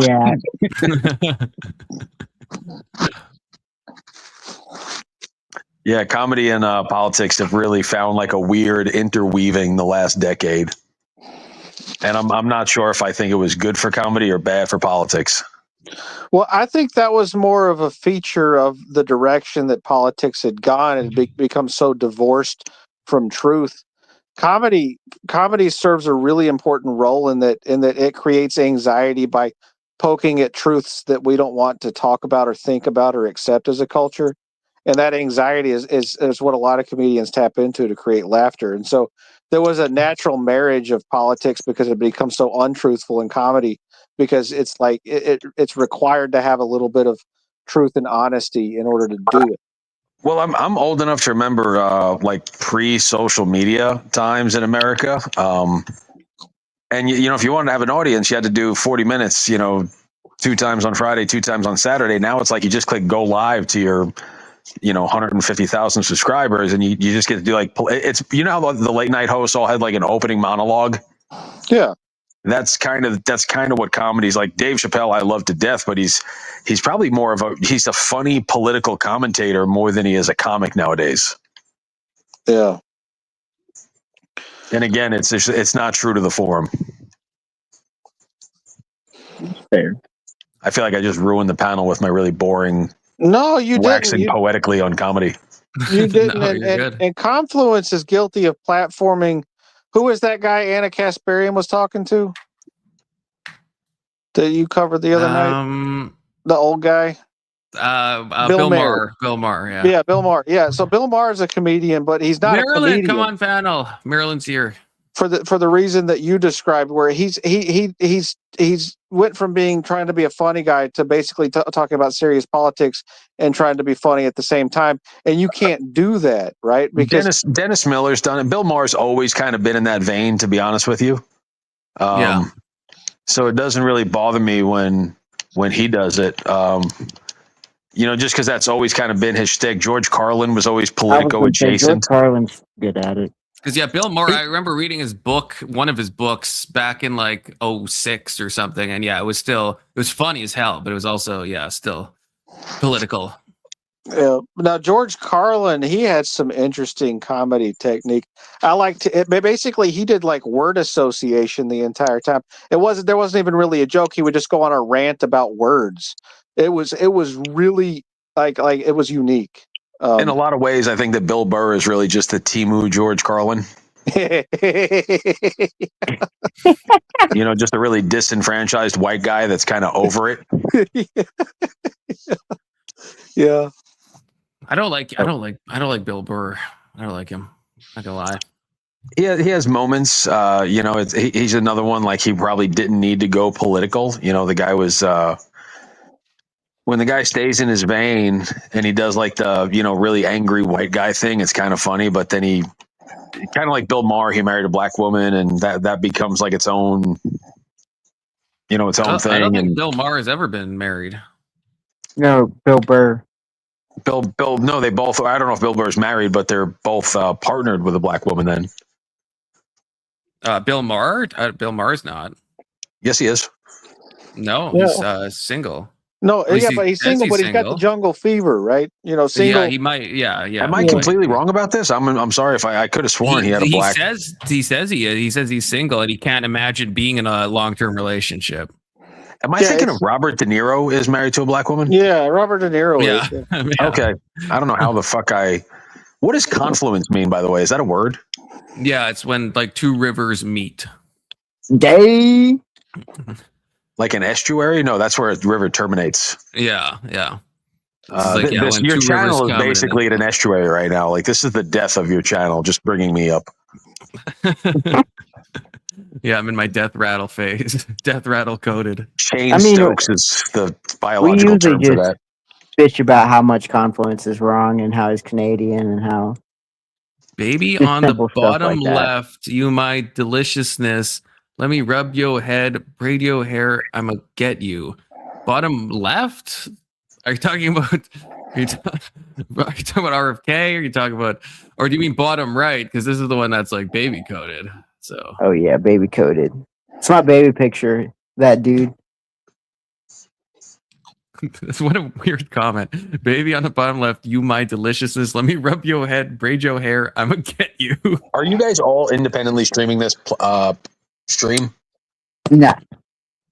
Oh, because I'm on the bottom left in my screen. Yeah, I think we're all. Yeah. So is he talking about me? I think I'm assuming he means bottom right. I don't know though. I don't know. Smoking Swiss, you have to clarify who specifically is your deliciousness and who are you going to get? I would really like to not have my hair braided by a man against my will tonight. That was not on my to-do list. Oh, he is talking about you. Yeah, Johan Omar, he's talking about you. I don't know if maybe it's a she. Maybe it's a she. You never know. 2% of my audience are women, or at least identify as women. So Maryland. Yeah, so basically it's just Maryland. and Topanga. You know the name of all three of the women that watch your show? Sally, Jesse, and Raphael. There are some secret people. Ruth Bader and Ginsburg. Those are the three names. Ruth Bader and Ginsburg. Do you have a nice fan base here, or is this a negative channel too? My fan base. I love my fan base. Sometimes my fan base doesn't like me, but it depends. I think they don't like a lot of my takes sometimes. So. But I think it's a positive environment. Okay. Oh, no, he is a guy. He's a big guy that's going to go far with you, apparently. So, He's into Ilhan Omar. I think that's what got him excited was that name. And I can understand that. I mean, I totally bend her over and give it to her, too. So I'm down with that. Johan Omar Anson, there's a standard. There has to be a standard. Yeah. I mean, come on. She only marries her brother. Yeah. It'd be a fool's run. You'd have to change your whole race. I'd let her dad adopt me if that's what it took. I mean, it could happen. Yeah, where there's a will, there's a way. What do you guys think about Valero exiting California? I don't know. I I don't haven't know heard about that. what is Valero. Valero, the petroleum company. Oh, never heard of this. Valero, Valero. I think he had. Well, he's Canadian, so he may not have. What kind of from Wisconsin? What do you guys have? From Labatt Wisconsin. Blue, fucking 87. They've got Canadian Petroleum. No, we have like Shell. You know, can't think of anything So else. off the top of my Valero, head, but we don't have California- BP in Canada. I know that. That stands for British Petroleum, I believe. Yeah. What was I about to say? They made it so expensive for any company to operate within California that Valero decided that it would be worth spending $1 billion to leave and just abandon their facilities. Wow. Fucking, that's the thing. Just let that resonate with you for a moment. Yeah. When a state is so badly mismanaged that you will just leave a bunch of stuff behind. I mean, wasn't there a CEO that was taken out in San Francisco or the area around there? Like a social media The CEO. dude, can you read this comment real quick? What does it say? Can you read it out loud? No, it's the fact you're, man, my baby boy, you make my feet hurt. Your voice sounds hot. Put something sexy on. That's weird. You have a fan. You have a fan, dude. That's gross. I don't know if it's a fan you want, but it's a fan you have.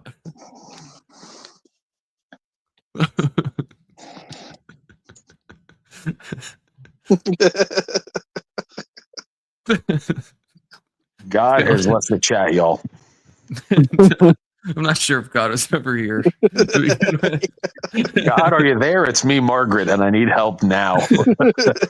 I'm about to have my hair braided and my feet massaged against my will. Mhm. And it sounds like you cook casserole naked. He likes it. I don't know. That's fucking I don't know awesome. how one sounds like they cook casserole naked, but I'm gonna use that later. That's good. that is good. This is some good Riz, okay? I understand it's unwanted Riz, but it's still good Riz nonetheless. I'm not gonna lie, like I'm not gay and I'm scared, but at the same time, like I'm kind of flattered. Like I feel special right now. Yeah. If I was you, I'd be take it as a W, you know. I aspire to be the kind of guy that cooks casserole naked. Look, I think the only time I've ever been catcalled was outside of a gay club. I was not in the gay club. I was just walking past and I got catcalled. And I will say, I was like, yeah, it's not so bad. Like I don't want, but it's like it's a bit flattering, you know? It's a bit flattering. Yeah, gay clubs are awesome like that. Now, if it was like a women's club, that we would be probably more flattering. I will agree with that. Hold on. So your Stacy Stockton says, what's the difference between a black woman's pussy and a bowling ball? They wanted me to read it so I can read the punchline. Okay, I'm a little nervous. I'm a little nervous. But Stacy, finish What's your with the joke. sunglasses at night, bro? It's because I have like 2 very bright lights, and I stream for often like 8 hours at a time. So like it starts to hurt my eyes. Oh, there, yeah, you got the sunglasses going too. If they were aviators, I think, you know, they would be like more cool, you know. But now you're Canadian. You don't camming get up. this Now bad you're word now cool. you're thirst trapping. You're thirst trapping Smokey Swiss. Give us like one of those fuckboy looks, you know. really get them going. There we go. Yeah. What do you think about that, Smokey? If you're into middle-aged white guys like pushing 45. Wait, is this the punchline of the joke? What's the difference between a black woman's P word and a bowling ball? Did you do that from Somalia or Arkansas? Is this an unrelated comment, or is this if it's the punchline? I don't get it. Yeah. Oh wow, yeah, you're making him act up now. Holy shit! Put your fist in your mouth, you deliciousness. Let it run wild. Bro, welcome to another episode of StreamYard Sodomy. Jesus Christ. That's what we should really call this channel.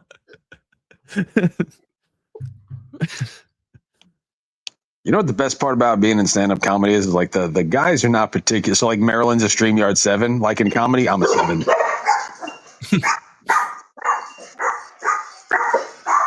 Oh, there's the pups. Hold on, let me. Okay, now we're at the joke. Okay, so yeah, so that wasn't the punchline. I was like, it's a joke that is going way above my head. Yeah, Smokey's texting from a gay club. Yeah, he's catcalling you from his phone right now from inside a gay club. It's very believable. Stacy, I mean, on the Confluence channel, I believe it. Stacy, I was told you're a man, by the way, which I know. Apparently there are guys named Stacy, but I don't know. I feel like that's not your real name. Stacy, stop saying this, and then you say this, because then I read it, and I'm like, is this the punchline? Chevron's pulling out this month, December 2026. They're closing the refinery down. I'm like, well, I don't get the punchline. Just give the fucking, stop fucking edging me, Stacy.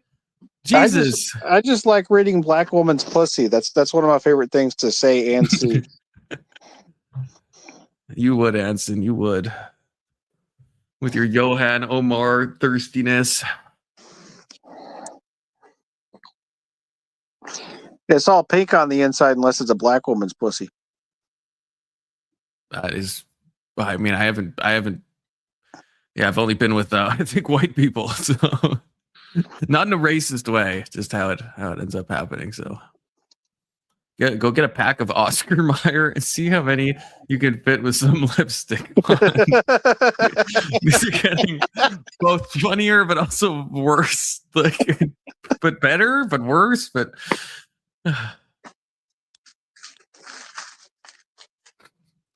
Yeah, Stacey has multiple personalities and they're currently interrupting each other. We're like so close. The joke has been repeated so many times, each followed by a total different personality of Stacey talking about other things. Now we're just talking about a screenplay for Brokeback Mountain 2, which is a relevant comment, but is not relevant to the joke that you insistently want to tell, but will never tell us. All right, my dogs are done having bouts of TDS. Oh my gosh! Again, we know the setup. We know the setup, Stacy. What's the difference between a black woman's P word? I don't know if I can say that. Is that TOS? Probably not, but I'm gonna say P word anyway. And a bowling ball. I've read it. The dude has read it. You posted it 5 times. Fucking finish the joke. Dude, can I get like a StreamYard? Can I get like an SA whistle? Yeah, well, maybe we'll ship you one, especially if Smokey is still hanging around. You guys need to set up a safe word for when Smokey inevitably goes too far. Okay, magnets. Magnets gets mentioned so often. I would have a tough time knowing if that's a safe word. What's the over under? How long before they make a satirical pornography of Ilhan Omar and her brother? I'm sure it's already happened. You think so? I would think, yeah. I'll look it up later tonight when I'm doing my independent research, and I'll let you know next time we see each other. Can we call it like Mayhem in Mogadishu?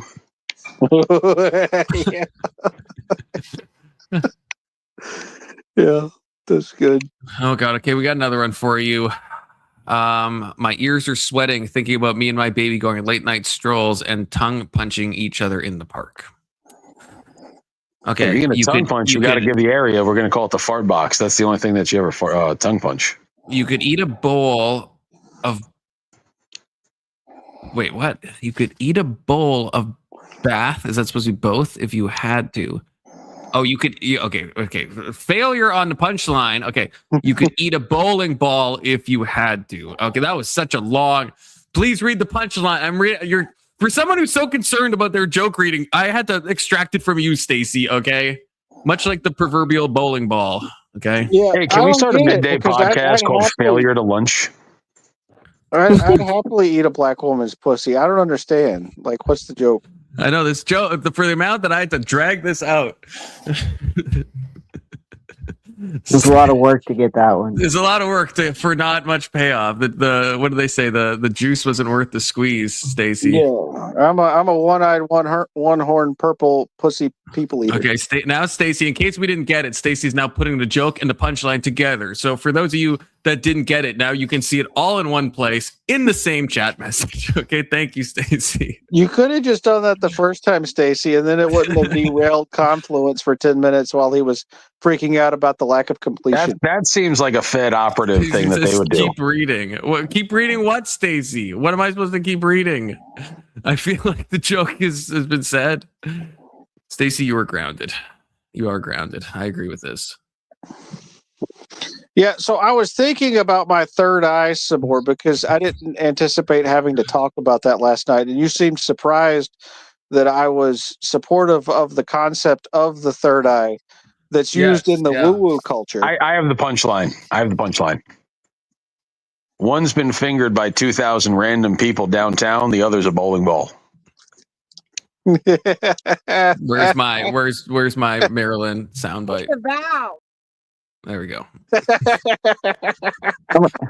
would like to reavow that statement. Did you say reavow? Yeah. I'm glad y'all. No, So why do you want me? These are I YouTube feel like people. you're getting some 6 second. You're like smoky Swiss coded. I feel like you're jerking it right now, Stacy. It's been rad. Why you want me to? Please read the joke, Stacy. Pay me money, okay? Pay me money. I've already read the joke. Like if you pay me money, I'll read it again. You guys, I got a real Nick Fuentes live one next to me right now.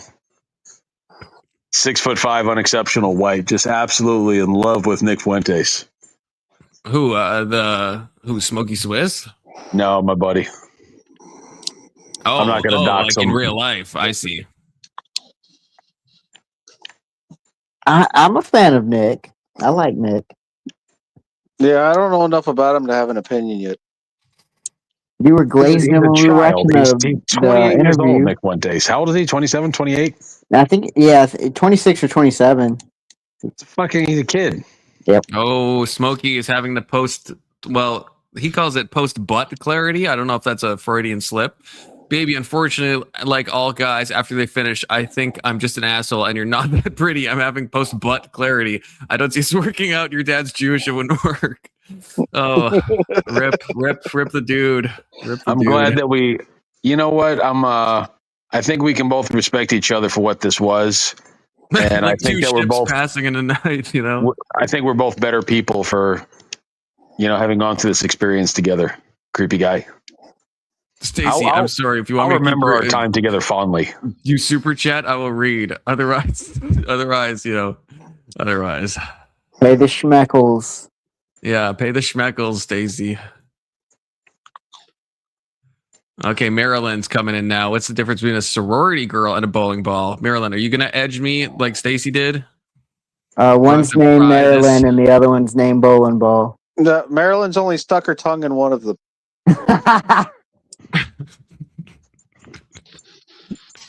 Yeah, and the other's a sorority girl.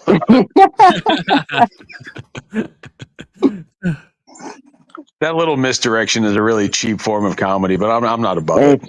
It's fucking hilarious. I'll give myself a little credit. That was pretty good. I came up with a punchline. All you did was give me a setup.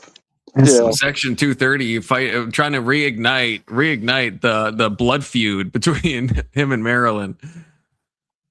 You got to write 100 jokes before you have one that's good, and of that one that's good, based on what the comedians have said, after you test them out, you only end up keeping like one of those, out of like 10 in your set. But I don't know. I've never done stand up. I've written a lot of comedy, but I've never done stand up.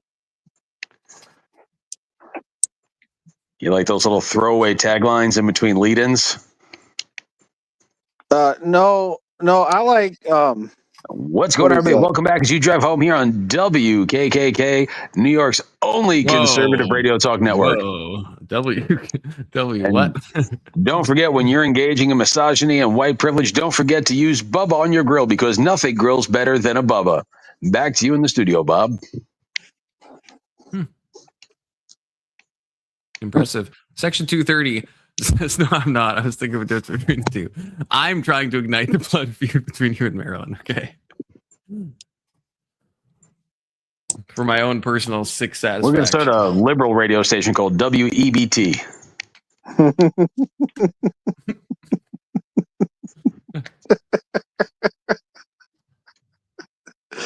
That's good. Playing to the crowd. Playing to the crowd. Oh, you got to read the room, pal. Mm-hmm. Ignite You know what I've been votes. known to do That's is if right. they have like a Trump and a Kamala rally on two sides of like a main thoroughfare, I would go to both like rallies and like troll opposite sides.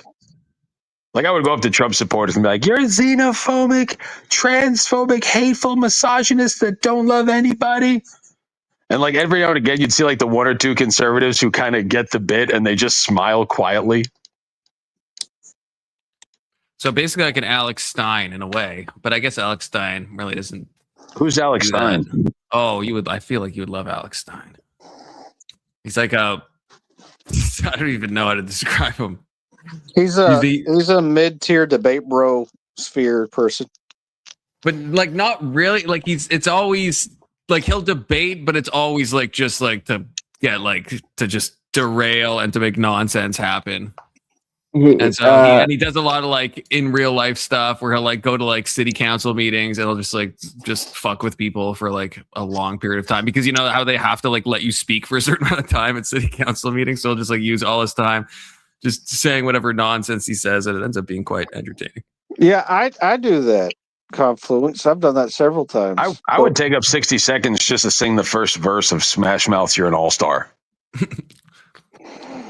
Yeah, I when they were taking down all those Confederate statues in the South, they did that in my hometown.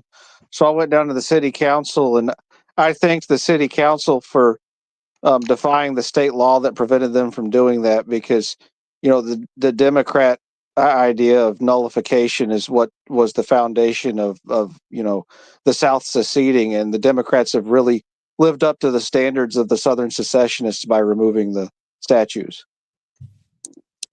Oh, this is the punchline. You can only get 3 fingers in a bowling ball and can eat a bowling ball if you had to. Yeah, and nobody spin on things. Nobody understood what I was saying, which made it beautiful.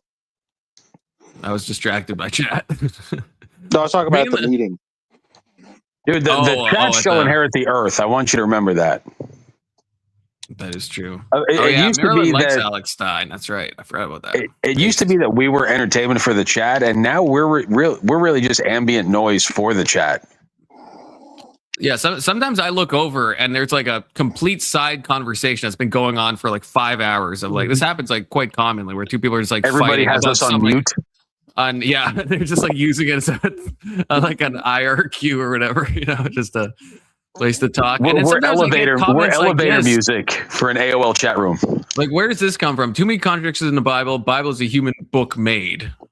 A human book made. Wait, did you get a raid Like, where from does the- that come out of? We were talking about that. I don't think we talked about that at all. This whole. Did you get a raid from the Indian Jesus? Not that I know of. I didn't know there was an Indian Jesus. That might fit. That might fit with the. He's a blasphemer. He just takes the name and uses. I don't know if the I've thing. ever been rated actually before. I don't know. Do you if have it's the ever happened. redirect set to turn on? Do you have it on? Do I? Is that a thing I have to enable? Yeah, you have to go into your YouTube settings and turn it on in order to get rated. Wait, really? Yeah, you didn't know that, dude? Go. No. Dude, we're about to be like we're about to be a Home Depot in fucking Minneapolis. Let's go. Yeah. Where do I getting rated? Where do I go for that?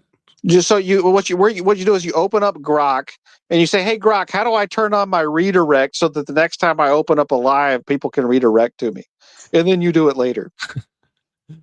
Yeah, I guess I will have to ask. Just follow those steps. You'll win. Trust me. You'll get there eventually. Yeah. I just recovered a fumble on my own 1 yard line in Madden, y'all. You playing 26 or 25? 26. I think 26. I'm still Actually, playing that's a lie. I have 25. no idea. It's the newest one on Game Pass, whatever that is. Okay, I think that's 25. Yeah, that's the one I got. I missed the original Madden. Yeah, R.I.P. the legend. Oh, Saquon Barkley might break one for fucking 98. Let's go, Saquon Barkley. Then he's gonna go beat a woman in an elevator. No, that was Ray Rice. Domestic violence is not a joke. It's not. It's not. Man, the dude Stacy, I think wants to But hire you for her it can auctioneering. it can be forgiven if you run 150 yards in a game. What am I being whored out to do? Auctioneering for Stacy. She says, "Hey, will you come? Will you do to come to my auction right now when I auction off a mostly vintage baseball card? Mostly vintage? It's either, is it vintage or is it, what does it mean to be for a baseball card to be mostly vintage? Dallas Cowboys are going all the way to the World Series this year. Stacy, you do have multiple people inside of you, Stacy, and like not in like a gay way, but is Stacy a guy? Nah. Yeah, I mean, yeah. Someone told me Stacy was a guy, and you know, a guy. I think it was Anson that told me that. He can't be a woman. He says too many funny things. Tell Stacy I will work for cheap. Yeah, he'll work for cheap, Stacy. Those 2 investment properties are not panning out. Yeah. Stacy has some dissociative identity disorder going on, I think.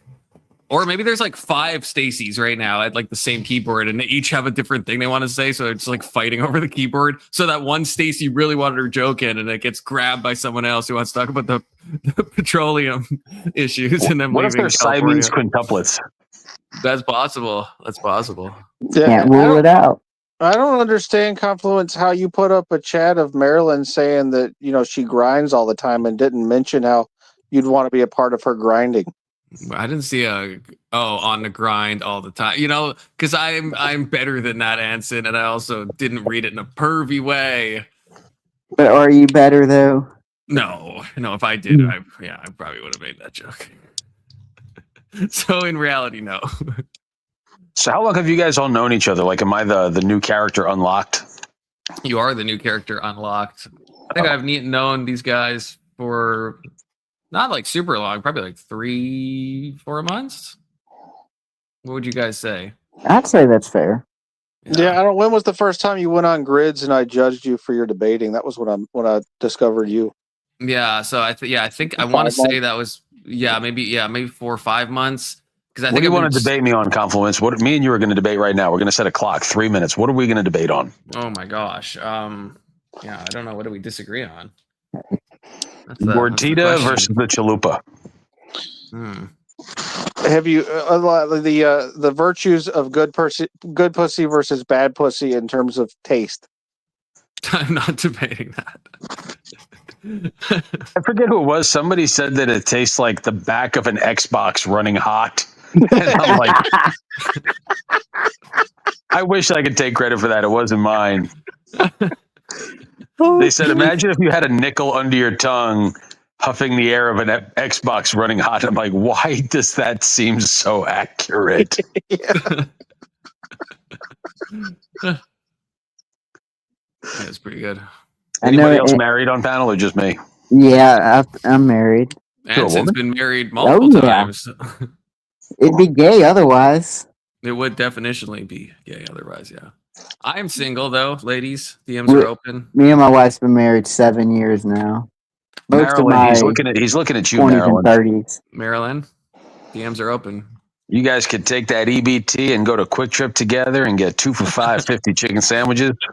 That sounds like a good time to me. You could stream to all of Confluence's followers, both of them.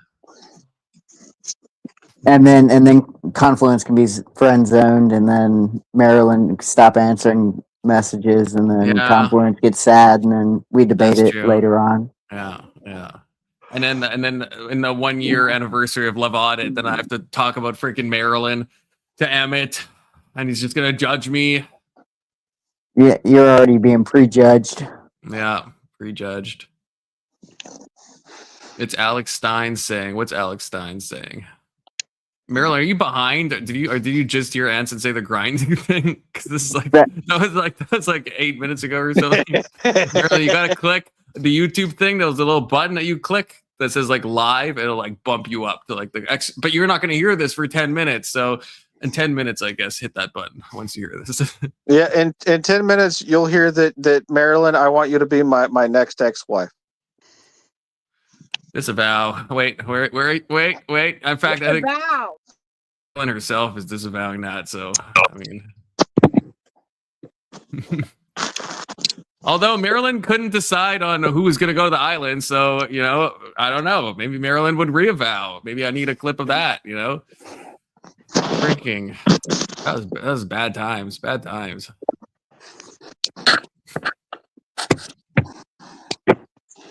It's okay. At least your Taiwanese family loves you. Oh, yeah. Speaking of that, my brother's getting married on Sunday to some Filipino woman he met while being a passport bro. That's kind of babe. Maybe that'll be my next strategy. What's y'all's take on the passport bros? I think it's kind of weak. I mean, it depends. Like, because when people say that, they don't mean like mail order bride, do they? Sometimes they have agencies over there that'll like set you up with a wife. See, that seems sus to me. I think if I just like go to an Asian country and then like meet some like smexy Asian girl, I don't think there's anything wrong with that.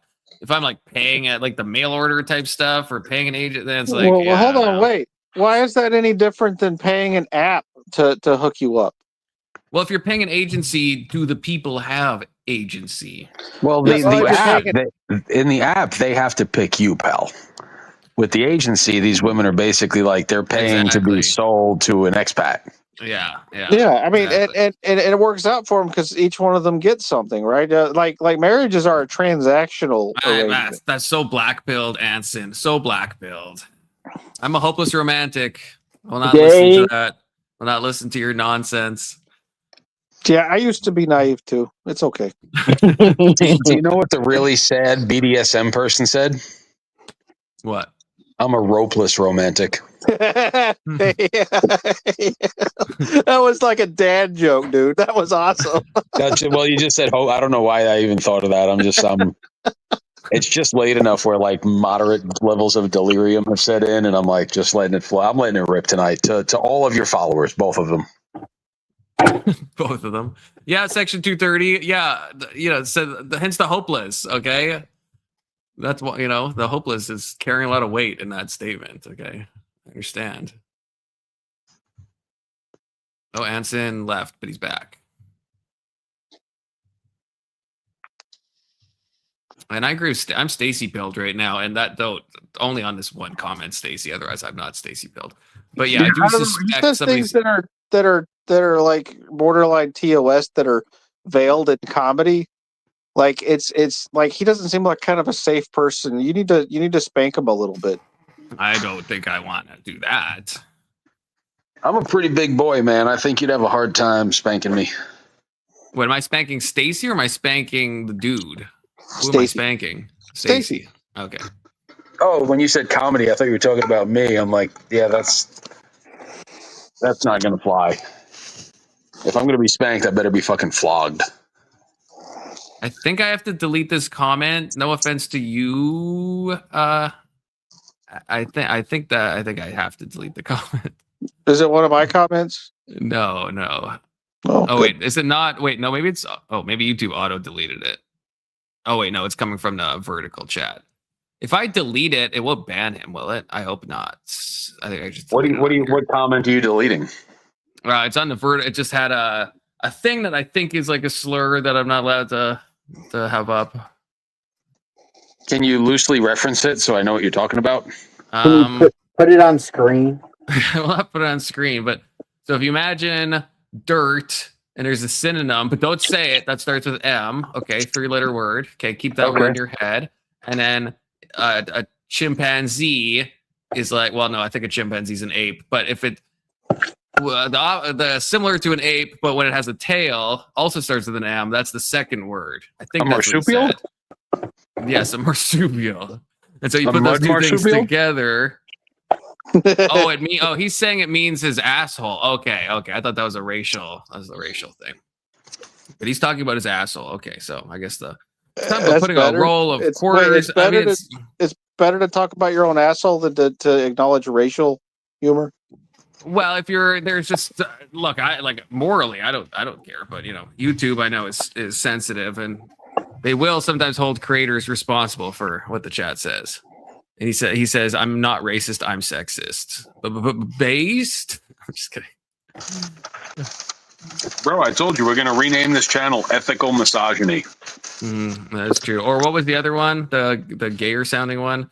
StreamYard Sodomy. Yeah, there we go. What was it called?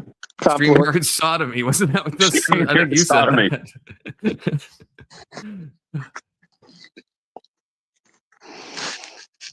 I just Stacy is on subscribed to some Maryland's Lonely Fans. Her Lonely Fans. Yeah. Maryland would never. That's the one thing Maryland would never do is make it OnlyFans. Okay. You gotta respect the Maryland.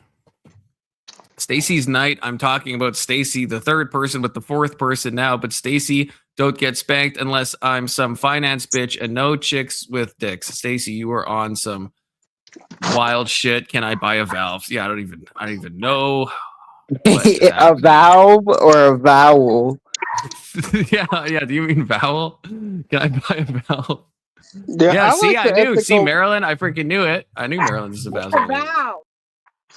It is a psyop after all. So I think that's kind of for Maryland. I'm shocked. I am shocked. I'm not shocked given her heritage. Oh, that's true. That's true. Her grandfather was what's his name? Larry Flint. Larry Flint, yeah, the famous cornographer. I figured she'd be, pro women empowerment or whatever they call it nowadays. Yeah. No, she's like the best woman ever. That's why I keep talking about wanting to get married to her. I mean, she's like the awesomest. How do I ban Anson from the panel? Marilyn says I kind of like the ethical misogyny idea. See, yeah. It's like ethical non-monogamy. Yeah. Do you guys have any questions about like the predator hunting? Like any AMAs that like you're curious about? I'm trying to think if there was stuff that we didn't cover last time. We talked about it that first What's day. the most dangerous position you've been in when I guess interacting Reverse with a predator? cowgirl. Yeah, that's where my mind went. You're not supposed to fuck the predators, okay? That's why your YouTube channel really got taken off. That's I did tell this one person didn't really seem to grasp the concept that I was there to expose him, and he was just kind of disappointed. He's like, well, where's the kid? I'm like, no, it's me. He's like, right, but where's the kid? And I was like, oh, so you don't want to fuck me?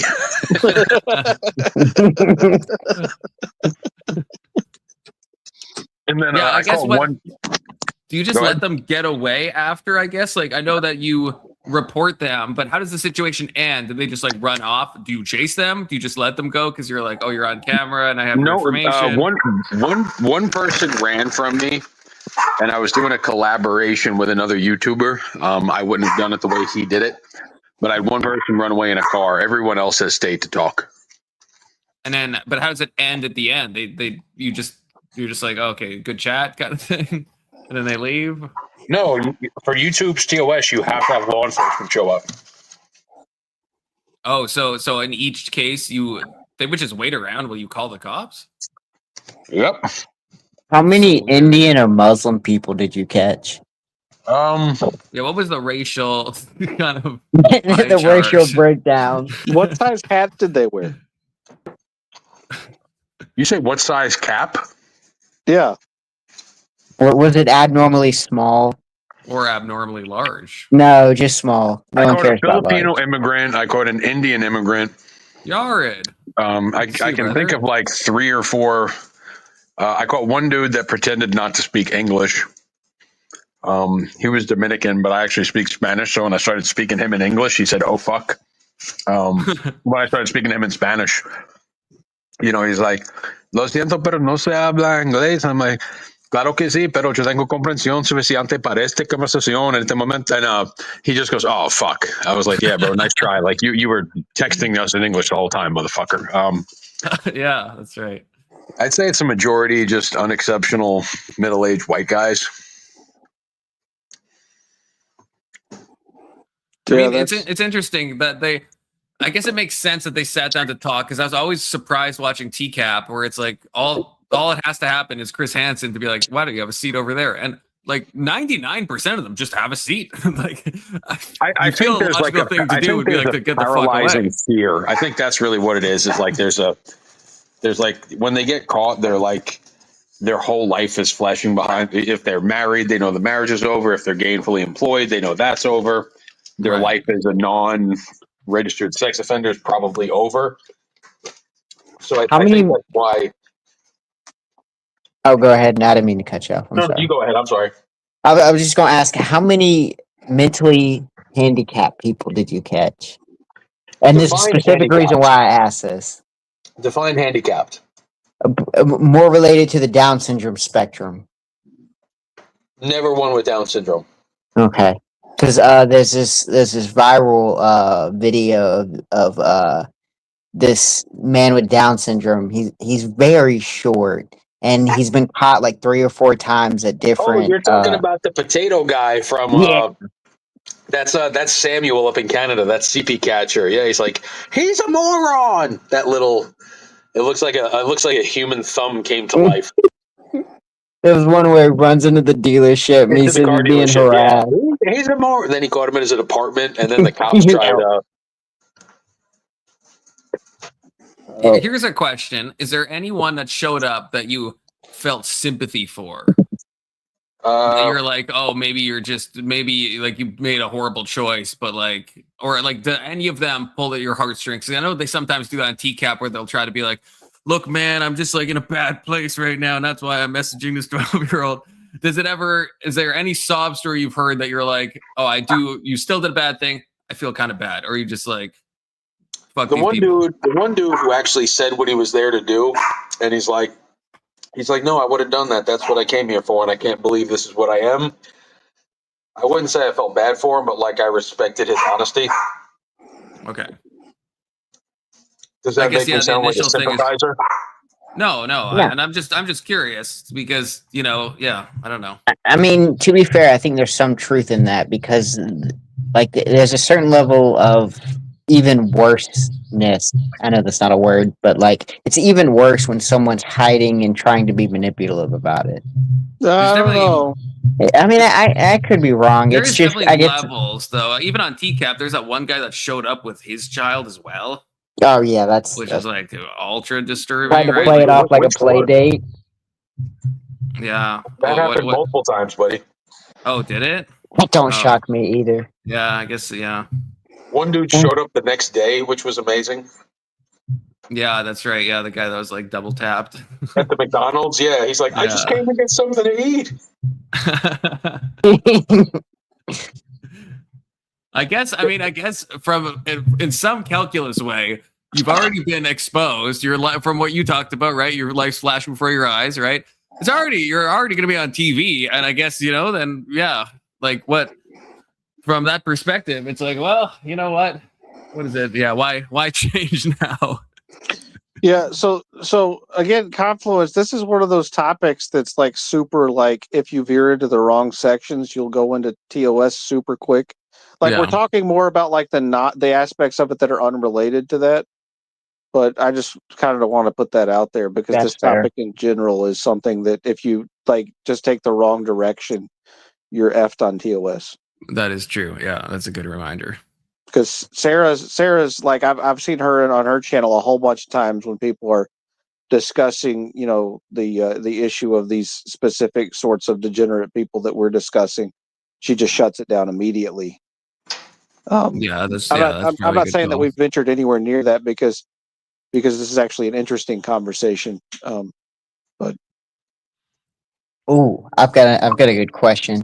Do you think this is something mentally they're born with, or do you think it's something they've picked up along the line? I I don't think anybody starts out with like the midget incest pornography section on, Pornhub. I have a theory on why celebrities get into it. Do you care for me to share it, or is that going into too dark of waters, Confluence? Just TikTok language. I don't have TikTok, but I'll do my best to. So you take some of those people on the list, right? The E list, if we can't say that name. And those people, like when you never hear no, eventually like a hot blonde becomes boring. Then it's an Asian. Then it's two people. Then it's a married woman. Then it's a barely legal college. And eventually, like you have to keep pushing the envelope. And I think those people with unlimited power and influence and money, that's how they like that's the last stop on that train. You know what I mean? Mm-hmm. Right. I think If that's you're where every other act of degeneracy, then you will naturally end up at the most degenerate, I guess. Yeah, I think that there's a progression there, but the ones so there's a term called hebephilia, and those are the ones that are attracted to like. Wait. TikTok language. Oh, can I not say that H word? Probably not. Oh no, hebephilia. Her last name is Philia. Her first name is Hebe. Yeah, so there's that. That's the 14, 15. Then there's the real one, and then there's one that starts with INFANT, and that's that's a mental.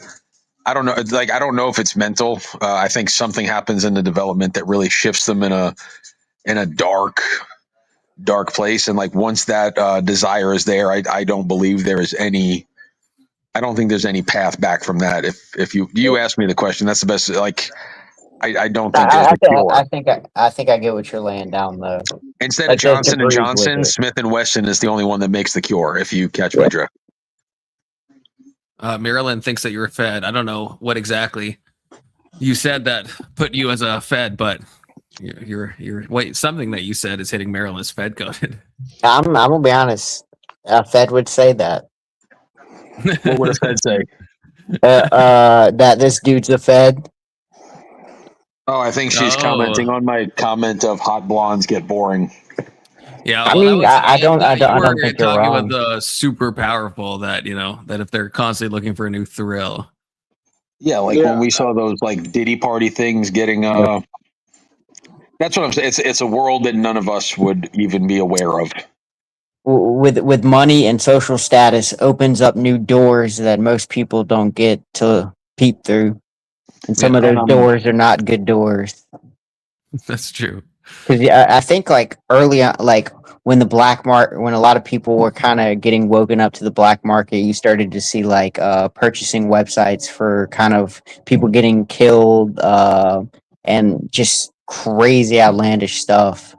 And it just goes to show you with that type of power and money and influence, you can that door becomes open. Yeah, and that reminds me, I went through a door the other day, and it was into Spencer's Gifts. Have y'all ever been to Spencer's Gifts before? I have. That's an equally degenerate door. Yeah. So I remember Spencer's, like, it's the first time I've been in Spencer's since I was a teenager. And so I went in there, and they had like the normal stuff or whatever, the like counterculture, trendy, whatever. And then they had a whole wall of butt plugs right beside it. And I'm like, what the fuck has happened to Spencer's? Yes. I had the same thing. I went in and it was like, the normal edgy kind of teen stuff. And it's like a shop for teens. And on the back wall, it was a wall of dildos and all sorts of butt plugs and just like a giant wall. And I was like, what is happening? This is appealing to this is like a teen store. What the hell? Have you seen that they sell adult toys in Target now? I've seen that in Walmart. That there's like a vibrator in Walmart. I was like, what the? Is it like next to the condoms? I was like, that's a weird. Didn't know Walmart sold vibrators, but I don't know. Costco comes out with the Kirkland brand. For the family pack. What's the Walmart brand? America's Best or something? What is it? I gotta see if they have one. What is it? Equate or maybe? Yeah. I can't remember. Sounds about right. Yeah, Walmart brand dildo. It's very, very strange. Well, I know what I'm getting Maryland for Christmas. Walmart dildo. Tell Marilyn to come up here. I'd like her to actually tell me I'm a fed to my face on cam. She said she's too sleep coded for to come up on panel. But she's not too sleep coded to throw shade and hurl blind at fed. That's slander, and that's a crime. She's awake enough to call. Well, it's not slander if she truly believes you're a fed, right? Slander has to be, that you're knowingly saying something that is false.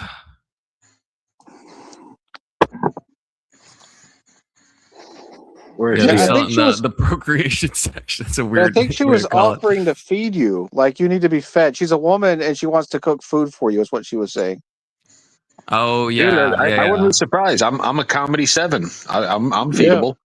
And then after you ate, you would have been fed. Yeah. And she saw your picture and it got her all wet, and so she's thinking, "What can I do to win this guy? I know I'll feed him." I mean, that's better than the other guy who wanted to like braid your hair and all that weird stuff. So. You know what else I've realized too? Like, there's not a lot of YouTube doesn't attract a lot of like big men. I don't know. I think it depends. Some people that cam up, they're like pretty beefy people. Not me. I have not seen many.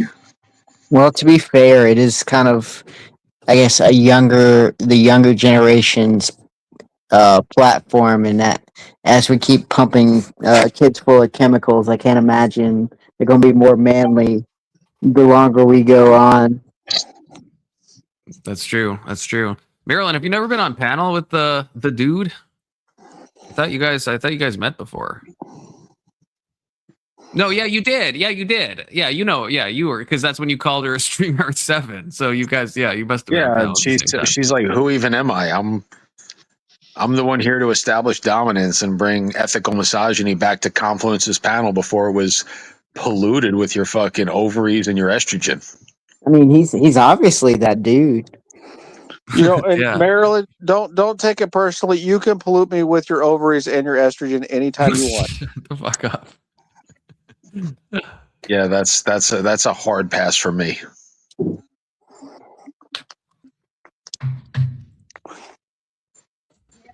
Confluence, on the other hand, though. Who was that dude the first night I came up where he was like kind of a well-known YouTuber where you were like, it's been an honor to have you on our channel. What was his name? Oh, who was? Yeah, what night was that? Is it Brian? Oh, that was Nacho. That was the Nachos there. Yeah. Nachos. Yeah, Nachos. Like, yeah. Yeah, he's been on Temple. Yeah. Whoever said he's 6'5" at 210, that's 6'5" at 210 is not a very that's a very tall man, but I wouldn't say that's a very big man. Depends how lean, I guess. If you're like lean and 210, which I think this is a guy. I think he said it was him, unless I'm getting the username confused. He was on panel yesterday, and he is, he's not a small dude. I'll tell you that much. The 6'5", 210 is like a athletic looking basketball player. I'm talking like big, strong men. I don't know, but like I said, it depends on your percent body fat, though, right? Like if you're 210 and you're super lean, then I think you a lot of that. There's a lot of muscles I think you could squeeze into 210, even at 5'6", I'd say. It's 6'5". Are you? I don't know, 6'5". I meant to say 6'5". That's kind of pushing it, because like you usually when you think of someone who's built at 6'5", they're probably pushing like 240, 250. Sometimes I'm about 200. Look at like UFC weigh-ins, though. It's like a lot of the people that are like 6 feet are still like 170 pounds and stuff, and they're just like all muscle and like no fat. I guess now she's calling you a gay fed. Oh, the Maryland's just up in the ante. The dude, do you identify as a gay fed? I'm not falling for a thirst trap of a StreamYard 7. Sorry. How dare you say that about my Maryland? Okay, how dare you? Yeah, you got to remember, Confluence is a simp. Look, only for 5 people, and I think 2 of them are guys, if I'm not mistaken. And one Yeah, of them's that's- Anna Kasparian, and the other one's Shoe on Head. I always forget. So, I figured it out. Yeah, Marilyn, Anna Kasparian, Shoe on Head, A dude. Frankie, and Tyler. Average debate in 2 chart. dudes. Those are the 5. Yeah, my 5. Did she just say her son is 11 and he's 6 feet tall, 230 pounds? That's not. That's not possible. Yeah, it is. Is Yeah, your son like super fat? he could be black. Well, that's possible. Yeah, I mean, I don't think you should rule that out. Yeah, that's true. yeah. No, but I mean, to be 6 feet tall at 11 is like insane. Yeah, that is insane. Marilyn, you got him on some like HGH or something. My older brother was that height range at that age, and he like hung out with all the kids that eventually went off to play professional basketball or college basketball because all that group was super tall. So there are people like that. Maybe when she's saying 230, she means like section 230. Like maybe she's saying my son is section 230. Maybe that's what she means. So section 230 is 11 years old. 11 That's years another old, problem. yeah. He has a lot of problems in this scenario. Yeah. There's some multifaceted Why is her son problem. section 230? He's definitely black, and she posts a sad face. Is she talking about her son? I said Yeah. he's talking about her son. He's definitely black and sad face. I could smell it from here. I can smell the cocoa butter and the menthol cigarettes through the fucking phone. I sense a speeding Nissan Altima. Got a port I could borrow? I need a new port. You got a port, Maryland? I've met probably 25, maybe 30 of my friends / followers on YouTube, and that's all I'm saying. Like they it doesn't seem to attract like the most athletic or fitness conscious bunch of people. That's what I was kind of getting at. Yeah, I probably, don't think you're probably on wrong. average. That's probably true. But there has been a surprising amount of people that have cammed up where it's like, yeah, I think they're pretty like built. But to be fair, some of them are athletic and gay. And Yeah, investment And property owners. that's a problem. Athletic gay investment property owners are perverting the YouTube streets right now. We need to gatekeep them from entering. Yeah, I don't Neon. I don't think you can say that. I Why don't not? know. Why can't you say that? That's not TOS. Are you sure? Yeah, that doesn't mean anything. It just means that she has, pet sharks. I know, but That she swims in mud. So I think mud I'm gonna- I monkey think I'm is gonna- okay, but that No, one's not. I don't think either of those are okay. Although he was saying that was referring to his butt, if that's true. Yeah. Well, you have Marilyn, a why don't sand you shark. moisturize? And how is this related? She doesn't need cocoa butter. Marilyn, why don't you moisturize? What's good? She doesn't get ashy. She's white. Oh, She gets organic. oh, She I gets see, organic I see. facials daily. Wait for it.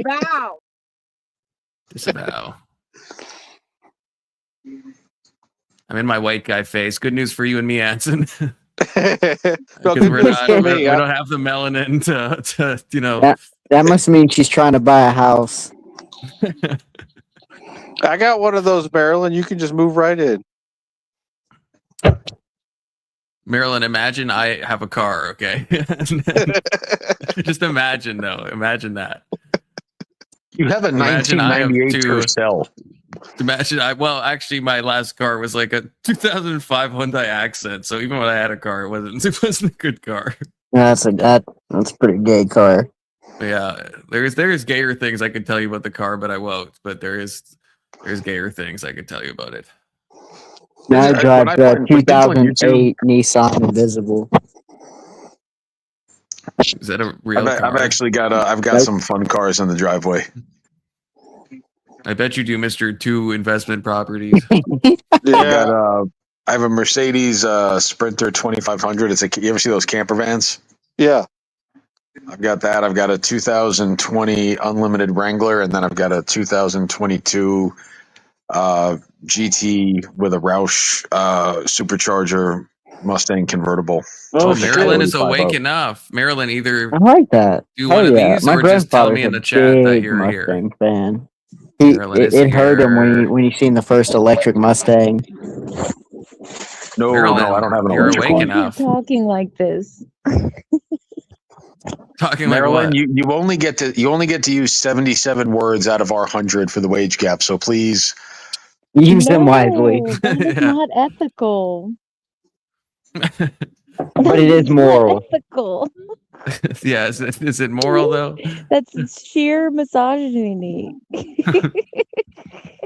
Unethical misogyny, I see. Oh, so it's misogyny to point out that y'all get paid less. So keep that secret in the dark.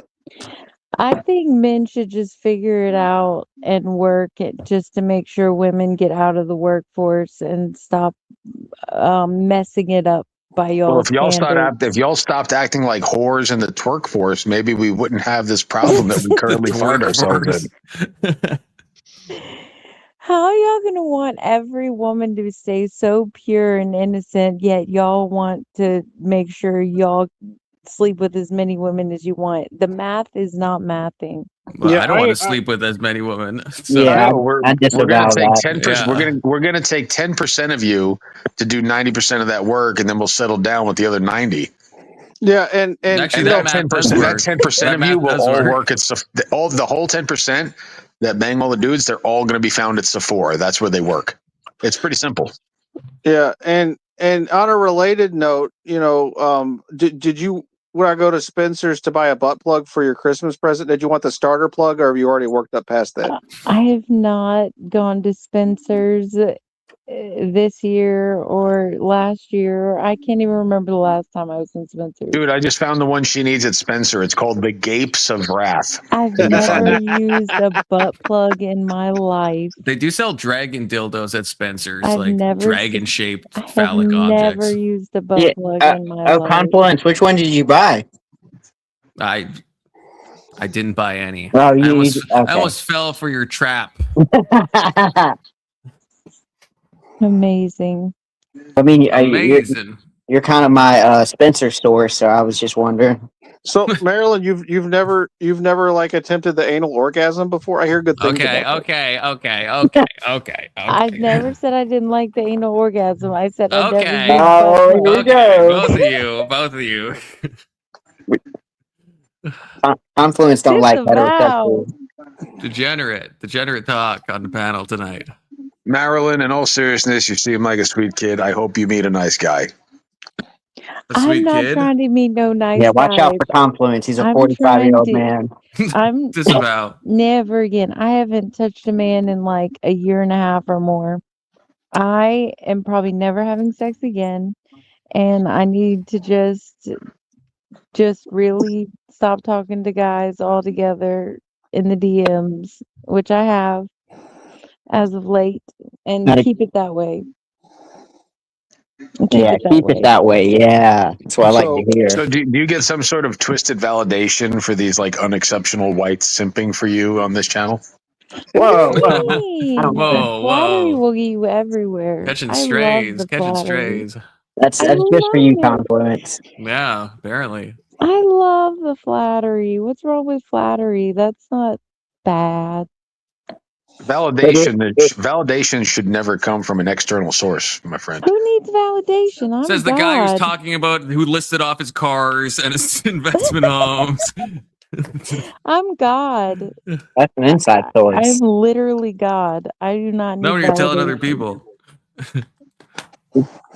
You're not God. We're all extensions of God. We're like an insignificant part that can't live without our reliance upon God, him or herself. Yeah, we're like the hanging mole that's hanging off of his ass. No, we are not. We're the very image, and we only get more glory and more glory added unto us until the end of time. I actually agree. I agree with Marilyn on that. The Gapes of Wrath. That was an underrated. That was an underrated comment. Thank you for recognizing that. That was a good one. I did enjoy that one. Yep, no problem. Anytime. Oh, Marilyn, you're making us Smokey jealous. Omar, who is this girl? What the fuck, baby? We just broke up.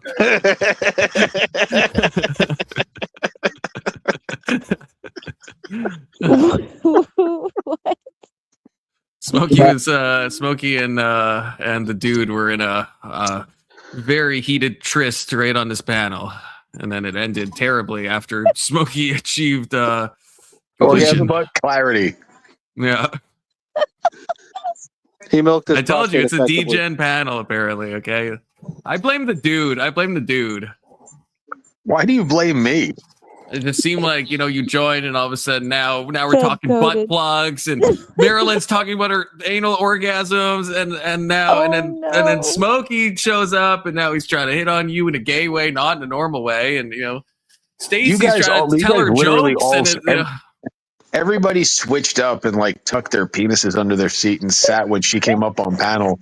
Y'all, whoever in the comments is right. Like, I never empathized with what an incel was until the last 7 minutes.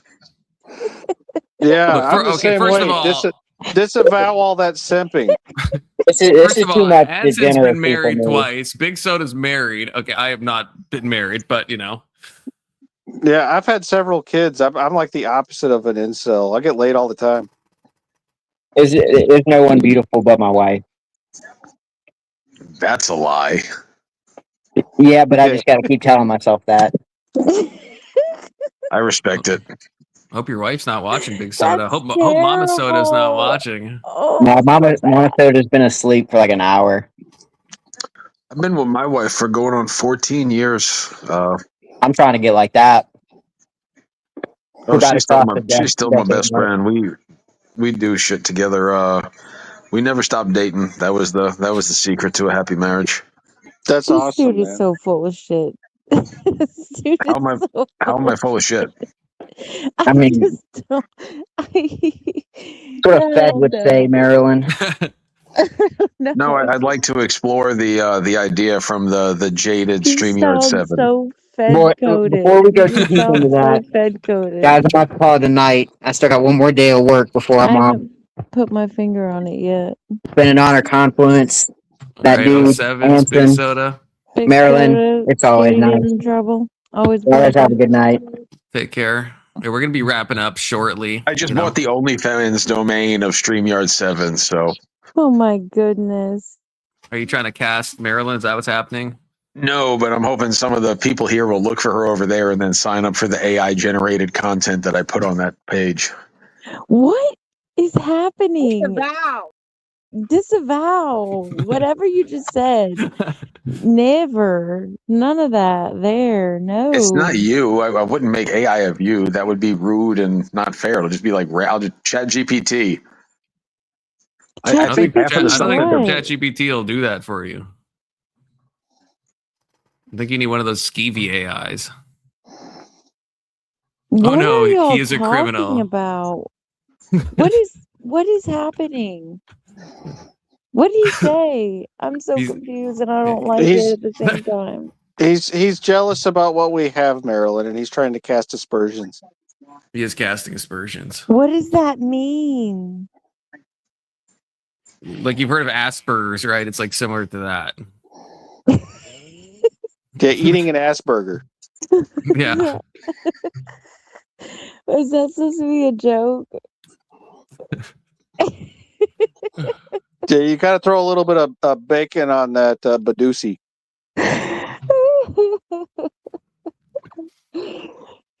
I'm so confused. Okay. Well, I guess I'm leaving, so glad I didn't get that matching tattoos with Omar of me disrespectfully taking Omar in the back of a Popeyes.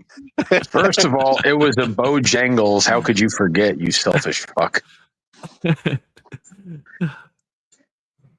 Maybe it was a Church's chicken. I don't know. This is probably a good note to end on. I am family coded for the next few days, as you know, and it's Christmas Eve actually right now. At least in my time zone. I don't know about your guys' time zones, but it's officially Christmas Eve. So Merry Christmas to all of you. Merry Christmas. I will be Conference. back on the 28th. Okay, so Or 27th. I mean 27th. Enjoy Maybe your even holiday. 26th. Actually, yeah. My holidays keep getting shorter the more I talk about them. You better be back. Yeah, Confluence, it's been a pleasure having you on my StreamYard with me. Yeah, thank you for inviting me, Anson. I really appreciate it. Yeah, Appreciate you sending, I don't the know link. if I'll ever be on here again, but if I am, then that's what happens. So, Anson, don't talk like that. Stop talking like that. But I all don't right. like it. Merry Christmas, Disavow. fuckers, and a Merry happy New Year. Christmas. Yeah, and yeah. I'll hopefully talk to you guys before the new year. Or at least if you guys come back, I will. But yeah, Merry Christmas. God Right, bless for real. Omar. Everyone go to church. Go to church on Christmas Eve. Okay? Hell Go no. Maryland, be church coded. Okay? Be No. church coded. Anson, you too. I don't know. Demonic. It's probably hard to convince. Well, actually, I don't know. Who could I more easily convince to go? I've gone to church several Not me. times in the last year. I go to church frequently. I will Okay. never go to church. Okay, Maryland's the hard sell. I'll get you in a church, Maryland. Maryland and I will go to church together. It'll be Inshallah. fun. Never. Maryland, I'll take you on a church date. It'll be great. Oh God, no. Please. I will Okay. freak everyone out. But God bless. Yeah, it must be weird for God to go into a church. So I It would- can it- understand the awkwardness there. You would But be so, you wouldn't believe the attention. They would all be looking at me crazy. especially if you start talking about magnets. But you know, All right. Slide into my DMs, Maryland. don't do that. Disavow. Don't do that. Okay. Okay. God bless. Merry God bless Christmas, you. Merry and Christmas. sleep well. Okay. Take care, both of you. Take care, chat. Merry Christmas. Bye. Bye.